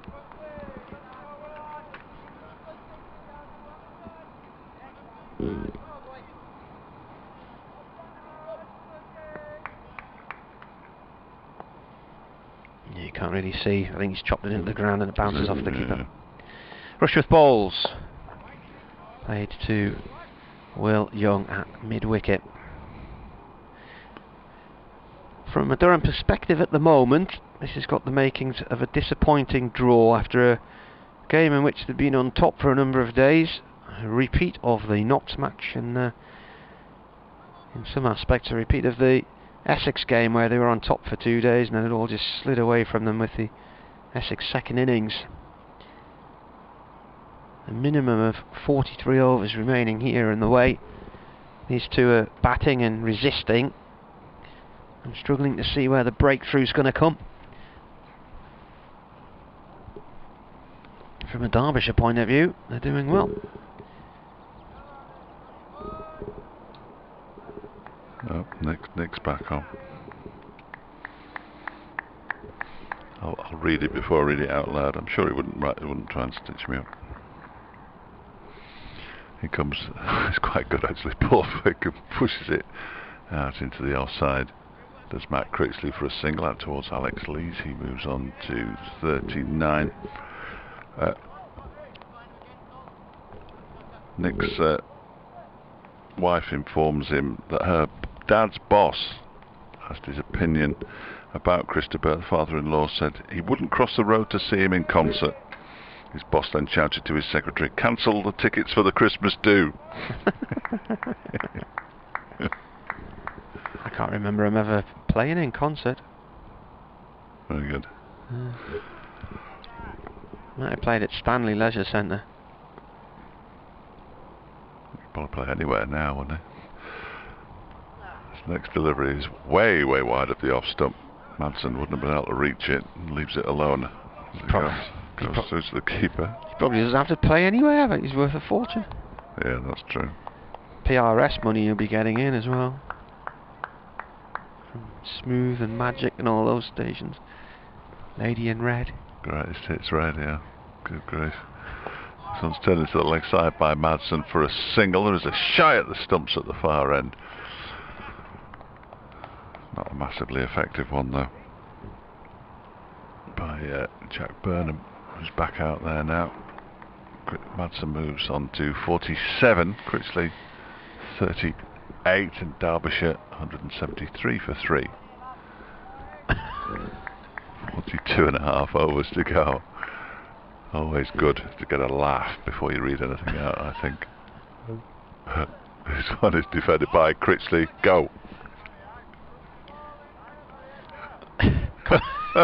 No. Correspondence you don't expect to receive. He needs to compose himself here, Martin. It's going to be a letdown now when I read it out, actually. Well, potentially. Borthwick's in again. Balls. This one's turned to the leg side by Matt Critchley. Your comment about not knowing what the Scottish cows were called was tongue-in-cheek, obviously. And, well, yeah. Yeah, Elizabeth responded. Because we live in the Highlands. Yes, Scottish hairy cows are called Highland cattle. Thanks. Yes. Okay. If it keeps low and Critchley does well to play it out into the offside. It's a dot ball to complete an over from which 2 runs came for Derbyshire. Madsen moved on to 47. Critchley to a 38 in Derbyshire, 173 for 3, with 42 overs remaining in the day's play. Elizabeth says, Scottish hairy cows are called Highland cattle, and when my son was little, they were all called Hamish. Oh, that's fair enough. Yeah. Thank you for keeping me amused while gardening, says Elizabeth, who probably had to take her gardening gloves off to type that email. Just think about the neighbours, for goodness sake. Turn it down. Just turn it down a bit. That's better. What's happening here? Coghlan coming back into the attack? Yeah. They've got to try something before tea, haven't they, really? They've got to mix it up a bit here. Durham with about half an hour to go until the tea interval, which will be at 20 to 4, no matter what. Final day. Ian says, I've given up the ghost on the live feed. A change of environment's needed for a change of look, so I'm away out on my bike along the Firth of Forth Canal, and I'll keep listening on the website. Where's he put his laptop? It's in his pannier rack. He said, I had a wee chuckle at you making fun of my surname. Oh dear. Yeah. Well, no, we weren't making fun. I just said it was a good surname. It's a great surname that would rhyme with something. Yeah. Things. Yeah. Coghlan then, looking to break this partnership. Madsen is on strike, plays it up to Rain mid-on, no run there. He said, if I ever come back, I want to come back as a Smith. The Firth of Forth Canal, is that where Falkirk is? What was that? The Millennium Link. I've been on the boat lift there. With the big horse's head. Yeah, and it's a bit like the modern version of the Anderton boat lift.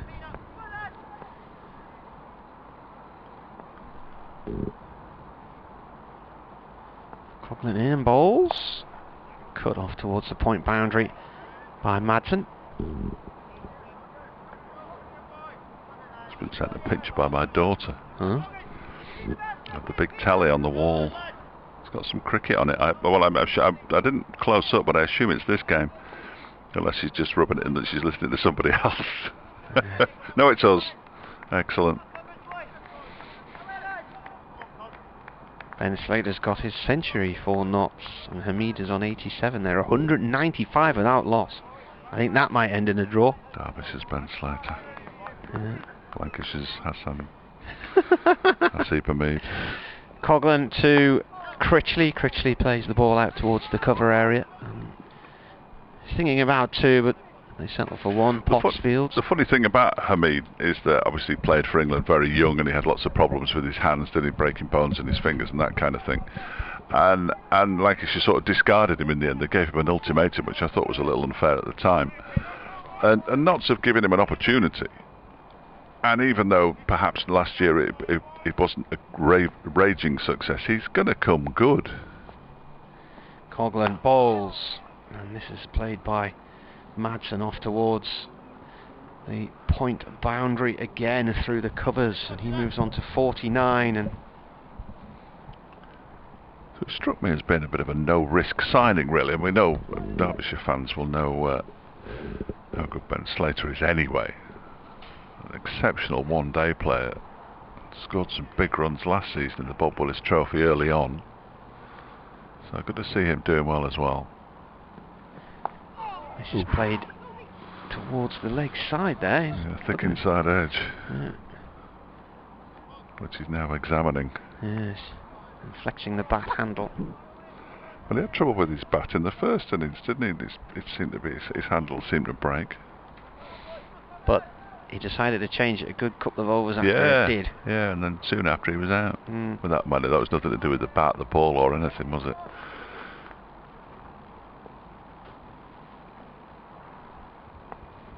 Coghlan to Madsen, who whips that one down towards the long leg for 1. Just a procession of singles, but he gets to his 50. It's the second of the match, and it's coming 75 balls and 6 fours. And I've been doing a bit of research here, but I've lost a bit of paper. I'll put it on. Be on the floor somewhere. There is some paper on the floor. Is there? Yeah, behind you. That's the bit. That's the very piece. It's the 96th time Wayne Madsen has passed 50 in his first-class career. 96. 31 times he's gone on to make a century. Yeah, how many But he's got against Durham now? none centuries. Oh, 50 against Durham. Yeah, he's never scored a century though. I apologise to the Madsen family for blurting that out loud.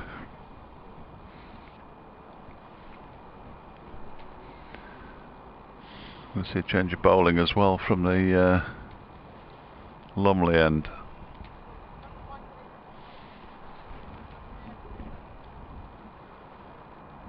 And let's see Ben Rain, Mr. Angry.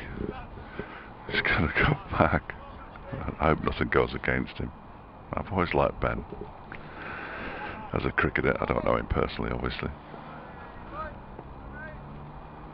Well, since he shaved his head, he looks like a number of other people from a distance. 85 runs, the partnership between Wayne Madsen and Matt Critchley. They've chewed up 128 deliveries as well as rain comes in, and how on earth that ball has ended up backward of square on the leg side, I've no idea. From that shot from Wayne Madsen, it was basically a forward defensive out into the offside, and it's come off a thick inside edge, bounced into the ground and out into the leg side. So a good start for Rain, although that won't have improved his mood any.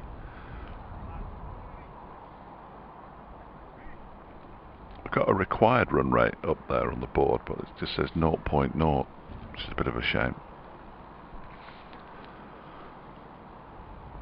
As Rain is in again, and this one is pushed out into the offside this time by Wayne Madsen. I can tell you they need 206 more to win. At 5 and over now. So I think we can pretty safely say, as we've been saying from the start, that they're not in the market for that.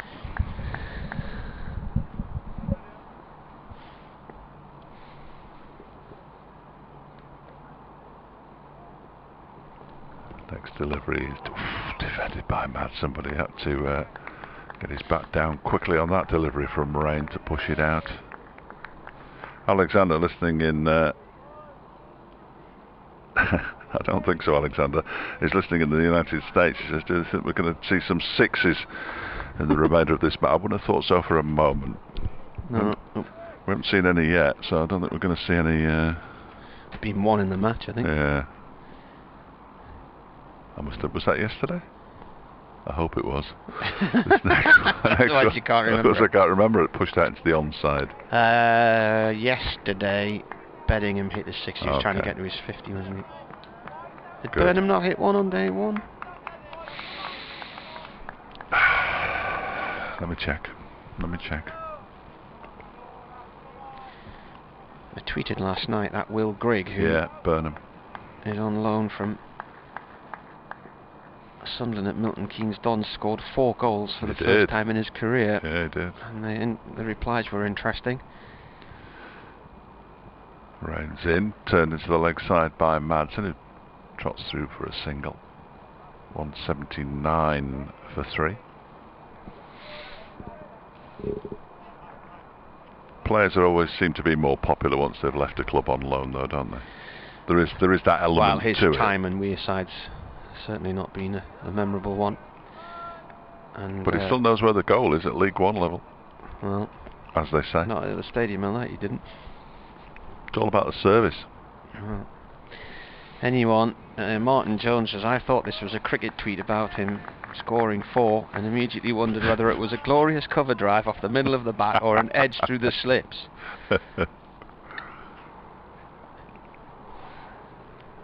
Rain on his way in again. Balls to Critchley, who plays at that one outside the off stump, goes through to the keeper.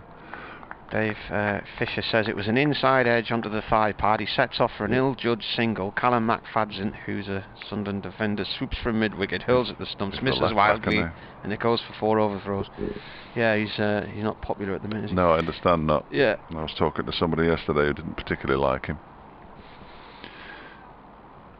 And then Carl points out, not a great surprise, the keeper was Lee Camp, who had a disastrous time on Wearside on loan from Birmingham. And when he was first signed, the official club feed was safe pair of hands, and it showed him on the training ground palming a shot up into the air. But then what happens is the ball comes back down and bounces over the line and goes in. Former Derby and Burton goalkeeper. I mean, he had a great time at Derby, didn't he? But he was, it was horrendous at Sunderland. Again, it's all about the players in front of you, isn't it? Well, it's all about the player behind you when you're the goalie dropping the ball in your net and stuff like that. But if it doesn't get there, though, if you cut it off at source, Mark, cut it off at source. That's it, yeah. That's it, exactly. That was the end of the over, incidentally. There is a game of cricket still going on here. 179 for 3. There's lots of delays going on here. 40 overs left in the day. What's happening? Fielding positions and whatnot.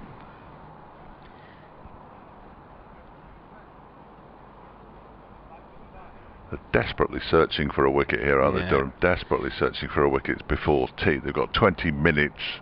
There was one game where Paul Collingwood shook hands on a draw with 3 balls left with 4 wickets needed. I think that was against Somerset. But at Nottingham a few weeks ago. Well, yeah, they shook hands with one delivery to go last week because they needed 2 wickets.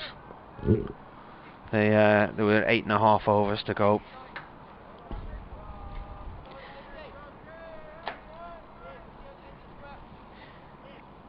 So this is going to be 10 matches without a win for Durham, and 3 without a win this season. The slow start they needed to avoid in this short format of conference cricket.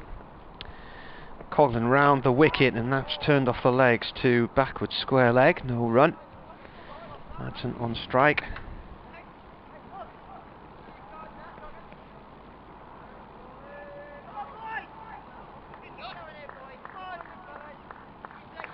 Oh. Elizabeth says, I'm in the enviable position of not having any near neighbours. As Coghlan bowls a short one round the wicket, coming in at the right-handed Madsen, who pulls the ball down into the ground. You've got 2 men on the hook on the leg side. You've got effectively a leg gully. Mid-wicket, mid-on, mid-off. She's not a sociable person, then, is that what she's saying? I am in the enviable position of having no near neighbours. Then it says the Falkirk Wheel and Kelpies, which is the horses, are having a drinks break. Right arm round, and that's turned towards deep mid-wicket for 1 by Madsen.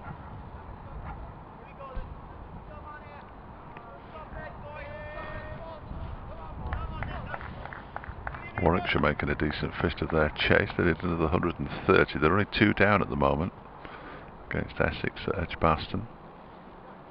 Could be a nail biter. Double century up for the opening pair. Notts against Worcestershire at New Road.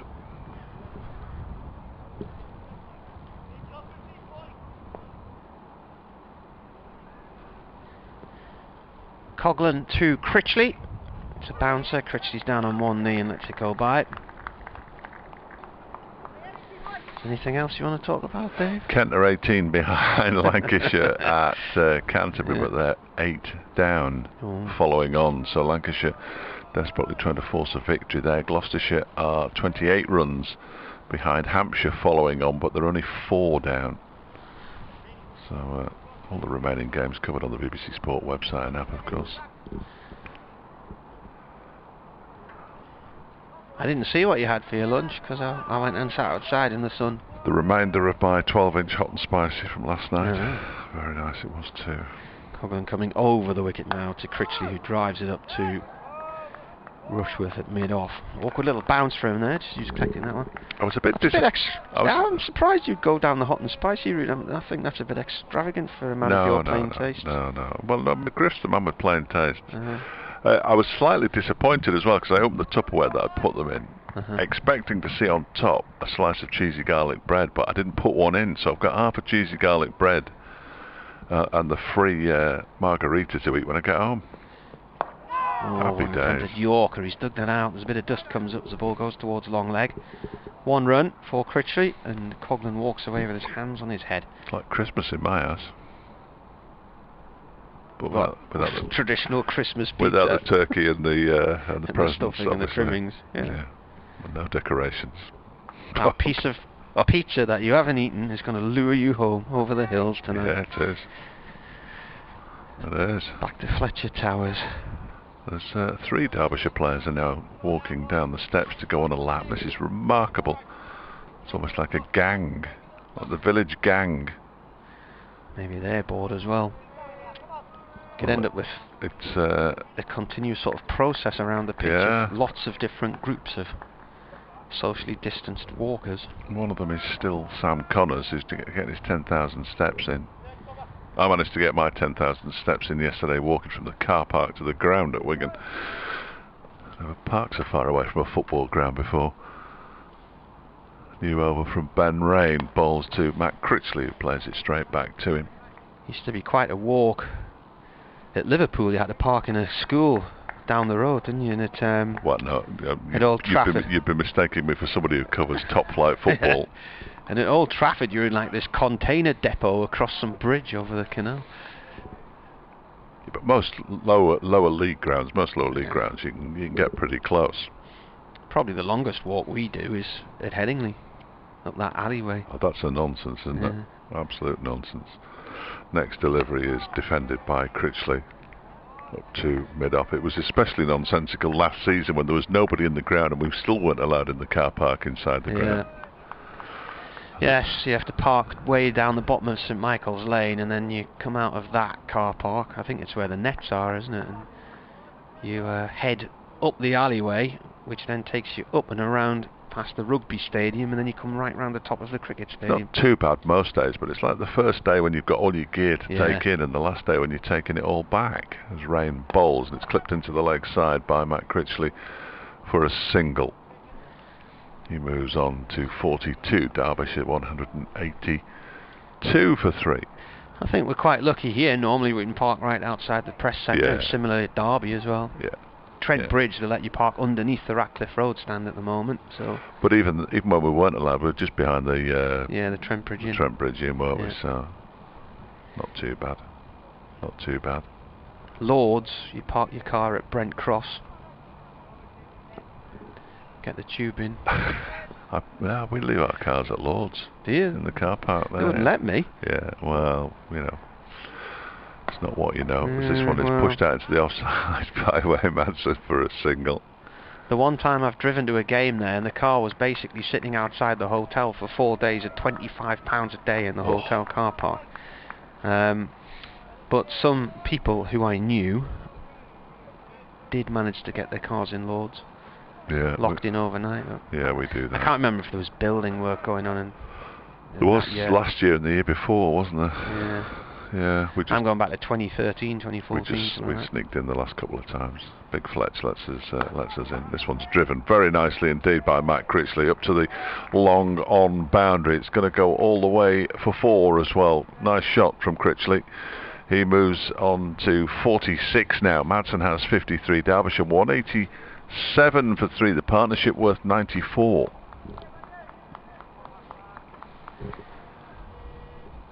Nice shot. It's digging out a bit as Rain went in search of the Yorker. Matt Critchley's asking the umpire how many balls are left in the over. I can tell him, the scoreboard will tell him that there's 1. And here it is. And Critchley defends it out into the offside. Rain just carries on walking.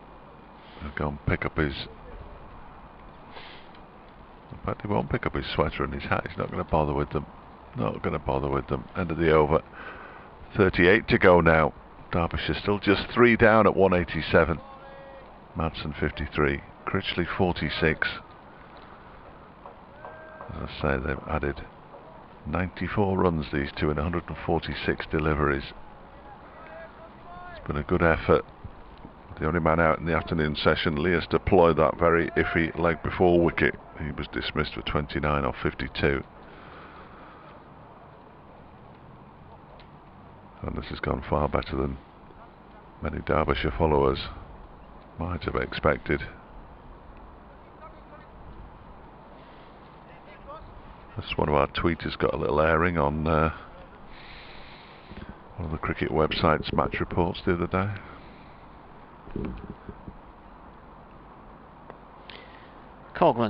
coming into ball to Madsen, who drives at a half volley but finds that fielder in the covers. I think it's Alex Lees. I might just replay my morning preview of the day for tea. Yeah. Nobody will notice. I filmed the heavy roller and said this was the problem for Durham. Well, then they had the light one the first innings, didn't they? Because you only allowed it once, aren't you? That's a bouncer, isn't it, from So what everybody's Coghlan. doing is they're all leaving it till the second innings, aren't they? So. Yeah. Makes sense. In case you need it. Especially if you're batting last. Yeah. Or expecting to bat last, as Derbyshire clearly would have been, having lost the toss, and Durham decided to bat a week last Tuesday. Coghlan bowls. And this is played by Madsen out to the covers once again to Alex Lees, who's been brought out of the wilderness to come and see some of his mates. Ant Parry says he's listening in the sunshine, resting his aching body after the first 10-over spell for Codner yesterday in the Derbyshire County League. We were just talking about Hamid at Notts. In that game he has batted for over 12 hours. Yeah. Amazing concentration, he says. Coghlan bowls. This is played up to Rain at mid-on, no run. Yeah, well, they call him the Bolton Wall, don't they? I don't know. I know he's from Bolton and he went to Bolton School, but there's a few Bolton lads in the Lancashire. Oh, I don't know, that's nuts, but there's a few Bolton lads in the Lancashire team as well at the moment. It's good to see. A steady supply of cricketers coming from the Bolton area. Coghlan in with a short one, pulled away by Madsen off towards the square leg boundary for 1. Madsen moves on to 54 and Derbyshire 188 for 3. They actually only need now another 196 to win. Yeah. Go for them after tea. Might as well.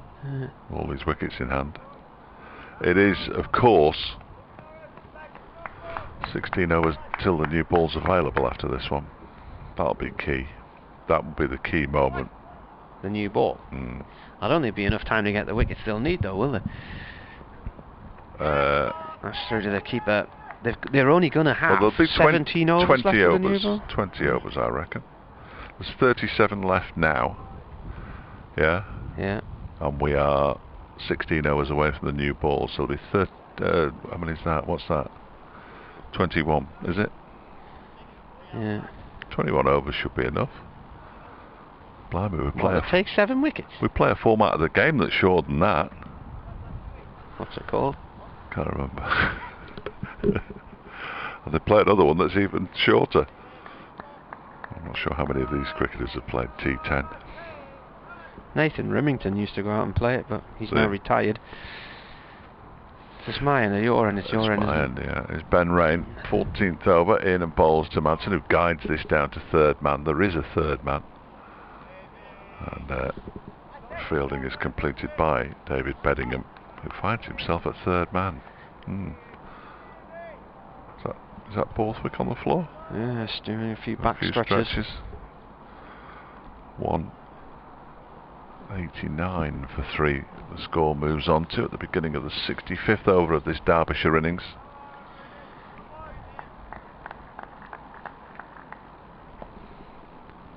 Borthwick's coming back. He's just windmilled his arms around. Rain's bowling at the moment though, and Critchley defends this delivery back to him. He bends down and stops it and then declines to pick it up himself. As Pointer comes from behind the stumps to pick it up and do the fielding. I got my first vaccine tomorrow. First one tomorrow? Yeah. Excellent. We'll see a picture of you on Twitter holding your card up. No, won't. Good. Unless I get one of the ones that most people haven't had.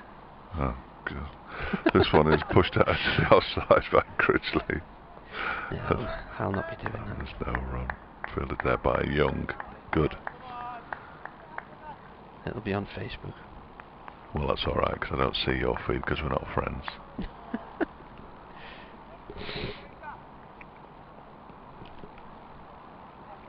Like it's an achievement, isn't it? when you've had a vaccine. Yeah, I went somewhere, somebody stuck a needle in my arm, and look at me. I think it's terrific that the vaccination's going so well. I congratulate the National Health Service. Let's get on with it. Reins in and bowls to Critchley, who turns this into the leg side, but with an inside edge. I think he's got his back to us, so it's difficult to tell, but it didn't go very far. And the dot ball. The Derbyshire trio have almost made it round the boundary. Good effort. I think the third member of that must be George Scrimshaw, because I don't recognise him. I have. Tall. Yeah, well, yeah, that's what I'm going on. He's taller than Ben Aitchison, and he's quite tall. And then the shorter one is definitely Sam Connors. This next one is driven back towards Rain by Critchley into the ground, and the bowler fields it in his follow-through. I may have missed Tony at half-past. That's bad news, isn't it? Look, you made me miss him now. I was enjoying the cricket so much. Oh dear. Wow.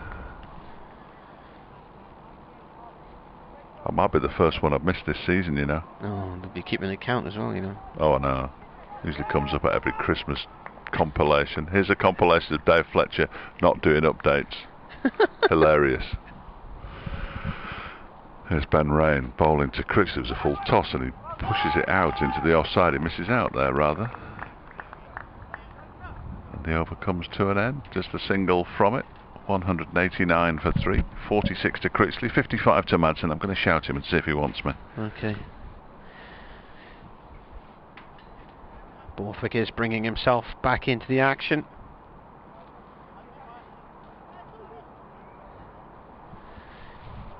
At the end of the day, if Derbyshire end up only 4 or 5 wickets down, it won't matter what time Durham declared last night.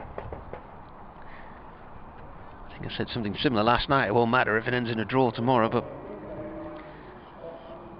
only 5 overs to bowl at them last night wasn't much.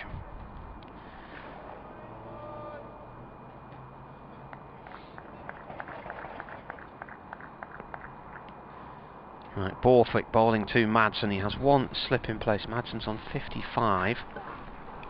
And that's whipped away down towards long on. Rain chases after it and gets there. Have we had the 100 partnership yet from these? Do you want to come? No, no, not yet. 2 runs off it.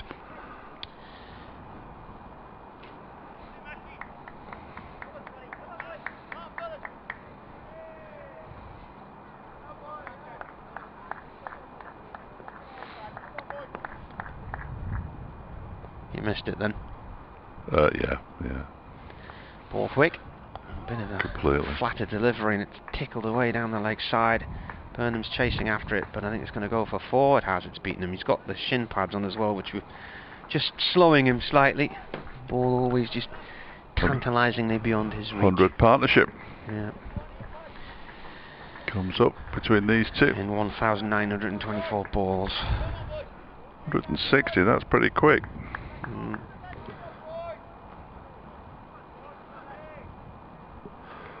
Matt Critchley has now been involved in 5 century stands in the first 3 matches of the season. 3 with Wayne Madsen, 2 with Harvey Hussain, who's still to bat. He's just turned off towards square leg for 1.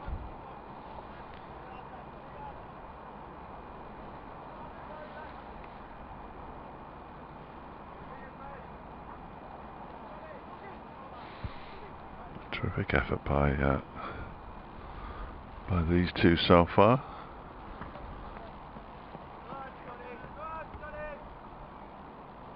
And they're having a bit of a conference. You said Critchley's been involved in 5? Yeah. Yeah.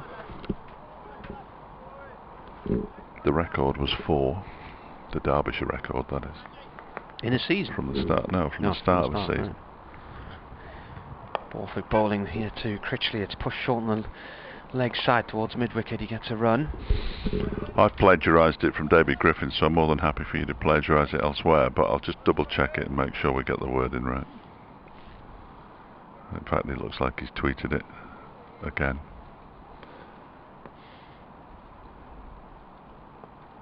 Oh, that's quite a good stat as well. This is played by Madsen out towards the cover boundary on the pavilion side of the ground for 1. 2 scores of 50 plus for Wayne Madsen in the same match for the first time since June 2017. That's a good one.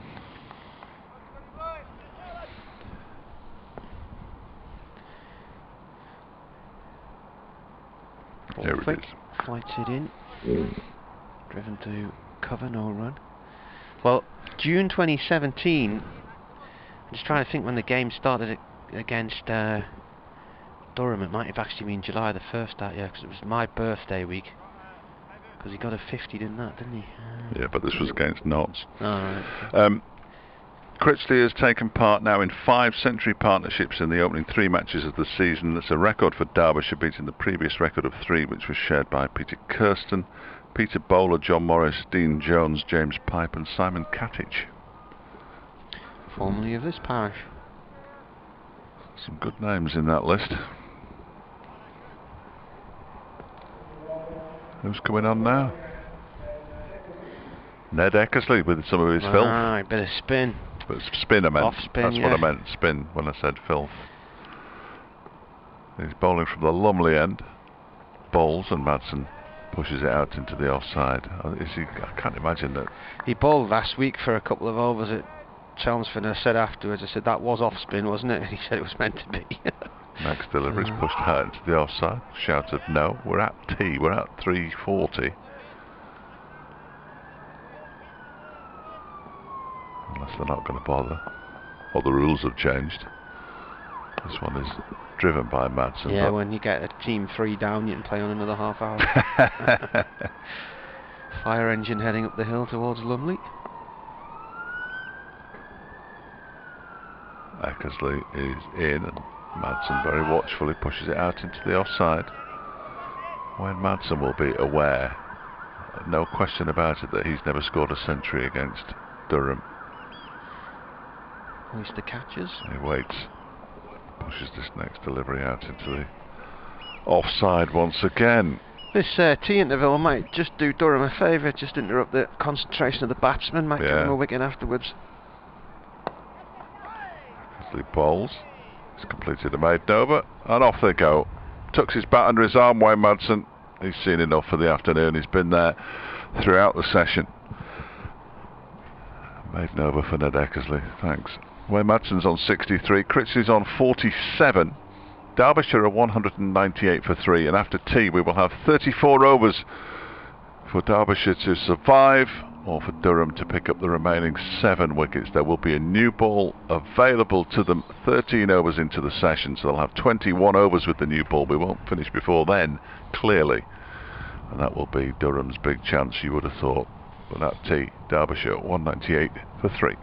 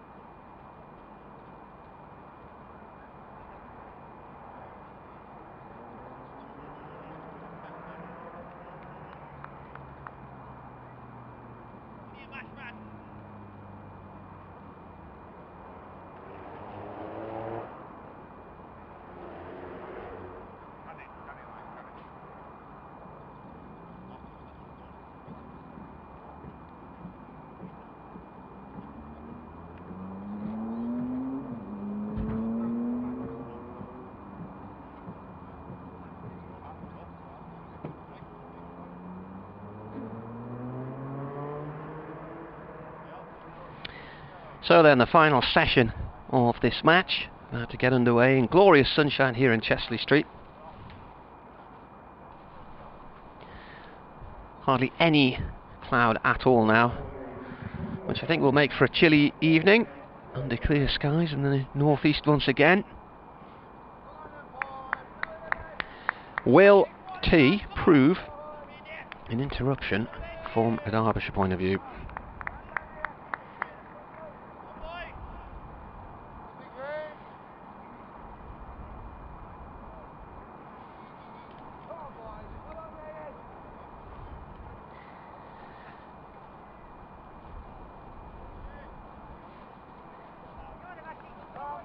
Ben Rain to continue from the Finkel end. 13 overs to go before the new ball, which would give Durham in theory 21 overs to bowl with it. Rain to Critchley. Critchley plays this towards point to dot ball. Coming up to 4 o'clock on this Sunday afternoon, the 25th of April, and the third round of matches approach their conclusion.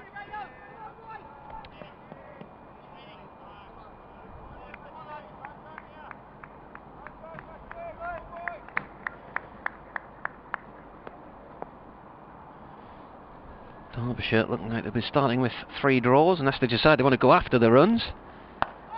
Let's play back to Rain. So at the rate of progress so far, just 2 wickets this morning. 1 in the afternoon session which was deployed, which was very questionable. Stepped a long way outside the line of off stump when he was given LBW to Ben Rain, to a ball that appeared to be pitching outside the line of off stump. He was coming round the wicket to the left-hander. So if it hadn't been for that decision, there wouldn't have been a wicket in the afternoon session. Rain in again. That's gone into the keeper's gloves as Critchley looks to try and push at that one just outside the line of off stump. A play and a miss. Halfway through this 68th over. 198 for 3.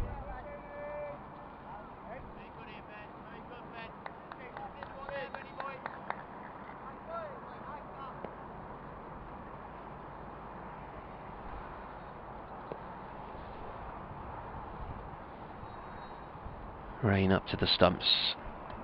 Oh, that's a play and a miss there from Critchley, and I think it's bounced off either his 5-pad or the keeper's hip.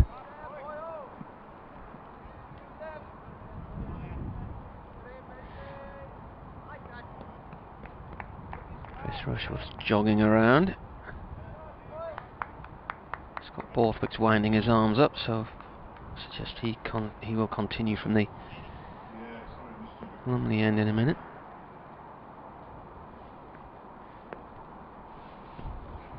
Two balls left of this over. Critchley plays that to Rushworth at mid-on. And remains in his crease. So Critchley's got 47.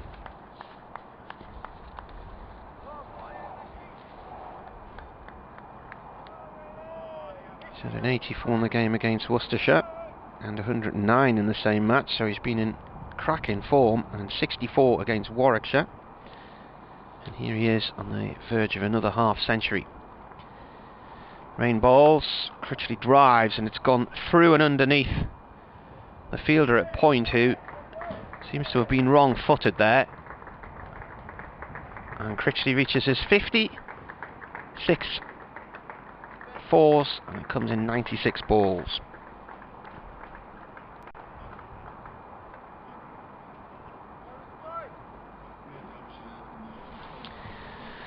What did he get in the first innings? Was it 40 when he was out? Yeah, he made 40 in the first innings, so his 4th half-century of the season.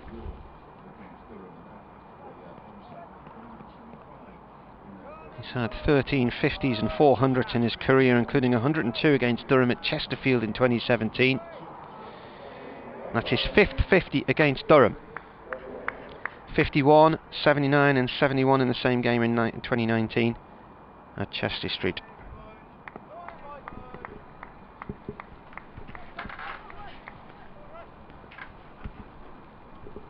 Chris Rushworth from the Lumley end. He's bowling to Wayne Madsen, who's yet to face a delivery since tea. His first ball that he does face is played up to mid-on, and there's no run. The 5th time this season Matt Critchley has passed 50 in the 6 innings that he's had. The only time was in the first innings here when he made 40. He's not having a bad start to the season, the lad, who regards himself as a bowler first and foremost. And the 200 up as well in that over. The first after tea as Rushworth bowls. That one is pushed into the offside by Wayne Madsen. And there's no run. There was a little bit of chatter downstairs. No, upstairs at tea. That Derbyshire might go for it in the early stages of this evening session and see where they are. I'm not sure. I think that brings a risk, an unnecessary risk element into it, doesn't it? Really? I think so. Whereas 1 wicket brings 2 and then 3, and all of a sudden it's panic stations. These two need to bat for another 15 overs or more as Rushworth bowls and Madsen pushes it out into the offside. There's no run. The Derbyshire players walking around the boundary troop has now increased to 5. Terrific effort. The entire team will be walking around the boundary at some point. Sam Connors continues to lead the way. Ben Aitchison with him. George Scrimshaw looking through 2 panes of glass. It looks as though Lewis Rees has linked up with them now. As Rushworth is in, bowls to Madsen down the leg side, turned away, 4 runs. Lewis Deploy thinks about fielding the ball and then thinks again. Is he allowed to? I'm not sure. They're going to kick it back, are they? No. Lewis Rees is going to pick it up here. Or at least he's going to show the fielder where the ball is, because it seems to have disappeared under something away to our left-hand side. 4 more to Madsen. He moves on to 67 now. 206 for 3. Ben Rain is the man who eventually retrieves the ball and throws it back. Yeah, Lewis Deploy and Lewis Rees, the latest to join the lap of the pitch troop as Rushworth comes in to complete his first over after tea. And Madsen pushes it out into the offside. It wasn't the last ball either. Apart from that, it's terrific. This next one will be. I should be able to work that out because it's on the board. 5 in the posse now. Yeah. Lewis Deploy and Lewis Rees joined it. In fact, we've lost one and we've gained a Tom Wood, who's the man nearest the advertising boards. As Rushworth is in and bowls, Madsen drives it up to mid-off. There's no run. It's like the Madison. Yeah, just go round and round and round. Devil take the hindmost, so the one at the back's going to be in trouble the next time we see them, but there they go. Connors, Wood, Aitchison, Rees and Deploy.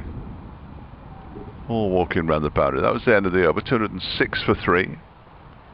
A lot of hands thrust deep into pockets, of course, because it's still a bit chilly out there. Although I'm reliably informed it's very pleasant in the sun. David Griffin was a little bit disgruntled because he's now standing in the shade by the players' pavilion on the far side in case one of these two or both reach 3 figures.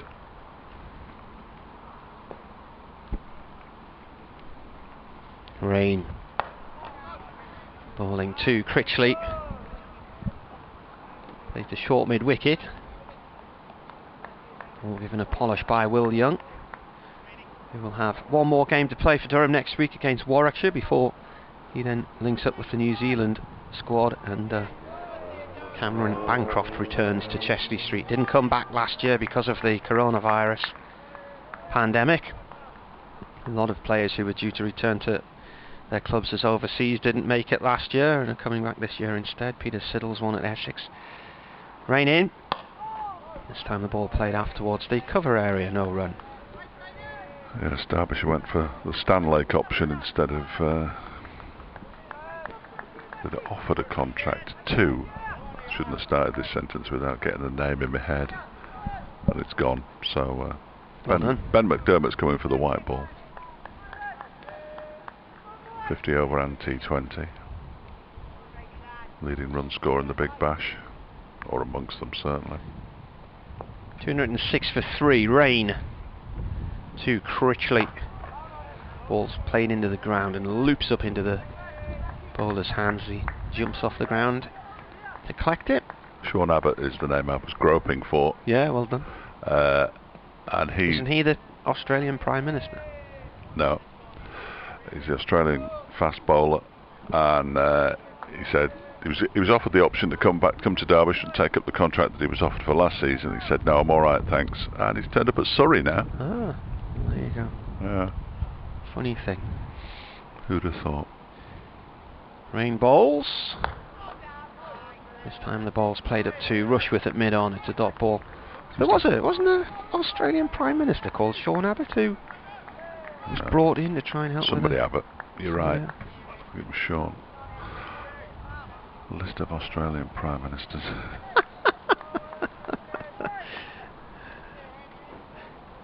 Gives us something to talk about. Hey, this is a terrific effort by Derbyshire. Yeah. Critchley on 51 Tony Abbott. Tony Abbott from 100 balls. Big firm shout of no there as he plays the ball to Rushworth at mid-on. Unless you were thinking of Julia Gillard. Yeah, that was the one. I thought so. I thought that might have been it. Yeah. Was she in run rig? Yes. Yeah, SMP. Yeah.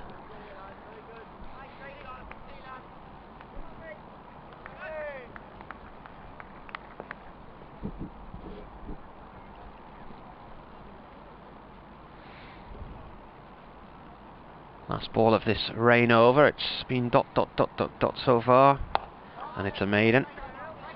Ball played to short mid-wicket. Looks like the Durham staff have been busy packaging membership cards and whatnot, ready to mail out to is that people. what they were upstairs? Yeah. Thought they were pay slips. Tim's been on, Tim Singleton. Afternoon, gents. After a long day of gardening, laundry, car washing and doing the bins, I can now finally sit down to some cricket, keeping an eye on both your game and Lancashire against Kent, of course. How long do the bins take the to bins? do? Has he washed the bins? Who washes bins? I know, some people do. They do, you're right. You get a man who comes round and washes them for you if you want. Here's Rushworth from the Lumley end, bowls to Wayne Madsen, who pushes it back up the track. And Rushworth fields it in his follow through. What I've seen him do in our street is he turns up a few minutes after the bin lorry's been, fires his high pressure hose in the bin, and then empties it all over the path. Yeah. That's pretty much par for the course, isn't it? I've only got one bin. Have you? Yeah, I thought you had a plethora of bins where well, I used to, but the house that I've moved into only has one bin. I still have to purchase the remaining bins. I think they were basically stolen while it was empty. Something's stopped the game here. They're all looking towards the car park at the far end of the ground. I can't see who they're waving at. The players are going to do something now at the far end. The Derbyshire troop of tourers. What are they going to do? Oh, they're looking into the... there's somebody in the car park who's causing a problem here. So Lewis Rees has taken matters into his own hand. Or somebody hands. in a Mercedes, yeah. Is it? Yeah. Well, there's somebody else there in a stripy jumper. There have been people watching from the far end. Stripy jumper, where's that? He's just gone down the right-hand side of that little stand where the seats are being put back in. Guinness. Just missed him. I think the people who are in the ground must be players' family or something. Yeah, shouldn't be here though. There's another car appearing in the car park now. There's more people in that corner. It's like Spaghetti Junction. Welcome to the COVID secure world of county cricket. Rushworth is in and bowls. That one's turned into the leg side by Wayne Madsen. There's no run. That end of the ground, the players don't go in, and it's fenced off. So you come through the main gate, and you can go to the bar in the stadium or the gym, so that the public have access to that area. Yeah, should be blocked off, shouldn't it? Well, there's different sections of fencing all the way around the ground. You can't drive around the ground like you used to be able to. If supporters aren't allowed in, they're not allowed in, are they? That would be my argument, but Rushworth bowls and it's defended by Madsen. Back to him. So you've not had the odd player's relative at Derby then? Not anybody. They haven't even... I think the chairman's been there once. Yeah. Because, of course, if he quite correctly believes that if the members and supporters aren't allowed in, he had to come in and do a bit of business, so he's been in once, but that's it. We haven't had a soul inside the county ground at Derby. Hasib's got his century in his second innings as well for Notts. Rushworth bowls to Madsen, it pushes it out into the offside. I think we can safely say they're not going for it, which I didn't expect that they would. These two will just carry on batting as long as they possibly can. Slater and Hamid in Nottinghamshire's second innings following on have put on 221. Batted. 221 for none. It's a fairly dispiriting for Worcestershire. There's Rushworth. He's on his way in again. Bowls to Madsen, who turns this into the leg side. Tell you what, Warwickshire 151 for 2 against Essex at Edgbaston, need 105 to win. So you'd go for 105, wouldn't you, in 30 odd overs? Northants at home to Glamorgan, 216 for 2, they need 139. First Division, Northamptonshire.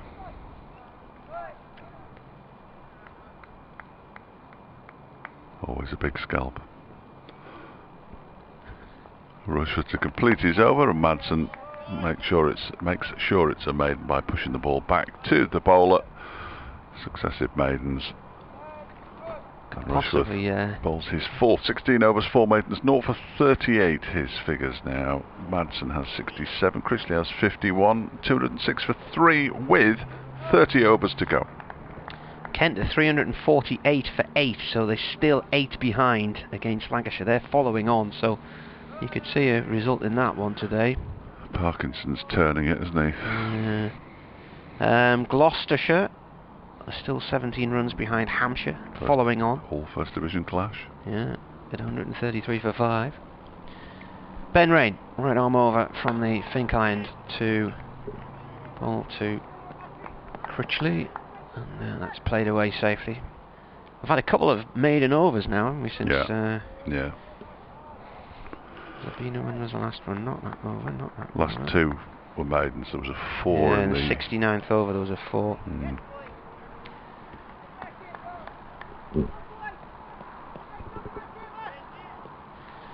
Keeper standing up for Rain, keeps Critchley in his crease. There's one slip in place as he comes into bowl.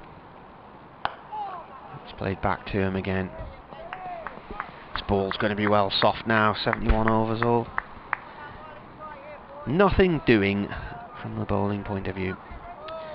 Where else were we? Middlesex has already finished, and Somerset have already won as well.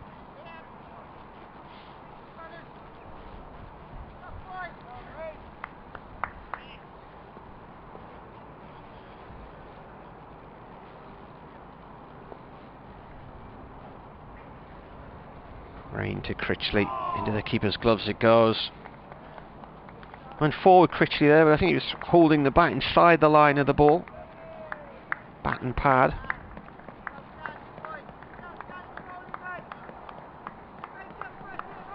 If Durham do break this partnership, you've then got Harvey Hussain to come in and get another half century. An average of 140.5 this season, Harvey Hussain. Yeah, and he's had 4 half centuries against Durham, I think, hasn't he?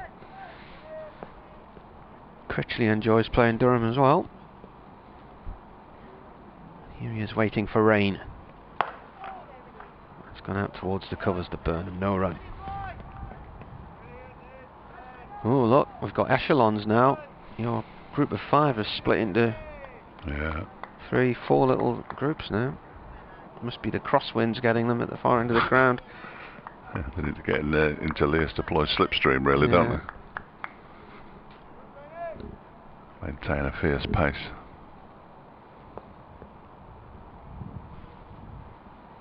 It's been all dots this over so far, 2 balls to go of it. Rain, to Critchley, it's a thick edge and it's away for 4. It was along the floor. And there's only Scott Borthwick slip. He dived across to his left but couldn't get near it.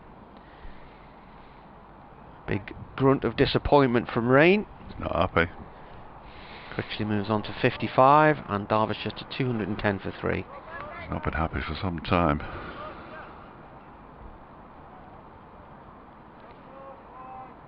Points wise, Durham would take 14 from this game and Derbyshire would take 11 if it's a draw.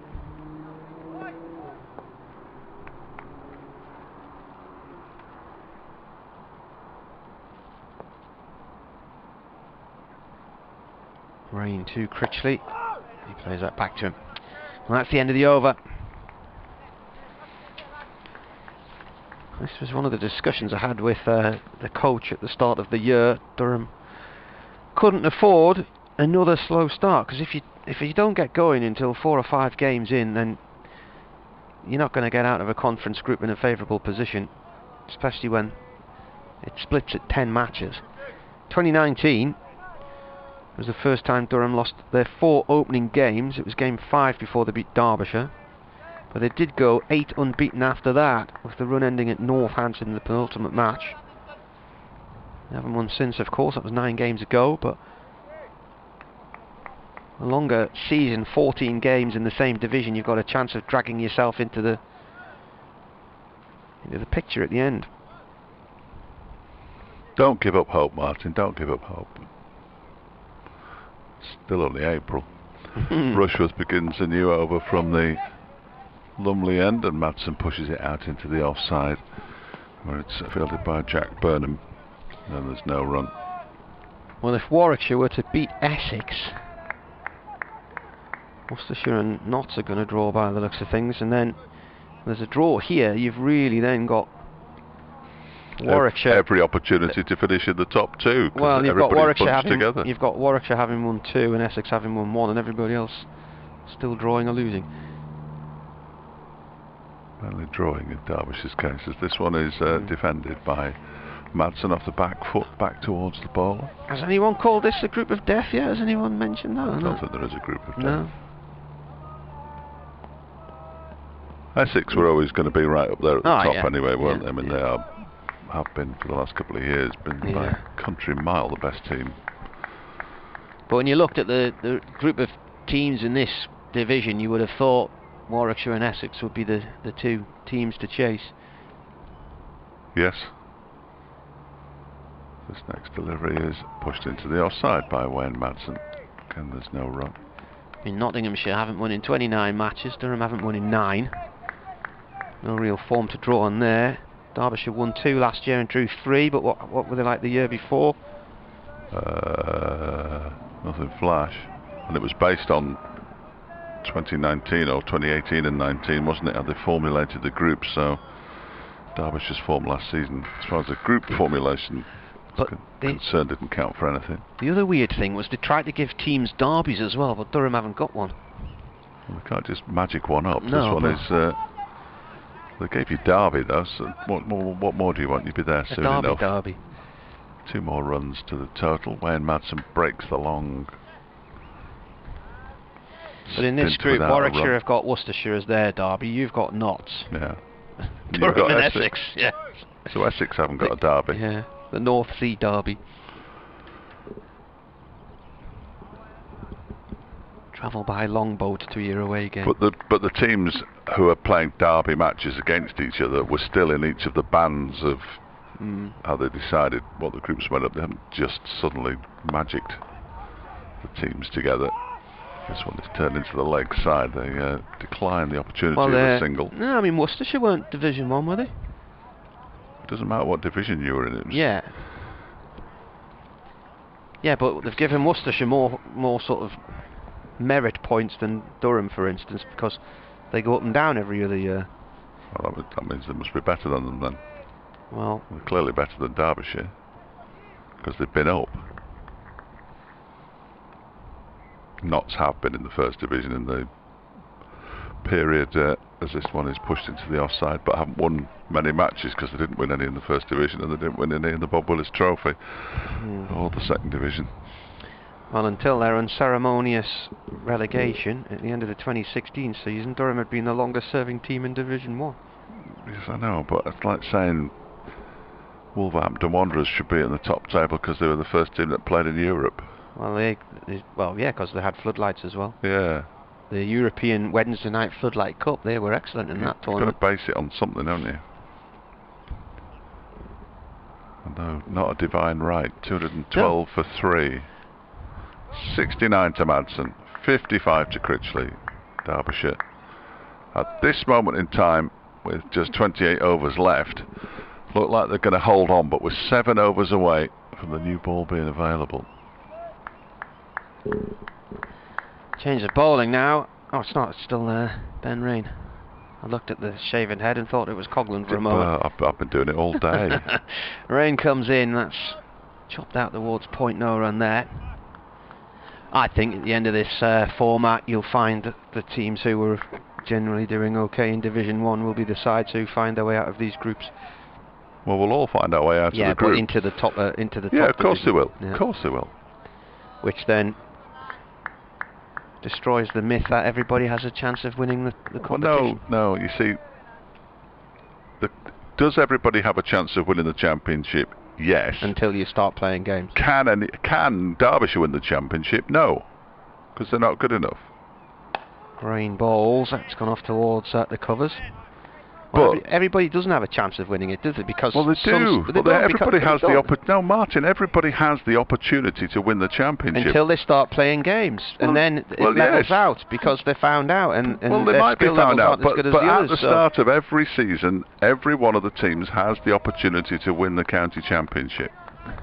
Well, that's semantics, and it's not semantics. It's around the word opportunity, because a lot of them don't realistically stand any chance. Well, realistically, the word realistically was never in there until you just introduced it. Talk sense. I'm talking sense. No, you're not. That's gone off towards long leg for one. Everybody at the start of the season has the opportunity to win the county championship. Based on what factor? Based on the fact that everybody starts in a group where if you finish in the top 2, you will then be in the championship group and you can win the county championship. What you're saying is absolutely correct as well, in that Durham can't win it, Derbyshire can't win it, Glamorgan can't win it, because they're not good enough. But they'll have to get better. That's the whole point. They'll have to get better, and it gives them the opportunity to play against better teams. Rain to Madsen. Pushes the ball down into the ground and bounces up into the keeper's glove. Lime green bus heading up the hill. I wonder if there is anybody on this. But there isn't. I haven't seen a single soul on a bus. Can't see it. When we were on our canal boat next to the main line, the trains were coming past about every 5 minutes, and it just never looked like there was anybody on any of them. I think public transport's been badly hit, hasn't it? Yeah. 213 for 3 as Rain comes in and bowls, and Madsen plays that off towards the backward point for 1. Conceivable there might not be another wicket in this game. Stewart's been on.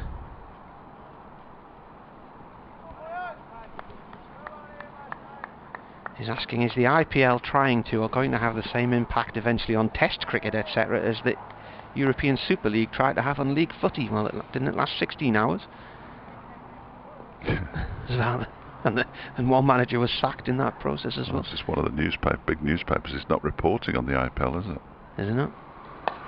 This is defended on the off stump.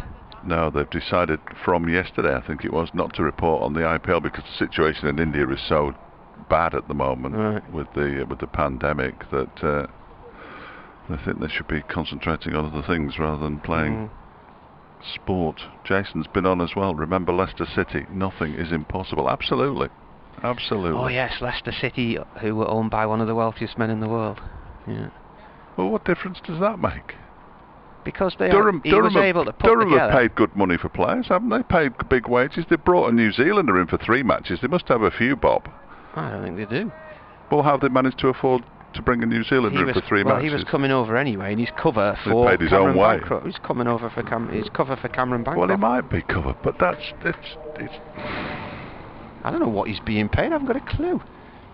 Be interesting to find out. Here's Coghlan beginning a new over from the Lumley end.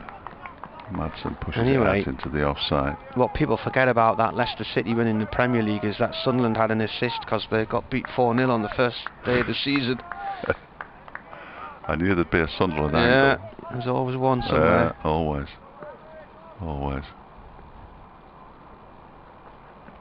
Driven by Madsen, but not timed. Back to Coghlan. I'm going to have to go and speak to Tony. I don't want to miss him 2 half hours in a row. It is a gorgeous day here as far as the sunshine is concerned, but cooler than you'd normally expect at this time of year. Bit of a breeze coming in off the North Sea still, although having a look at the flags, they're all limp again now. This is played by Madsen off towards mid-wicket, no run there. Breeze did pick up a little bit around about lunchtime. I'm just wondering whether maybe the tide had come in. We are, of course, a few miles inland, but we're right next to the river. Wondering what the temperature's meant to be at the minute. 11 degrees. Coghlan bowls. That's driven back past the stumps at the bowler's end, and Rushworth dives on it and stops it. They get a single.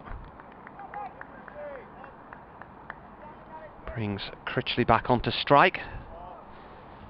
These two came together in the 39th over with a score on 93 for 3. And they have now added 122 in 216 balls. Doing a very good job for their team and edging them towards a draw. As Coghlan bowls, this is played off towards long leg for 1. Durham will have 5 overs at the end of this before the new ball comes, but only around 21 overs in which to try and do something with that new ball. On a pitch which hasn't really offered any drama today.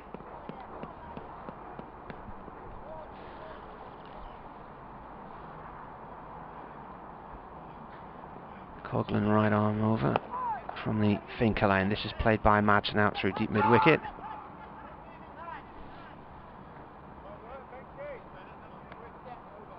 That is the end of the over. 217 for 3.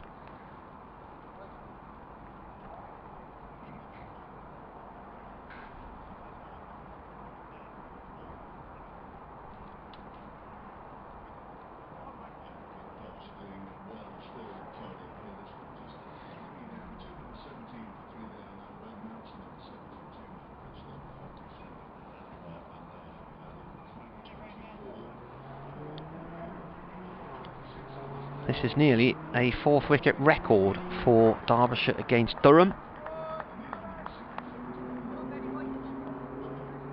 Rowlands and Azruddin at Queen's Park in Chesterfield in 1994 put on 136. Adrian Rowlands. Rain from the Lumley end, the Finkel end, sorry, bowling. That's defended by Madsen, who's on 72. Dropped anchor, these two, haven't they, really? Yeah. But I'm just looking up a stat here for you. Excellent. Adrian Rowlands and Mohammed Azruddin. Oh, yeah. 136 for the 4th wicket against Durham in 1994. That's the highest, isn't it? Yeah. Good grief. In Chesterfield. Quite a low score, isn't it? Yeah. You're trying to hex it, really, aren't you? No. I just can't see a wicket falling here, to be honest with you. As Rain bowls, and that's driven away off towards the point boundary. 2 runs. I mean, when Wood got bowled this morning by Ben Rain, it didn't look like there was any jeopardy whatsoever out there for the batsman at that moment in time. And Leas Deploy got an iffy decision LBW, so there's been not much for the bowlers today. True. On a track that's just looks particularly flat. I wonder how long it is before the clubs will be talking about getting rid of the heavy roller again. Dig it up. Should relay this pitch. I know. Yeah. Oh, now they're not given. They're absolutely dumbfounded. There's some shocking reactions out there, by the way. Yeah. How's that not out, says Scott Borthwick. Ben Rain was celebrating with Borthwick in the slip cordon. The keeper had come up to celebrate with Chris Rushworth around about silly mid-on. And the umpire, Neil Mallender, has his hands firmly behind his back. So they believed they had Madsen for 74 caught behind. I never heard anything, did you? No. Never heard a nick or anything. And what I would say is Wayne Madsen's reputation as a walker will help him.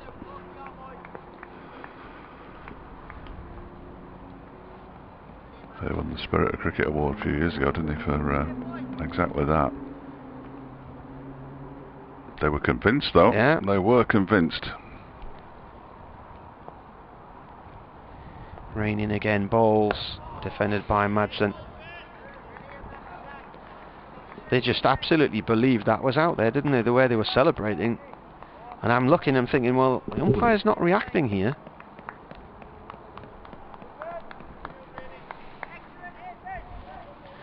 No, anyway, so he'd have given it pretty quickly, wouldn't he? You would have thought, had he thought it was out. Umpire Mallender. Yeah, he's normally fairly quick. Yeah. I didn't waste time. Not when it's this cold. Oh. And that's looped up and towards the keeper, but he couldn't grasp it. If he got a bottom edge on it. Sounded quite paddy, didn't it? But it might have just been a little nick onto the pad and looping up. Durham's body language is getting worse now. It hasn't been great for much of the afternoon, but there's now players slumped shoulders and hands constantly on heads. Is any teapots out there? Nothing's going right for us. It's just not our day.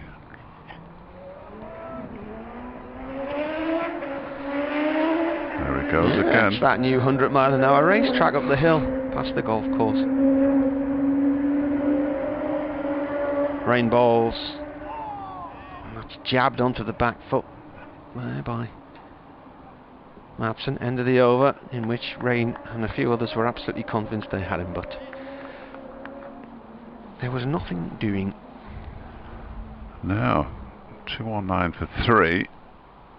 25 overs to go. 4 until the new ball. And the umpires are having a conversation. I wouldn't be at all surprised if it wasn't about that appeal. Which is Kettleborough and Neil Mallender. Have a little chat. They don't actually do anything on the pitch. They'll report to the match referee, Wayne Noon, after the game. And then summon whoever they feel needs a little talking to. You can understand the Durham players' frustration. They're desperate for a wicket. And if they thought there was a nick, they thought there was a nick. But umpire Mallender didn't. Coghlan continues from the Lumley end and it's driven into the offside by Matt Critchley, fielded there by Jack Burnham. First bounce, it was struck quite nicely by Critchley, who's gone for a little wander. He's on 57, Madsen has 74. Run rate's just below 3 over the course of this innings, but it's all about, as Critchley flicks this next delivery down to fine leg for 4 runs. It's all about crease occupation. He moves on to 61 now, the partnership up to 130. About 8 o'clock this morning I tweeted this: I see a long day ahead and expect to be there after tea. Oh, God. And I'll be mildly surprised if we are not. 10 wickets will take some doing. Well done. While the target of 384 would be a record.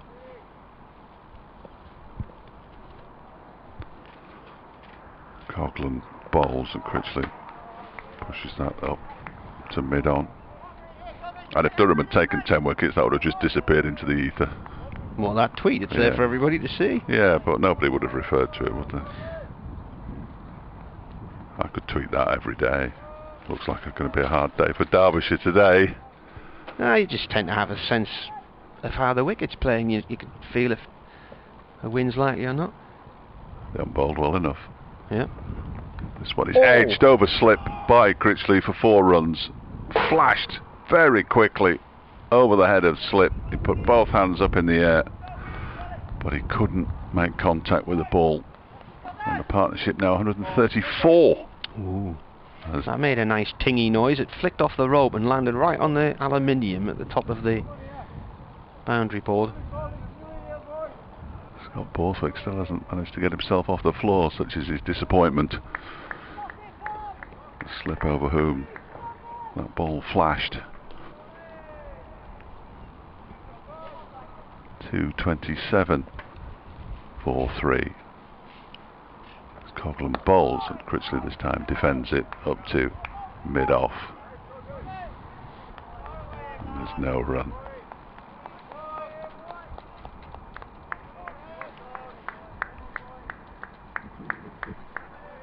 Oh no, I couldn't quite see who the team clapper was there. The annoying team clapper. Here comes Coghlan again. Bowls. There's a swish at that one by Matt Critchley. He's not very impressed with himself there at having swished at that one outside the off stump, but he didn't get a nick, and that's all that matters. He's on 65. Madsen has 74. Derbyshire 227 4-3. And the new ball in 3 overs, and in total 24 overs remain in the day's play when Madsen has a quick chat with the umpires, presumably asking when we can all go home. At what point are we allowed to shake hands? But it would betray a defeatist attitude if they get the new ball and then with 16 overs to go, Durham say, yeah, we're not going to do this. They'd end up with 2 new balls in the case, because the one yesterday only lasted 3 overs, didn't it? And they're about £60 a pop, you know. So took a new ball and then dismissed Derbyshire within 3 overs of taking it. Yeah, 3.1 overs it was. They may as well use that one from yesterday, save a bit of money. Spend it on an overseas. 3 runs needed to break that record for the 4th wicket stand against Durham. Rain. Ready to come in and bowl to Madsen, who's on 74.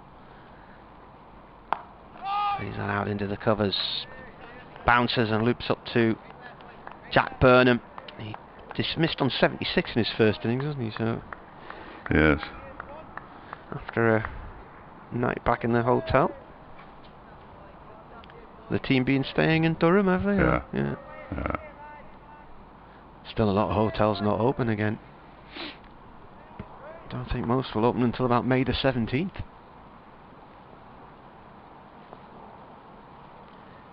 Rain comes in and bowls. Defended on off stump by Madsen. Can you imagine if the hotels weren't open? There's 2 thoughts to that. There'd be no cricket, or teams would be bringing fleets of caravans with them. Sleeping in the grounds. Big Winnebagos. Yeah.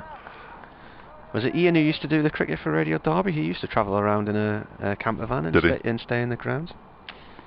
Remember him camping inside the ground at Feetham's at Darlington in 2000. Rain bowls. Pushed off to Burnham in the covers by Madsen. I've slept in the car a couple of times. Have you? Oh, At away games? No, in between ridiculous T20 schedules. Mm.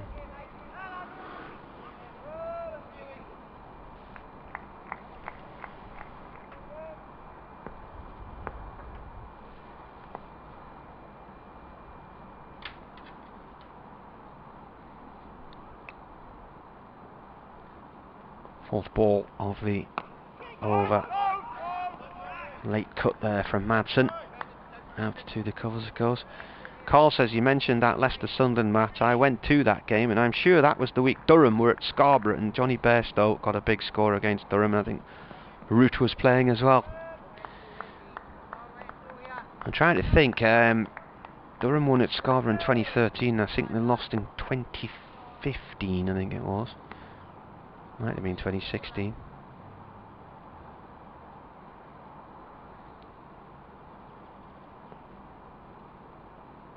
comes Rain. He's looking at his footmarks there as he bowls that one. It's played to mid-wicket. When Leicester won the Premier League, I was down. It must have been 2016, and I was down at the Oval covering a Durham game against Surrey, and I think Leicester won the league on a Monday night because Chelsea didn't beat Spurs or something. Was that right? Yeah, absolutely. Yeah. So it must have been 2016.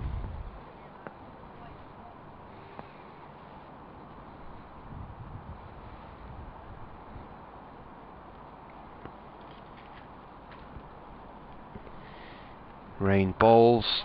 It's cut out towards the covers, no run there, and that's another maiden from him.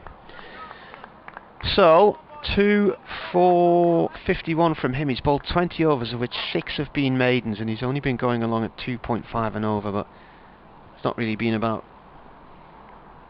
accruing runs at a rate of knots for Derbyshire. It's been more about eating up overs, and there's 2 overs to go till the new ball is ready.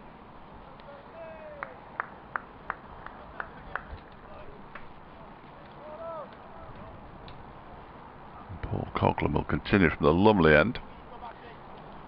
Yeah, it was 2015. Yeah, so that's right then. So in the August, Durham were at Scarborough in 2015 when that Leicester City season started. Critchley waits and defends this up to mid-off. And by the time they won it, of course, which was the following spring, 2016, I was going down on the train, and it was a Saturday afternoon, and as we passed the Emirates Stadium, I thought I'd like to go there, but I've never had the opportunity. I realised there were people milling around outside. Next delivery is clipped very nicely up to long on. That's going to go for 4. Nicely hit, and that's the record then, isn't it? That is the record. 4th wicket stand for Derbyshire against Durham. Adrian Rollins and Mohamed Azharuddin had held the previous record of 136 at Chesterfield back in 1994. So these have added 138. They have.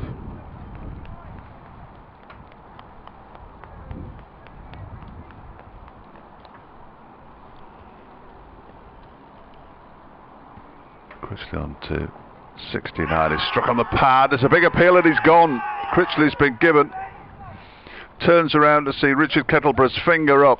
And there's the glimmer of hope for Durham, because Derbyshire have lost their 4th wicket. Matt Critchley goes, leg before wicket, for 69 runs, having just broken the 4th wicket partnership record for Derbyshire against Durham, along with Wayne Madsen. Critchley's making his way back to the pavilion. 231.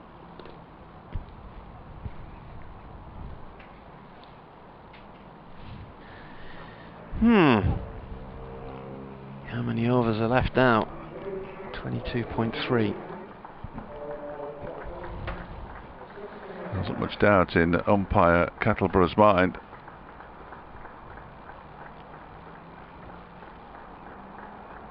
He's getting good applause from the Derbyshire changing room in the pavilion. Away to our left hand side, Harvey Hussain will be the next man in.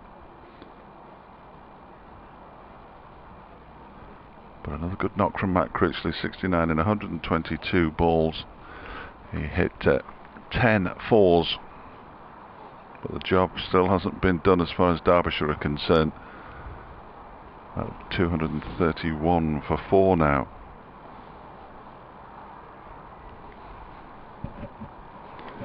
So they added 138, is that right? Yeah. 138. 4th wicket, new record.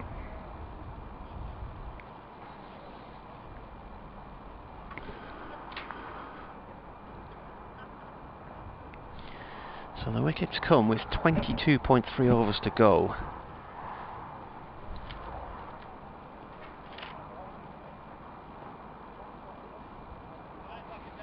And the new ball is just 9 deliveries away. Good luck, Harvey. Off you go.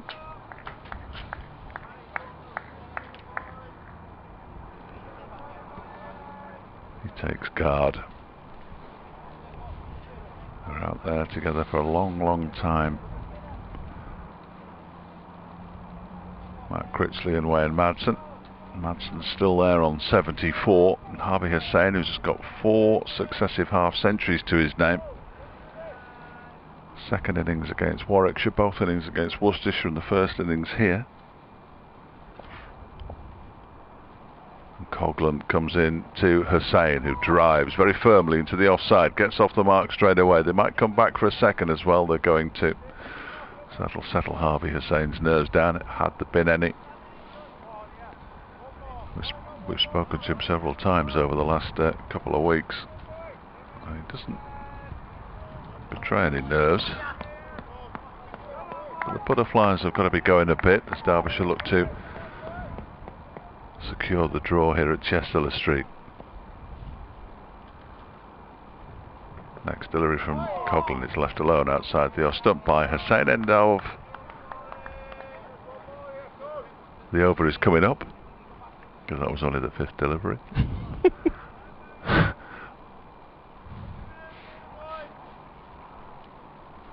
Last 3, well, the 2 balls either side of the wicket yielded 6 runs, but runs, as Martin said, entirely unimportant as far as Derbyshire are concerned. They like to keep accumulating them, clearly.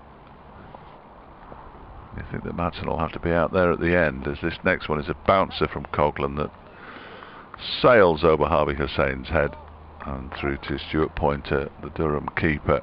End of the over, 1 to go until the new ball's available. 22 left in total, unless they can sneak a couple more in the last hour. But it seems unlikely. It's a draw at New Road. They've shook hands at the first opportunity. That's a cracking fight back from Nottinghamshire, but it also means it's now 30 matches since they last won. And they're at Derby on Thursday. Yeah, so it'll be 31. Lancashire have beaten Kent, won by an innings and 5 runs. Gloucestershire have taken a slight lead as Rain bowls. Oh, that's popped up, and that's out, is it? Yeah. It's come off the bat handle, or off the shoulder of the bat. Rain bowling here to Madsen, and now Madsen's gone for 74, and he got a popper, and suddenly the 2 men who look to be steering Derbyshire towards the sanctuary of a draw are walking off. Madsen falls to a ball that spits up, takes the shoulder of the bat, possibly the glove, looped up into the air, and Stewie Pointer had to come round and dive in to catch it, and he falls 2 runs short of his first innings score. He's gone for 74. 2 wickets in 5 balls. Game turned entirely on its head here at Chester Street. Madsen, he was off as soon as the ball landed in the wicketkeeper's gloves. Yeah. On his way, there was a big shout for a caught behind. Well, he hadn't added to that a few overs ago, but was given not out on this occasion. Bat under the arm, and off he went. And here is Brooke Guest. Well, these 2 just need to do what they did in the first innings with a big partnership, and you laughing fat cakes, as a boss of mine used to say. I never quite knew what a fat cake was. Body language has changed out there. A touch. There was absolutely no sign of any of this coming, was there? I mean, I said that this morning with a Wood dismissal, but could the thought of the new ball coming along have maybe entered their heads or not? Or it wouldn't do, because they weren't looking to score quick runs before the new ball, were they? It's just the way it's gone. That was another ball that, instead of shooting along the ground, has leapt up at Wayne Madsen. So He's had a few of those this season. There's Wayne Madsen, had one at Warwickshire that came off the shoulder of the bat. The one in the first innings here came off the shoulder of the bat, I think, yesterday morning. And this one has popped up and just looped straight into the hands of the wicket keeper.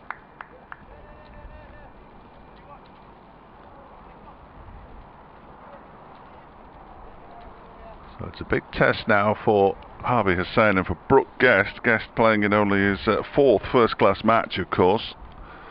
Derbyshire's two wicket keepers together.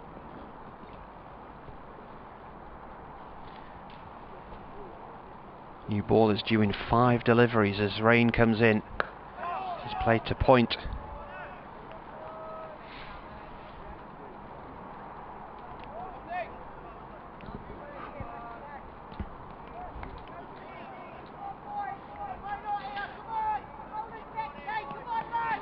Well, this has got the Durham players suddenly animated. They've gone from teapots and frustration about 10 minutes ago to suddenly up on their toes and rather eager and loud again.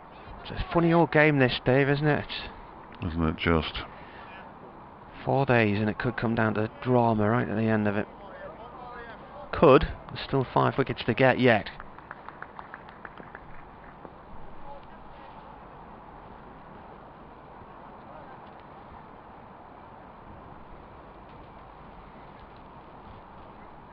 Rain coming in to bowl to Guest. Keeper standing up. Guest plays the ball along the floor too. Second slip to Scott Borthwick.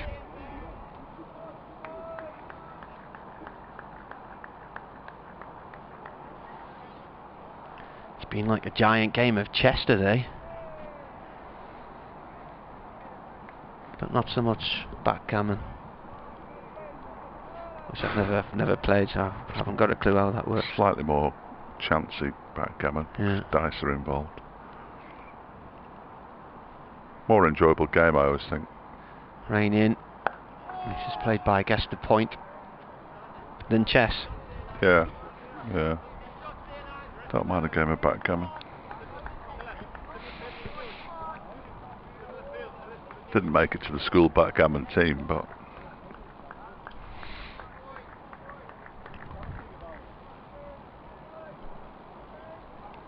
mainly because there wasn't one. Yes.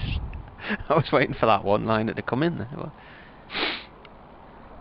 Always leave a gap. yeah. Rain balls, that's gone low to the keeper. I tell you what comedy's all about.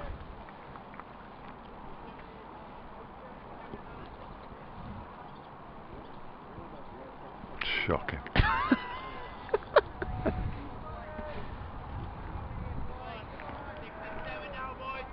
Final ball with the final delivery with the old ball. I would imagine. I'd be surprised if they didn't take it now and have a real go at this Derbyshire tail. With respect to Hussain and Guest, who I'm told can bat. Defended.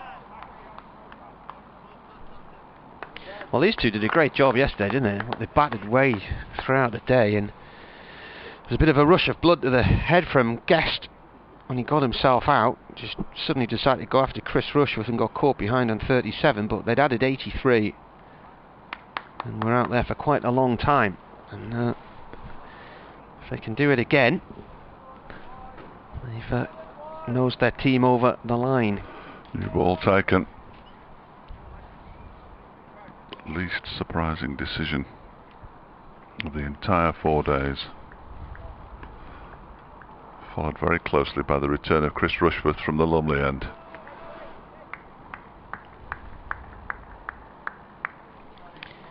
And the strengthening of the slip cordon.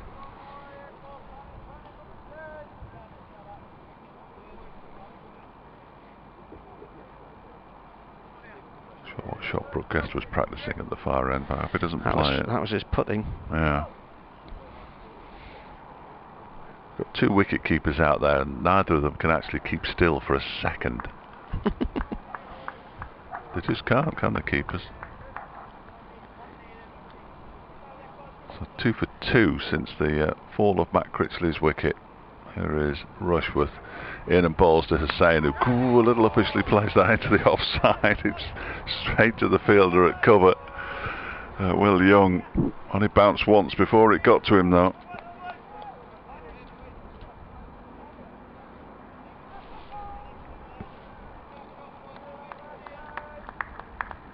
Just for a moment, Harvey Hussain's heart would have been in his mouth there.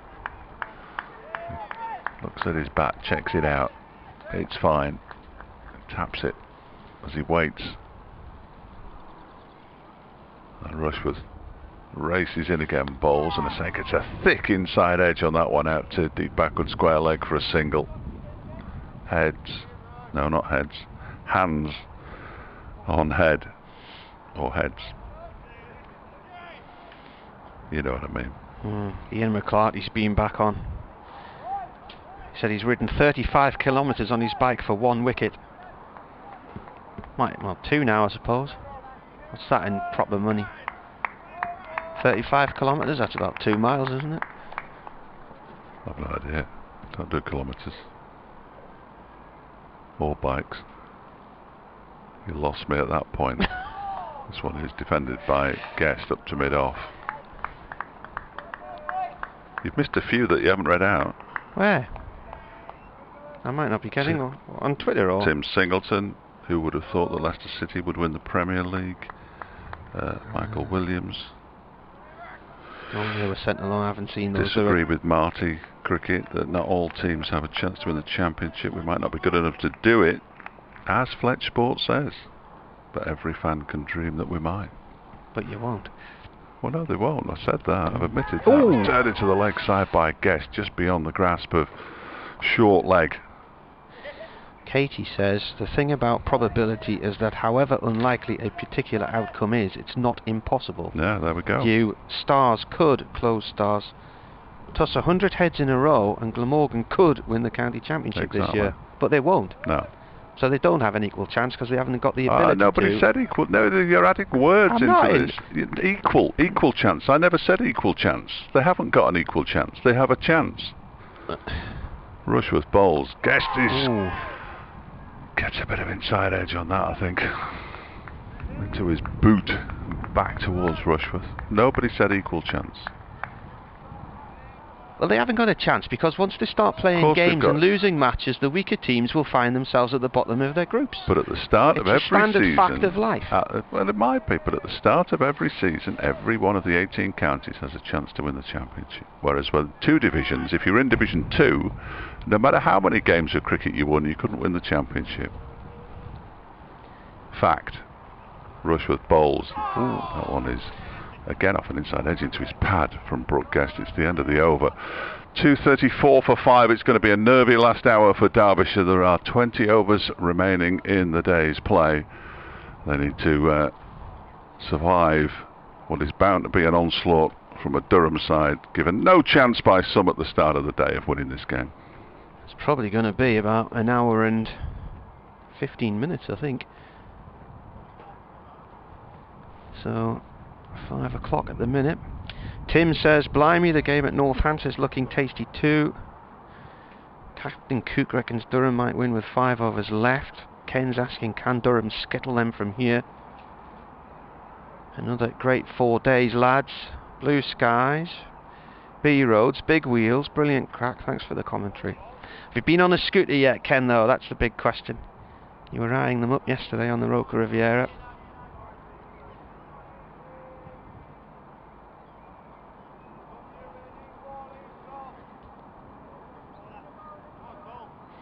Tim says he's sorry that Lancashire let Hasib Hamid go. Derek's been on, they've made it to Warkworth on their walk, listening to us all the way apparently. Right, here's Salisbury, new ball in hand from the Finkel end. And that was a wide-ish ball. It's cut down into the ground by Hussain, who's on 3. Guest yet to get off the mark from 9 deliveries.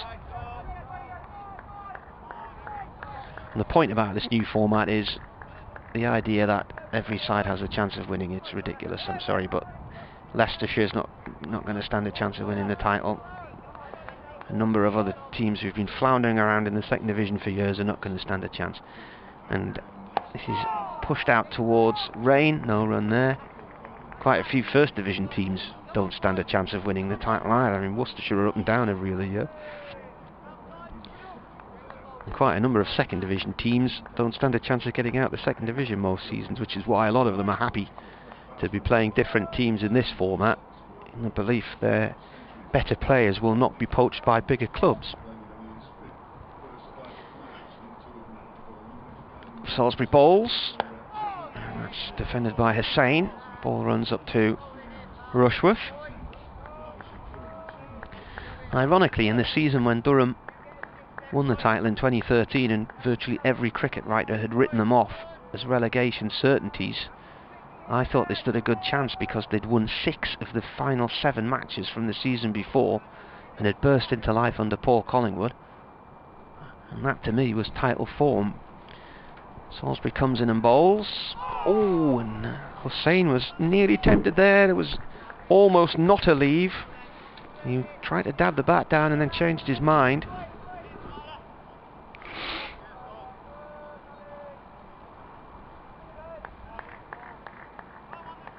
What programme you got on at the minute? 60s, 70s and 80s. Tony Lyman. And then there'll be... Salisbury in bowls. Oh, that pitch is outside the line of off stump and daisy cuts to the keeper. And Sapwin Arana's on at 6, so we can do a bit into that as well. Proper coverage, you see. Yeah.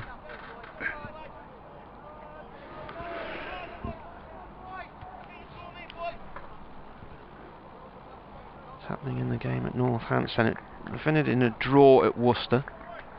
Lancashire have beaten Kent. Salisbury, right arm over. Oh, nearly an edge. Hussain went back into his crease there, but then was fishing around way outside the off stump. Northampton need another 65 runs. 290 for 2, yeah. Well, that looked like they stood a chance about an hour ago, didn't it? They need about 130 or something. Maiden from Salisbury.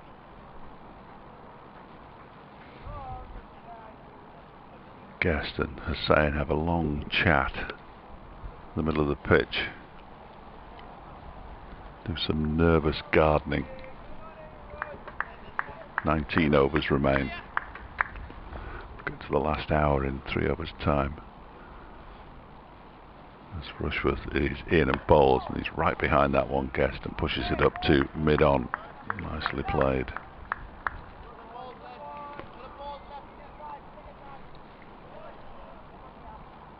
These two have an opportunity to make a bit of a name for themselves after that terrific partnership between Matt Critchley and Wayne Madsen was ended in the space of 5 deliveries, or at least they were both sent back to the pavilion in the space of 5 deliveries. It was ended when Matt Critchley was dismissed by Paul Coghlan, Ben Rain accounting for Madsen. Here's Rushworth in and bowls way outside the off stump. And a very disciplined leave from Brooke Guest. It just goes off and wanders into the leg side. Alone with his thoughts. Another Derbyshire game goes to the bitter end. I'm quite jealous of these commentators who finish in 3 days. Can't remember the last time we had a Derbyshire game finish in 3 days. Rushworth bowls, and that one is edged down into the slip region, but it bounces before it finds its way anywhere near the hands of the man at Gully, Ned Eckersley, and runs away down to third man for 4. Guest off the mark. Slightly edgily, or more than slightly.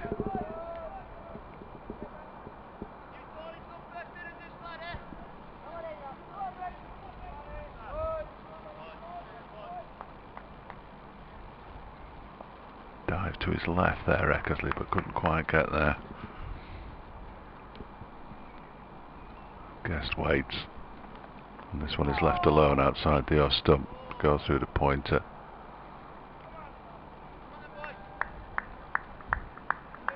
Fielders suggesting it was closer to the stumps than Guest thought it was. Don't be fooled, Brooke.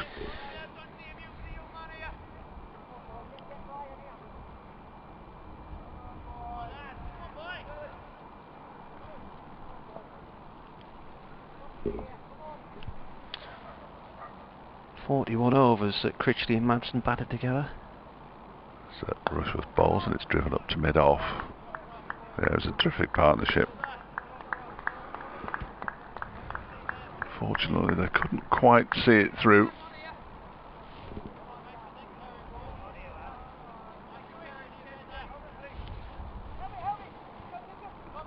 Not sure whether Matt Critchley even contemplated that he would be given out. I've not seen a replay, so happy to go along with that one. It looked okay, didn't it? From where we're watching. Oh, looks okay on the replay too. Does it? I was just about to click Yeah, and have a no, look. I think it looks okay. Yeah, we'll give him that one. The way he just sort of turned around and turned his back on the umpire. As this next delivery is wide of the off stump from Rushworth, taken by Pointer. All of a sudden, fielders are dashing all over the place. With a spring in their steps. 18 to go. Hussain 3, Guest 4, Derbyshire 238 for 5. But the important number now is the 18 overs remaining. Still to come. Finn Hudson-Prentice, who can hold a bat. Ben Aitchison, who can hold a bat, and was the night watchman in the first innings. Sam Connors, who we know can hold a bat because he scored 5 in that century stand with Leas de Ploy at Trent Bridge last season. And George Scrimshaw, who I'm not sure can hold a bat. Salisbury from the Finkel end, bowling here to Hussain. Dot ball. 18 overs to go, does that say? Yeah. I just said it as well, but yeah, it says 18 overs to go. I'm trying to write the report for online because we haven't updated them for hours, so which we're required to do. I'm not. Salisbury turns. Right arm over and bowls. Oh, that's ran away from Alex Lees in the covers. It had a bit of top spin on it. He's chasing it all the way up towards the pavilion steps, and they'll run free. Hat comes off as he races after it. Still bright sunshine here in Chesley Street. Not sure if there's a possibility of a frost tonight, but I think it'll be a chilly one again. Yeah. Clear skies at this time of year. Was the one this morning? We didn't have one at home this morning, but there was a lot of condensation on. You know that condensation, it takes forever to get off your windscreen in an old car like mine. And then all the dust in the air that then sticks to it and turns your car all mucky. About 6 years since I washed mine, I think. Salisbury bowls, Guest up on his toes and just keeps that one out. And I wasn't aware of a frost, but I know last week in Chelmsford there was certainly some sharp frost out in the Essex countryside. Yes, every day at Derby. I think that you could see the frost because the sun rises behind the pavilion, and the shape of the pavilion was etched out in frost on the outfield. All right. Salisbury bowls. Inside edge, across towards mid-wicket, no run.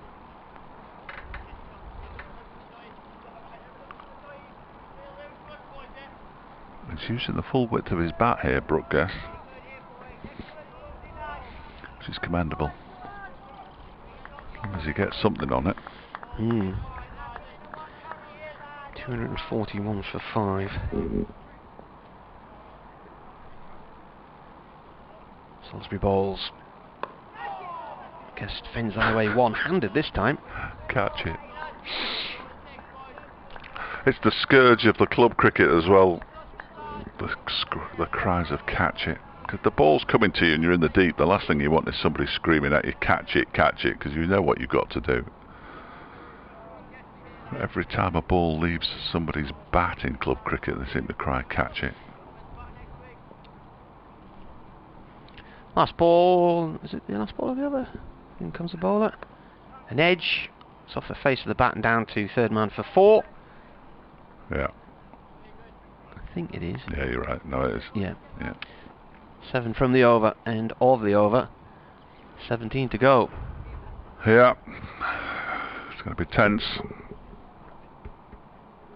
I can just imagine what Finn Hudson... Well, I can't imagine what Finn Hudson-Prentice is doing at the moment. Whether he's pacing, whether he's sitting down, whether he's watching. He's the next man in. Should a wicket fall. 1 over to go until we begin the last hour. It's brilliant how cricket can mix and match with hours and overs, and it just does what it wants, really, doesn't it? But Chris Rushworth to continue from the Lumley end, bowling to Harvey Hussain. 3 slips in place, and he dabs this down into the offside.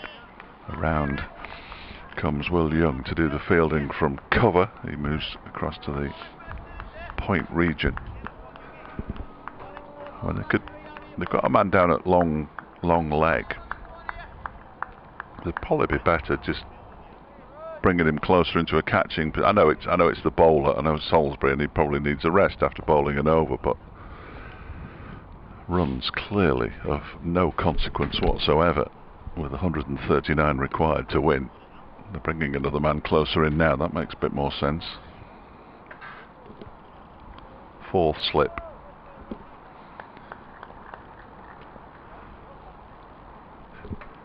It's Alex Lees. He's back in the slip cordon. Harvey Hussain takes 2 steps down the track to Rushworth's latest delivery and pushes it up to mid-off. It's more like a 5th slip, really. Or is he quite gully? It's probably a gully. It's probably a gully. Reunited. He's in the cordon anyway. Be pleased about that. He's just turned to Ned Eckersley and said, "I used to stand here." Yeah, Ned. my name's Alex.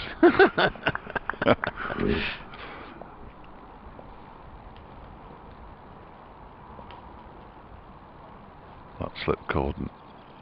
He's crouching down now as Rushworth bowls, and it's full face of the bat despite the oohs and ahs. Don't be fooled by that, listening. It is funny, isn't it, when you hear all that going on and it just looks the most run-of-the-mill defensive shot. Nothing at all in there. Not an inside edge, nowhere near the outside edge. Right off the middle of the bat. No sign of any peril at all. No, there wasn't. They're trying to get into the batsmen's heads, aren't they? Yeah, hoodwinking the listeners as well. Yes. But not us, Dave. Not us. Well, everybody at home thinks everything must be going near the edge. That's the issue I've got. Rushworth bowls. That one is a bottom edge as he tries to drive it. And again, Scott Borthwick has got his head in his hands as though, well, I mean, it might have sneaked through, but he got enough bat on it. I was saying yesterday when I did the Burton game, they've got a central defender called Michael Bostwick. And having commentated for 2 days on Scott Borthwick, I was really struggling to get Bostwick's name out, and now I'm struggling to get Borthwick's name out. I want to call him Bostwick, and I know it isn't. So apologies if I do slip, as this next delivery is clipped into the leg side by Harvey Hussain. It goes down towards Salisbury in the deep. They pick up a single. Still 1 ball to go in the 16th over. Throw back from Salisbury there, and Stewie Pointer's watching it coming at him, and he's trying to shield his eyes from the sun with his left hand. He's going to stand up to the stumps for Brooke Guest. Yeah. It's another good drying day, Dave. Yes, I put all my stuff on the maiden last night. Yeah. Not that the radiators are on, it's pointless really, but Rushworth bowls, and off the back foot it's punch driven by Guest. Across comes mid-off to do the fielding. End of the over. 16 to go. This will be the last hour, starting at 17:17. I'm sure he has to tap his imaginary wristwatch at some point as well. Is that not what happens? Perhaps it's when he gets to the stumps. I don't know. What's the maiden, Dave? What's that? Like an indoor clothes horse thing? Just a clothes horse, yeah. Just one of those things that folds down. Yeah, that you can never quite put up the first time and collapses on your fingers and stuff like that, and the little hooky bit won't go around. And then to get it down, you've got to turn it on its head and bash it. Yeah. There's been no signal. 16 overs to go. There have been so many regulations over the years, it's difficult to keep up with them sometimes when you don't look for them. Alright, Salisbury ball in hand. Bowling to Guest, who's on 8 from the Finkel end. Guest takes a step up the track and plays the ball to Rushworth at mid-on, no run. Ground staff are playing cricket again. Yeah, they've been at it most of the day, haven't they? They're keen. I did notice, and it made me chuckle, I think it was at lunch, after they'd rolled one of the strips they're going to be using for, obviously, for a future match or for future practice, and he took the heavy roller over to where they're playing now and just rolled it for them at lunchtime, which I thought was a nice touch. Salisbury in again. Guest forward once more. This one finds Rain at mid-off. A dot ball.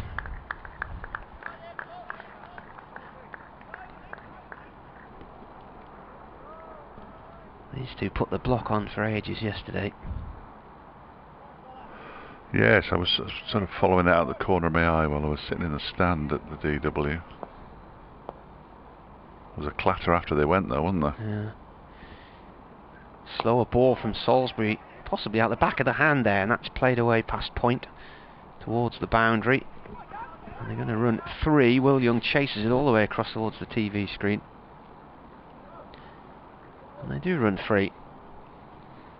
200 and... Has it clicked over yet?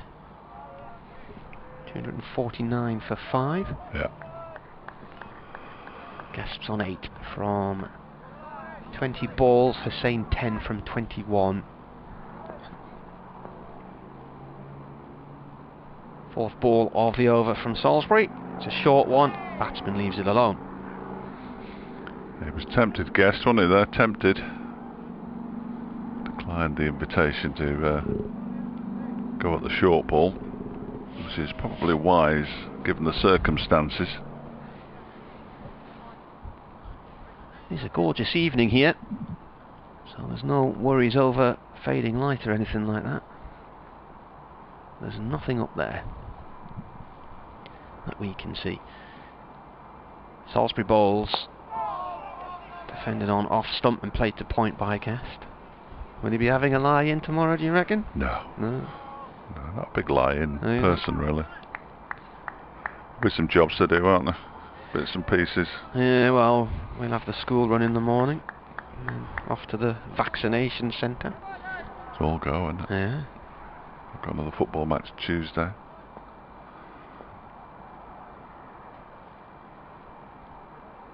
Salisbury in. Oh, It's chopped into the floor.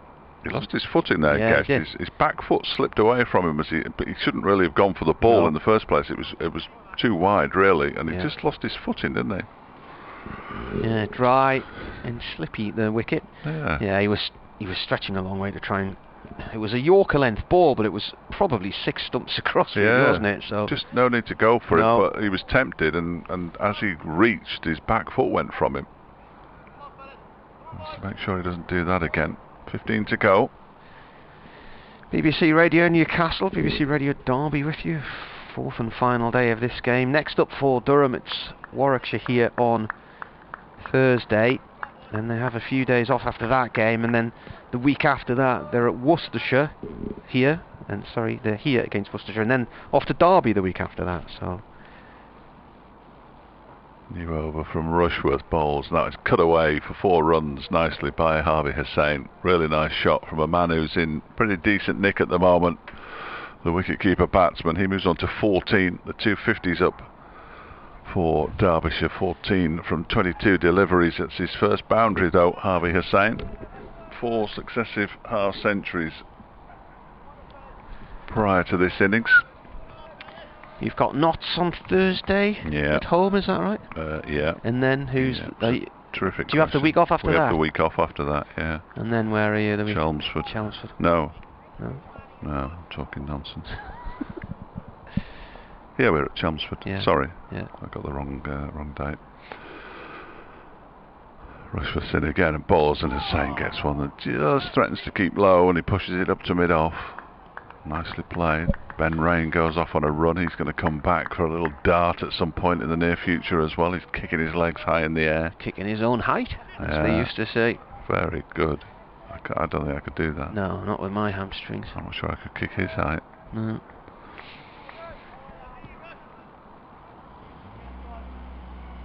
Derbyshire will be in calmer waters when the computer screen instead of saying how many overs are left, tells us how many balls are left in the day, which it will do fairly shortly, I think, from memory from last week. Derbyshire ran out of time.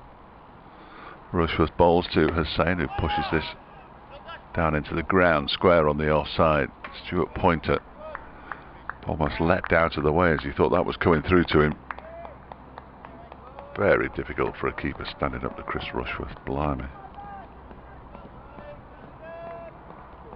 He might have been playing for 57 years, but he's still pacey, isn't he?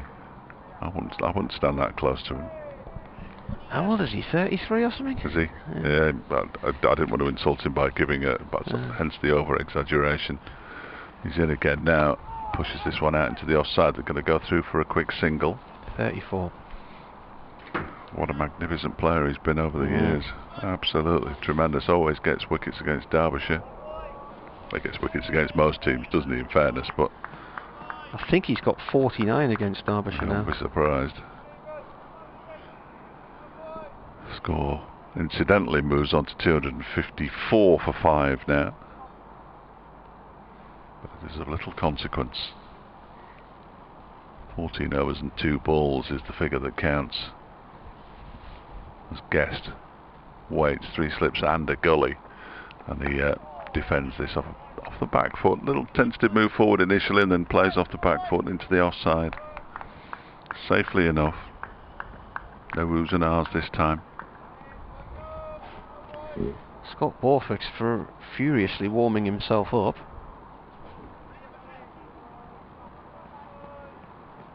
So he'll have another go. I think he'll try everything, won't he? He'll try everything to get these final 5 wickets that Durham need to force the victory. Even Ned Eckersley? Potentially not Ned Eckersley, no. Fair point. Fair point. Rushworth's in and bowls. That one's left outside the off stump as the over is completed. 5 runs came from it. 254 for 5 the score. 15 to Hussain, 8 to Guest. The partnership is now 21 from 47 balls, which is important, as is the fact there are 14 overs remaining in the day. Northants need 35 to win. They are 320 for 2 against Glamorgan.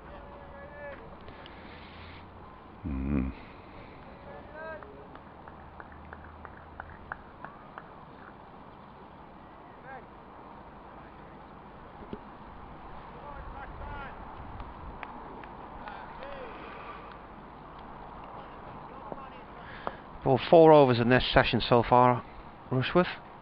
Here's Rain from the Finkel end. It's replaced Matt Salisbury.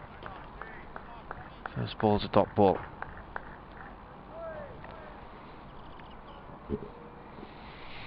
Umpire Malland has just blown his nose. I'm surprised he can find it. Still got that big white snood on, hasn't he? Blimey. You can hardly see his face. You'll not get any vitamin D at that rate, will he? No, he certainly won't. Rain bowling to Hussain. It's a short one. Hussain ducked out the road of that one, but his bat was left up above his head there. It was, wasn't it?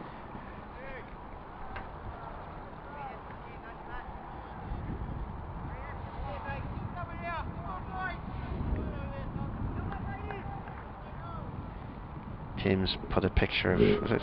Yeah, Stadler and Waldorf. Yeah, doesn't know which one's which. Yeah. Not an original one though, Tim, I'm afraid. Right arm over from Rain to Hussain. Get it. He just played that into the floor and out towards point. Get it! Yeah. Scott Borthwick's like a cat on a hot tin roof here, isn't he? That first victory. So important though, isn't it, like you say, to get a victory. Paul Lunn says I've managed to get the commentary on. I'm up to date. Thanks, Howie Durham.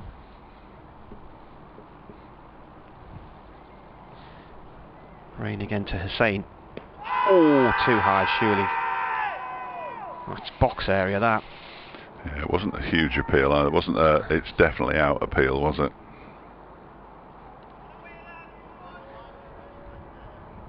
The one time that I remember seeing a bowler run away celebrating an LBW without appealing for it was Otis Gibson when he got Kevin Peterson in the 2007 Friends Provident final. And he just raced off as if he'd put one into the top corner in a cup final, and Peterson never even waited to see the umpire's decision. He just turned and walked. Rain again. The old celeb appeal. It goes to mid-off, no run. I remember my dad talking about playing in one of these end-of-season matches with all the overseas pros. One of the West Indians got him in the pad, and it hurt. He started to walk, and the umpire says, "Not out." And my dad says, "No, it's good enough for me." Off he went. Rain in. Played wide of Rushworth at mid-on for 2. Out of the middle of the bat, despite the exclamation. Yeah, Stuart Broad got into trouble, didn't he, for doing that, for the old celeb appeal? Because the etiquette is that you should turn around and ask the umpire, rather than just put your finger in the air and wheel away in celebration. Doesn't matter. Well, it was a bit like that one earlier, wasn't it? When who was it who wasn't given out? Was it Madsen? Madsen, yeah. Off Ben Rain, and Rain was away celebrating, wasn't he? He sort of turned to the umpire to say he was appealing, but was that convinced he got him. He was down celebrating with Scott Borthwick at second slip when he looked round to see the umpire say no. It's quite a bit of ground to cover that. Change of bowling. Paul Coghlan is back for a go at the Lumley end with 13 overs to go. What time's your next update? Now.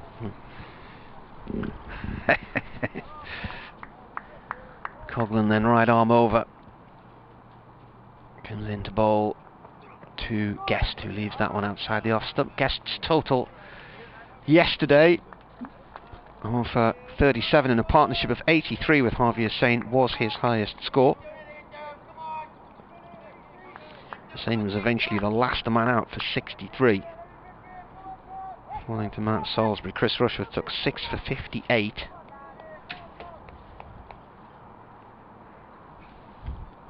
Coghlan in again now, bowls to Guest, it's left alone outside the off stump.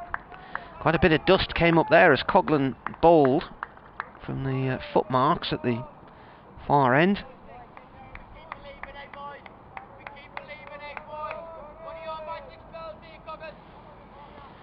Mike Atherton has tweeted, starting games on regular weekly Thursday slots with excellent streaming allows supporters a better chance of engaging with the competition. That's a bouncer, which the batsman ducks out of, and it shoots down the leg side. Keeper takes it.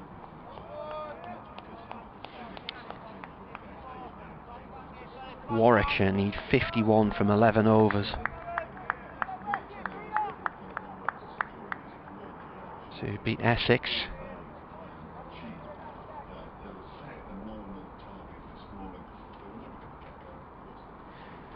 Coghlan in, and that's defended by Guest.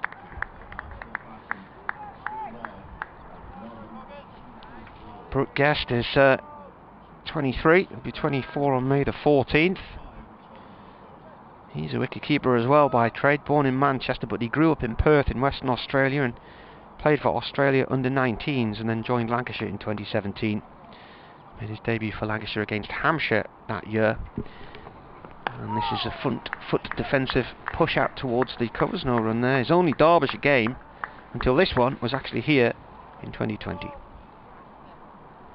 This is his 4th first-class match, and his previous highest score had been 17 for Lancashire against Middlesex in 2019. Signed a permanent contract with Derbyshire in the winter. Last ball of what so far has been a maiden over, and will end up being a maiden over for Paul Coghlan. Good reminder, Martin. I just about made that one. Dear oh dear. 17 overs, 4 maidens, 1 for 60, Paul Coghlan. Ben Raynor is certainly there. Here he comes, bristling. 22 overs, 7 maidens, 3 for 53 It's only the second over he's bowled since the new ball was taken though in this spell. 0 for 2 at the moment. How he would love something in the wickets column. Will he make it? Will he manage it? He's got 3 slips as he comes in and bowls to Harvey Hussain, who guides this very nicely down a backward point for 4 runs. It's a complete silence. Not a soul stirring in the Derbyshire change room. Everybody will be sitting in the seat that they were sitting in when the last 2 wickets fell, or they might just have shuffled across one to try and find a luckier seat. And now nobody's moving. Guest does a bit of shadow boxing. Borthwick just frees up his arms. Might be ready for another go with the leg spin as he comes in and bowls, and Hussain pushes this out into the offside. Hussain moved on to 21 incidentally with that previous boundary. He's been out there for 34 deliveries. Guest has faced 31 for his 8. Both batsmen now have a couple of boundaries to their name. 11 overs and 4 balls left in the day's play. The way they've fought today, Derbyshire deserves something from this game, no question about it. Terrific partnership between Critchley and Madsen, and Hussain pushes this one out into the offside again. It's a little aerial, claimed by the man in the covers. Plenty of balls have kept low. Wayne Madsen got one that shot up and looped into the wicketkeeper Stuart Pointer's hands off just a pretty good length, really. Rain turns that military start that he has to his run-up. He's in and bowls to Hussain, who drives down the ground. Good piece of fielding at mid-off. Just cheers everybody up. It's Matty Potts, the substitute fielder, who's there at mid-off. Not sure who's gone off. None of the bowlers, presumably. Oh, there it is. It's Paul Coghlan has nipped off for a few moments, has he? Or is that? Yeah, he's off the field down to our left-hand side at what would be long off, but he's off the field at the moment. Potts on in his place. As Rain is in again, and Hussain, with the middle of his bat, plays it into the ground, dribbles out, slip fielders go up. Eventually he will get an edge, because you can't go through your entire career without an edge. No, Tim, that isn't better.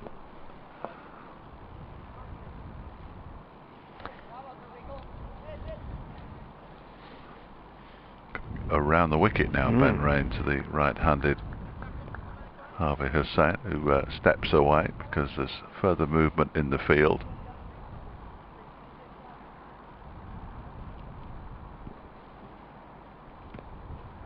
Jack Burnham, who's in at short leg, he's got the helmet on. Rain is in and bowls way wide of the off stump, gets his line horribly wrong from the final delivery of the over. 11 to go, 66 balls. Hands. Hands that do dishes time. Right, Warwickshire have 8 wickets in hand. They need another 40 to beat Essex. Northants have 7 wickets in hand. They're 333 for 3. They've just lost a wicket though. They need 22 to beat Glamorgan. Where's this one going? Money's still in a draw, I would say. Unless Derbyshire get a rattle on, they only need another 124. Yes, I think we can rule the Derbyshire win out, pretty much as we did at 11 o'clock this morning. Yeah, and about 6 o'clock last night, I think it was, whenever they began their innings. The target was 384, which would be beyond anything they've chased before. Here's Coghlan, bowling right arm over to Guest, inside edge from Guest onto the pad. Bowling from the Lumley end here. Sun shining outside, it's quite nice in the back lane. Yes. A little bit of warmth, a bit of a sun trap there. Not much warmth here. No.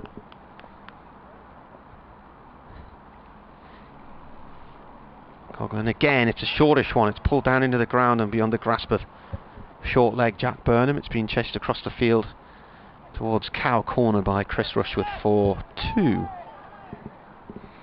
I've never seen any cows here. Not in that corner, No, certainly. not since they built the ground, but I think this was farmland at one time. And Durham found out about it coming up.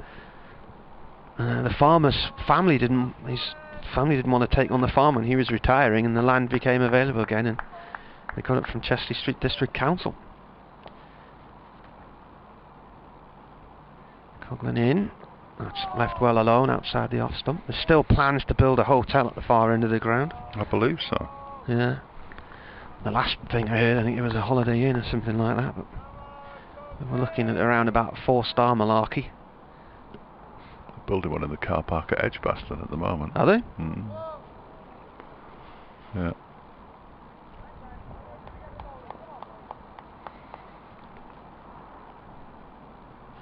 Coughlin to Guest. Guest pulls that quite easily out through deep mid-wicket. It was a shortish ball. It's gone for 4. Nice shot. Needs pitching up. Coughlin's having a word with him, but I don't think Guest will pay that any attention whatsoever. Not interested. You keep pitching them short, you'll keep putting them through there. It's got a heavily loaded offside field.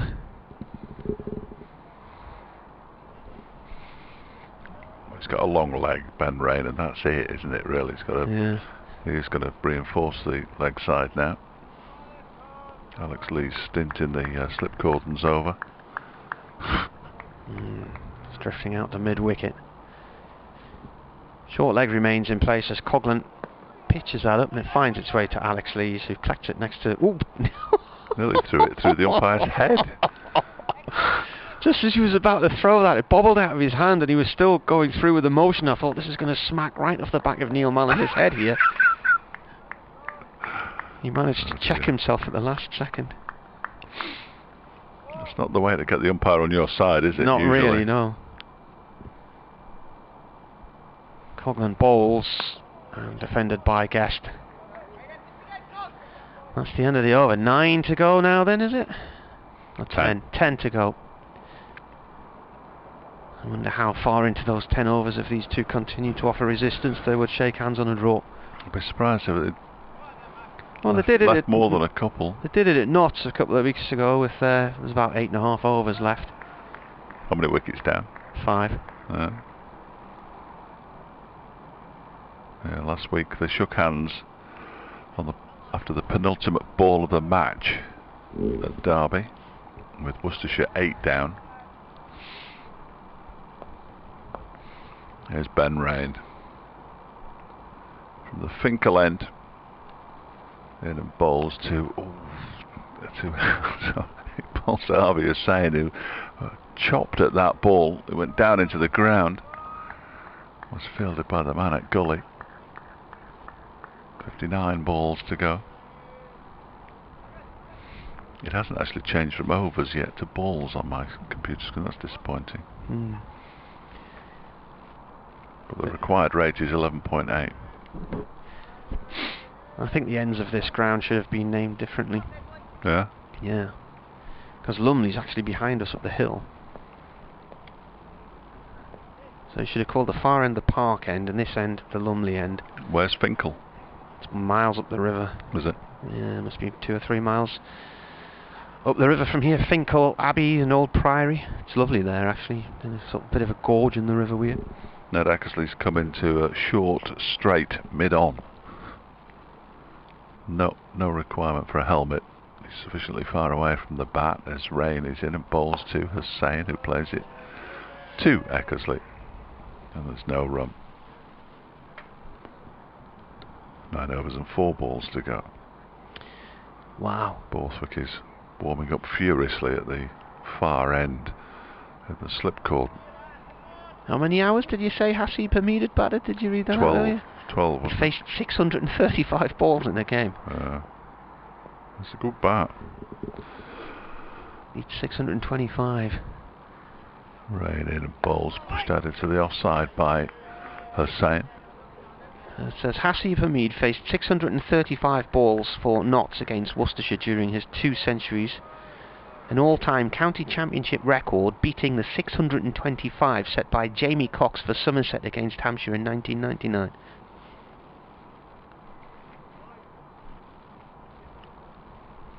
Be good to see him get back to something like the form he showed to get him into the England side. Rain balls to Hussain, who pushes this one out into the offside up towards mid-off. Well, he was in that England Test tour of India in 2016, 2017 when he broke his hand and had to come home, and that allowed Keaton Jennings to make his debut. And Keaton Jennings became the 4th England player to make 100 on the first day of his Test career.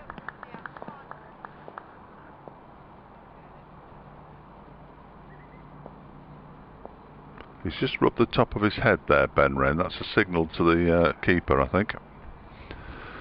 He's in now. Well, it was a signal. I'm just going to bowl a proper length ball, and it's going to be turned into the leg side for a single. Unless he was trying to get some sweat from his head to polish the ball. Yeah, he did it just as he started his run up there. Anyway, clearly wasn't a signal. If it was, I'm not sure what it was a signal of. Unless he patted his stomach with his other hand at the same time.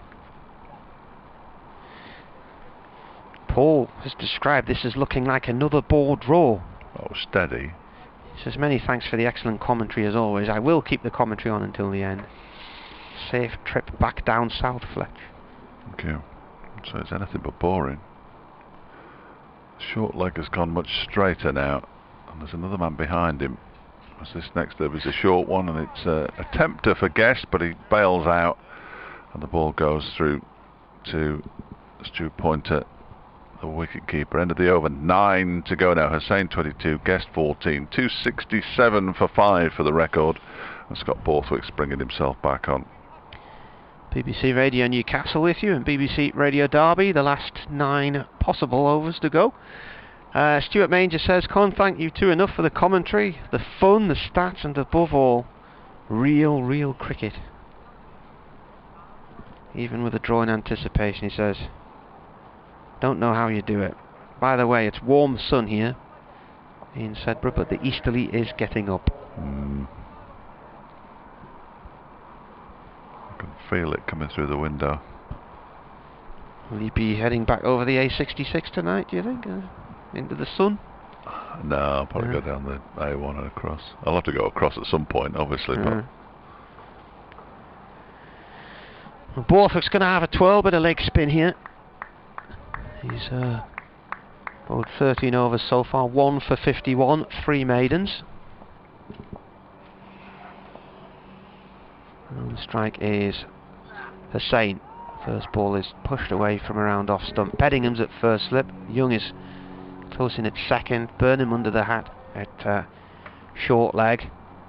Eckersley's short mid wicket. Cobham's at backward point. Bowler in again. That's played up to Salisbury at mid off. No run. Bit more air time with that delivery. Guest on 14, Hussain on 22. 8.4 overs to go. Borthwick again bowls. Defending around about off stump. Every time Hussain plays a shot, he does a little scratch of the pitch with his... Oh, he can't keep still. His little spikes on his right foot. Looks like he's batting in quite a deep hole at the minute as Borthwick comes in again. And no, this is quite short. yeah, once more it's defended.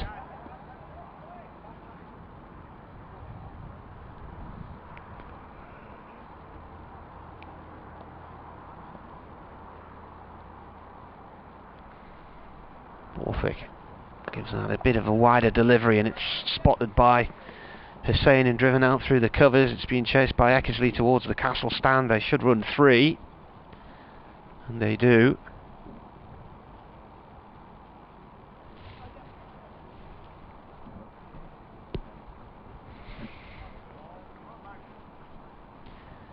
.270.45.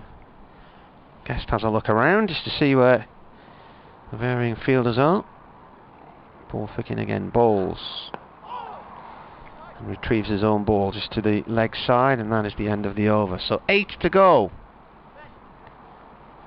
Marcus North, the Durham Director of Cricket, down below our commentary position, talking to James Franklin, the coach, and Neil Killeen, his assistant. 48 more deliveries.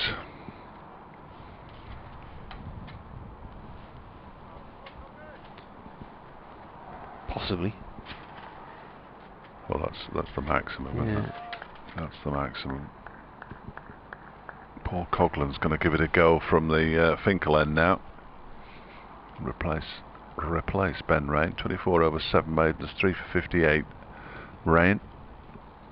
Coughlan 1 for 66, I think that says on the scoreboard. Is in a balls to Hussain, who punches it off the back foot into the offside. These two have been together for 84 deliveries now, Guest and Hussain. After the loss of 2 wickets in 5 balls, appeared to open the door for Durham. Batted really nicely. The 2 wicket keepers together. Hussain waits, guides this one out into the covers. It's fielded by Young.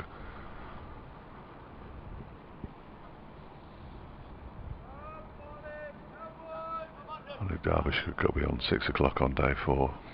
Only Derbyshire could go beyond 6 o'clock on day 4.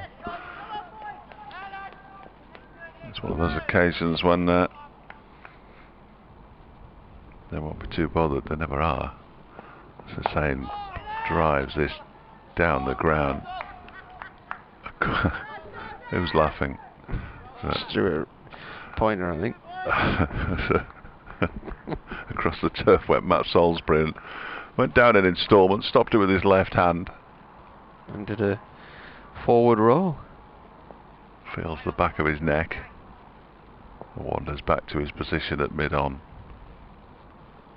Saying this next delivery guided to point.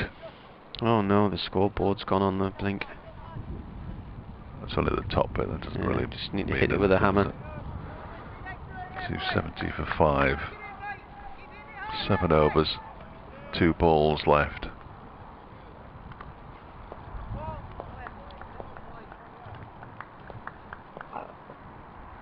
Coughlan runs away from us once again. Hussain pushes it into the offside once again. Ben Rain does the fielding, coming around from mid-off.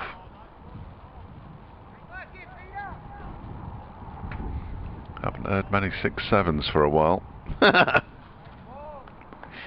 From the Durham fielders. Ball's back.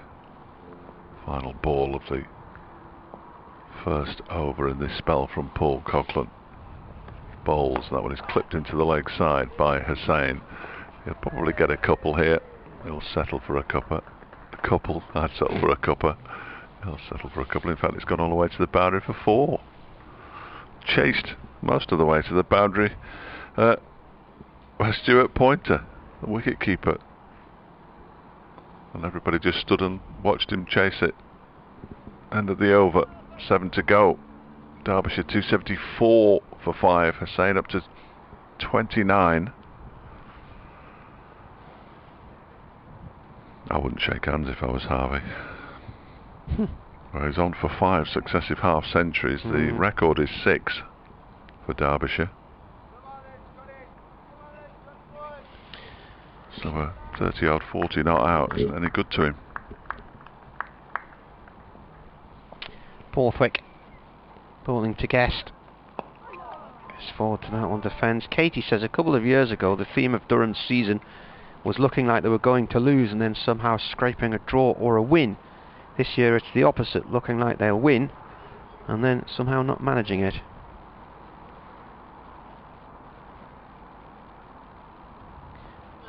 Borthwick with a quicker delivery, which is cut away by Guest. And who's that? Silly Point leaping out the way there. You wouldn't want to be in there, would you? It's Ned Eckersley under the helmet.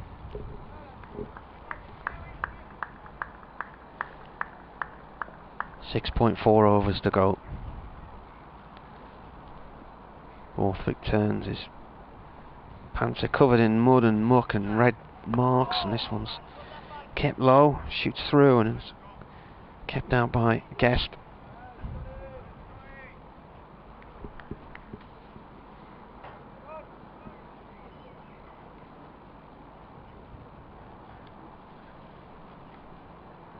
Borthwick bowls. Oh, that was a loopy attempted Yorker. Dabbed the bat on it at the last.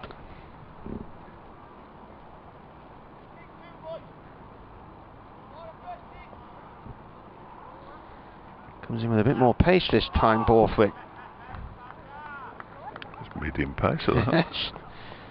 I got a bit of swing.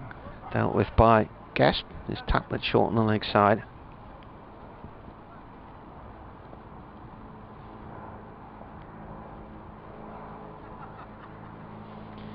Borthwick in bowls. That's gone towards square leg. Dot ball. And that's the over. 6 to go. Derbyshire can see light at the end of the Blisworth tunnel.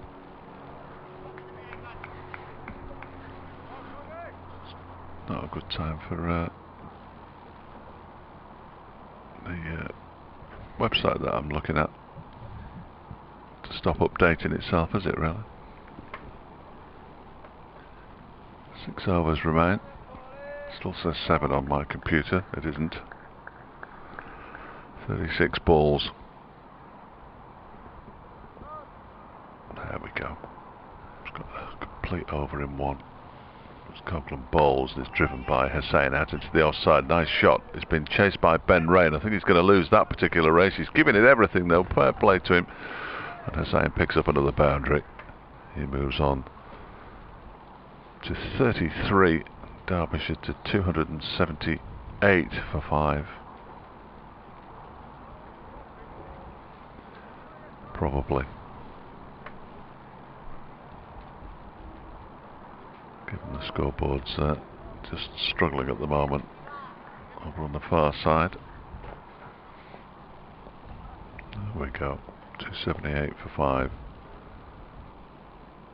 Same weight. Defends this next one. Almost down on his knees by the time he's completed the shot.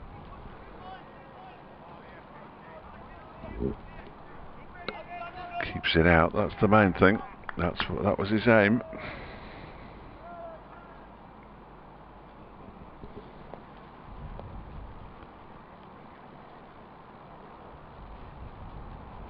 He waits again, does Hussain, and pushes this next delivery out into the offside, up towards Rain at mid-off. All along the ground, where we like it.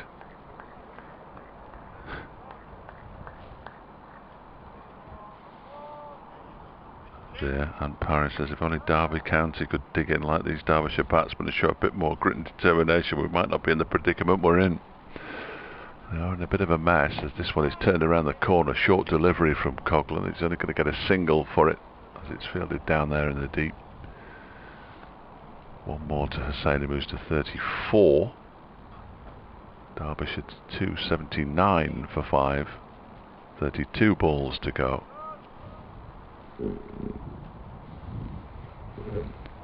It's really a pain, Anne.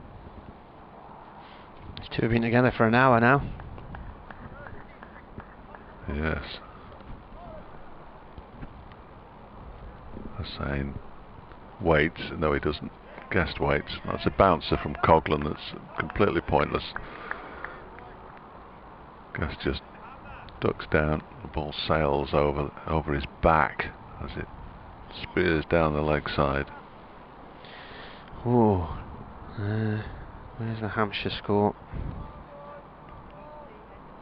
Northants need 2 runs to beat Glamorgan. Might get them. Yeah. Coughlin's in again and Guest turns this into the leg side for a single. He moves on to 15. Hussain has 34. Derbyshire 280 for 5 now with 5 overs to go. Durham are going to carry on. Scott Borthwick's having a chat with Ned Eckersley here. I wonder if he's going to offer a handshake or not. The batsmen are up at that end, waiting to see if something's going to be offered. And then, no, it isn't. Borthwick's going to have one more, maybe. Throws his cap, and he's going to have one more. Gloucestershire are 9 down at Hampshire at the Rose Bowl and now lead by 31 runs. Nice. Northants have won against Glamorgan by 7 wickets. Target was 355. Borthwick in, bowls, defended. I had this discussion with my father last night, and he said, how many teams score 300 runs or more in a fourth innings? And I said, plenty these days. And there's a prime example, Northand's 357 for 3. Not to win matches, though. It's still relatively rare, isn't it, to win matches?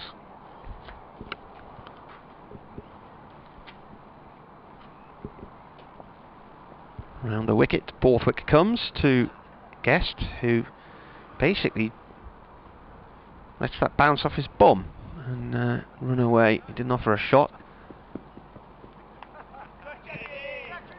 They didn't run. Burnham chased it. It would have been a dead ball, I think, wouldn't it? There can't be much life left in this game now, surely not. Well, Durham chucked the towel in. Yeah. Borthwick round the wicket, bowls. Again, comes off the thigh pad and is caught by Jack Burnham at leg slip. He's coming back over the wicket now. He's decided that angle of attack is not worth it. And he comes with a little medium pace delivery this time. Runs on the spot and gets a little bit of pace up, doesn't he? And then one's defended. So Nott's winless run goes to 30 matches. They drew. Durham's to 10. As Borthwick bowls, that's outside the off stump. Derbyshire start the campaign with 3 draws. Durham 2 under defeat. And the game of note today is Borthwick bowls once more, and that's gone down the leg side. Off towards backwards. Square leg. With that Essex-Warwickshire game. Warwickshire need 12 to win there, and that is it. The match is drawn here. They shake hands, so Borthwick bowls another maiden, and with 4 overs to go, the game is drawn. Harvey Hussain and Brooke Guest have batted together for 106 balls and put on 47 runs.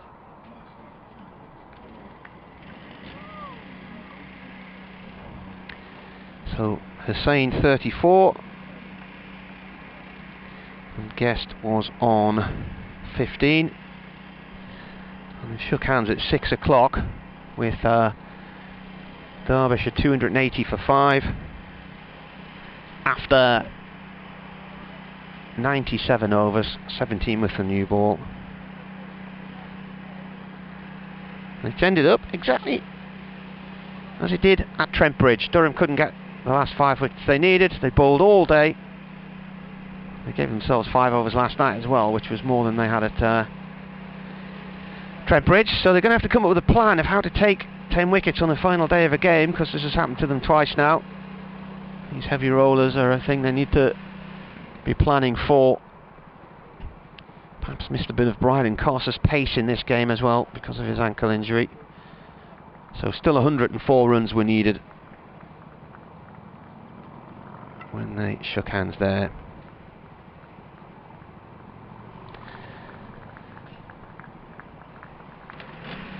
Just run you through the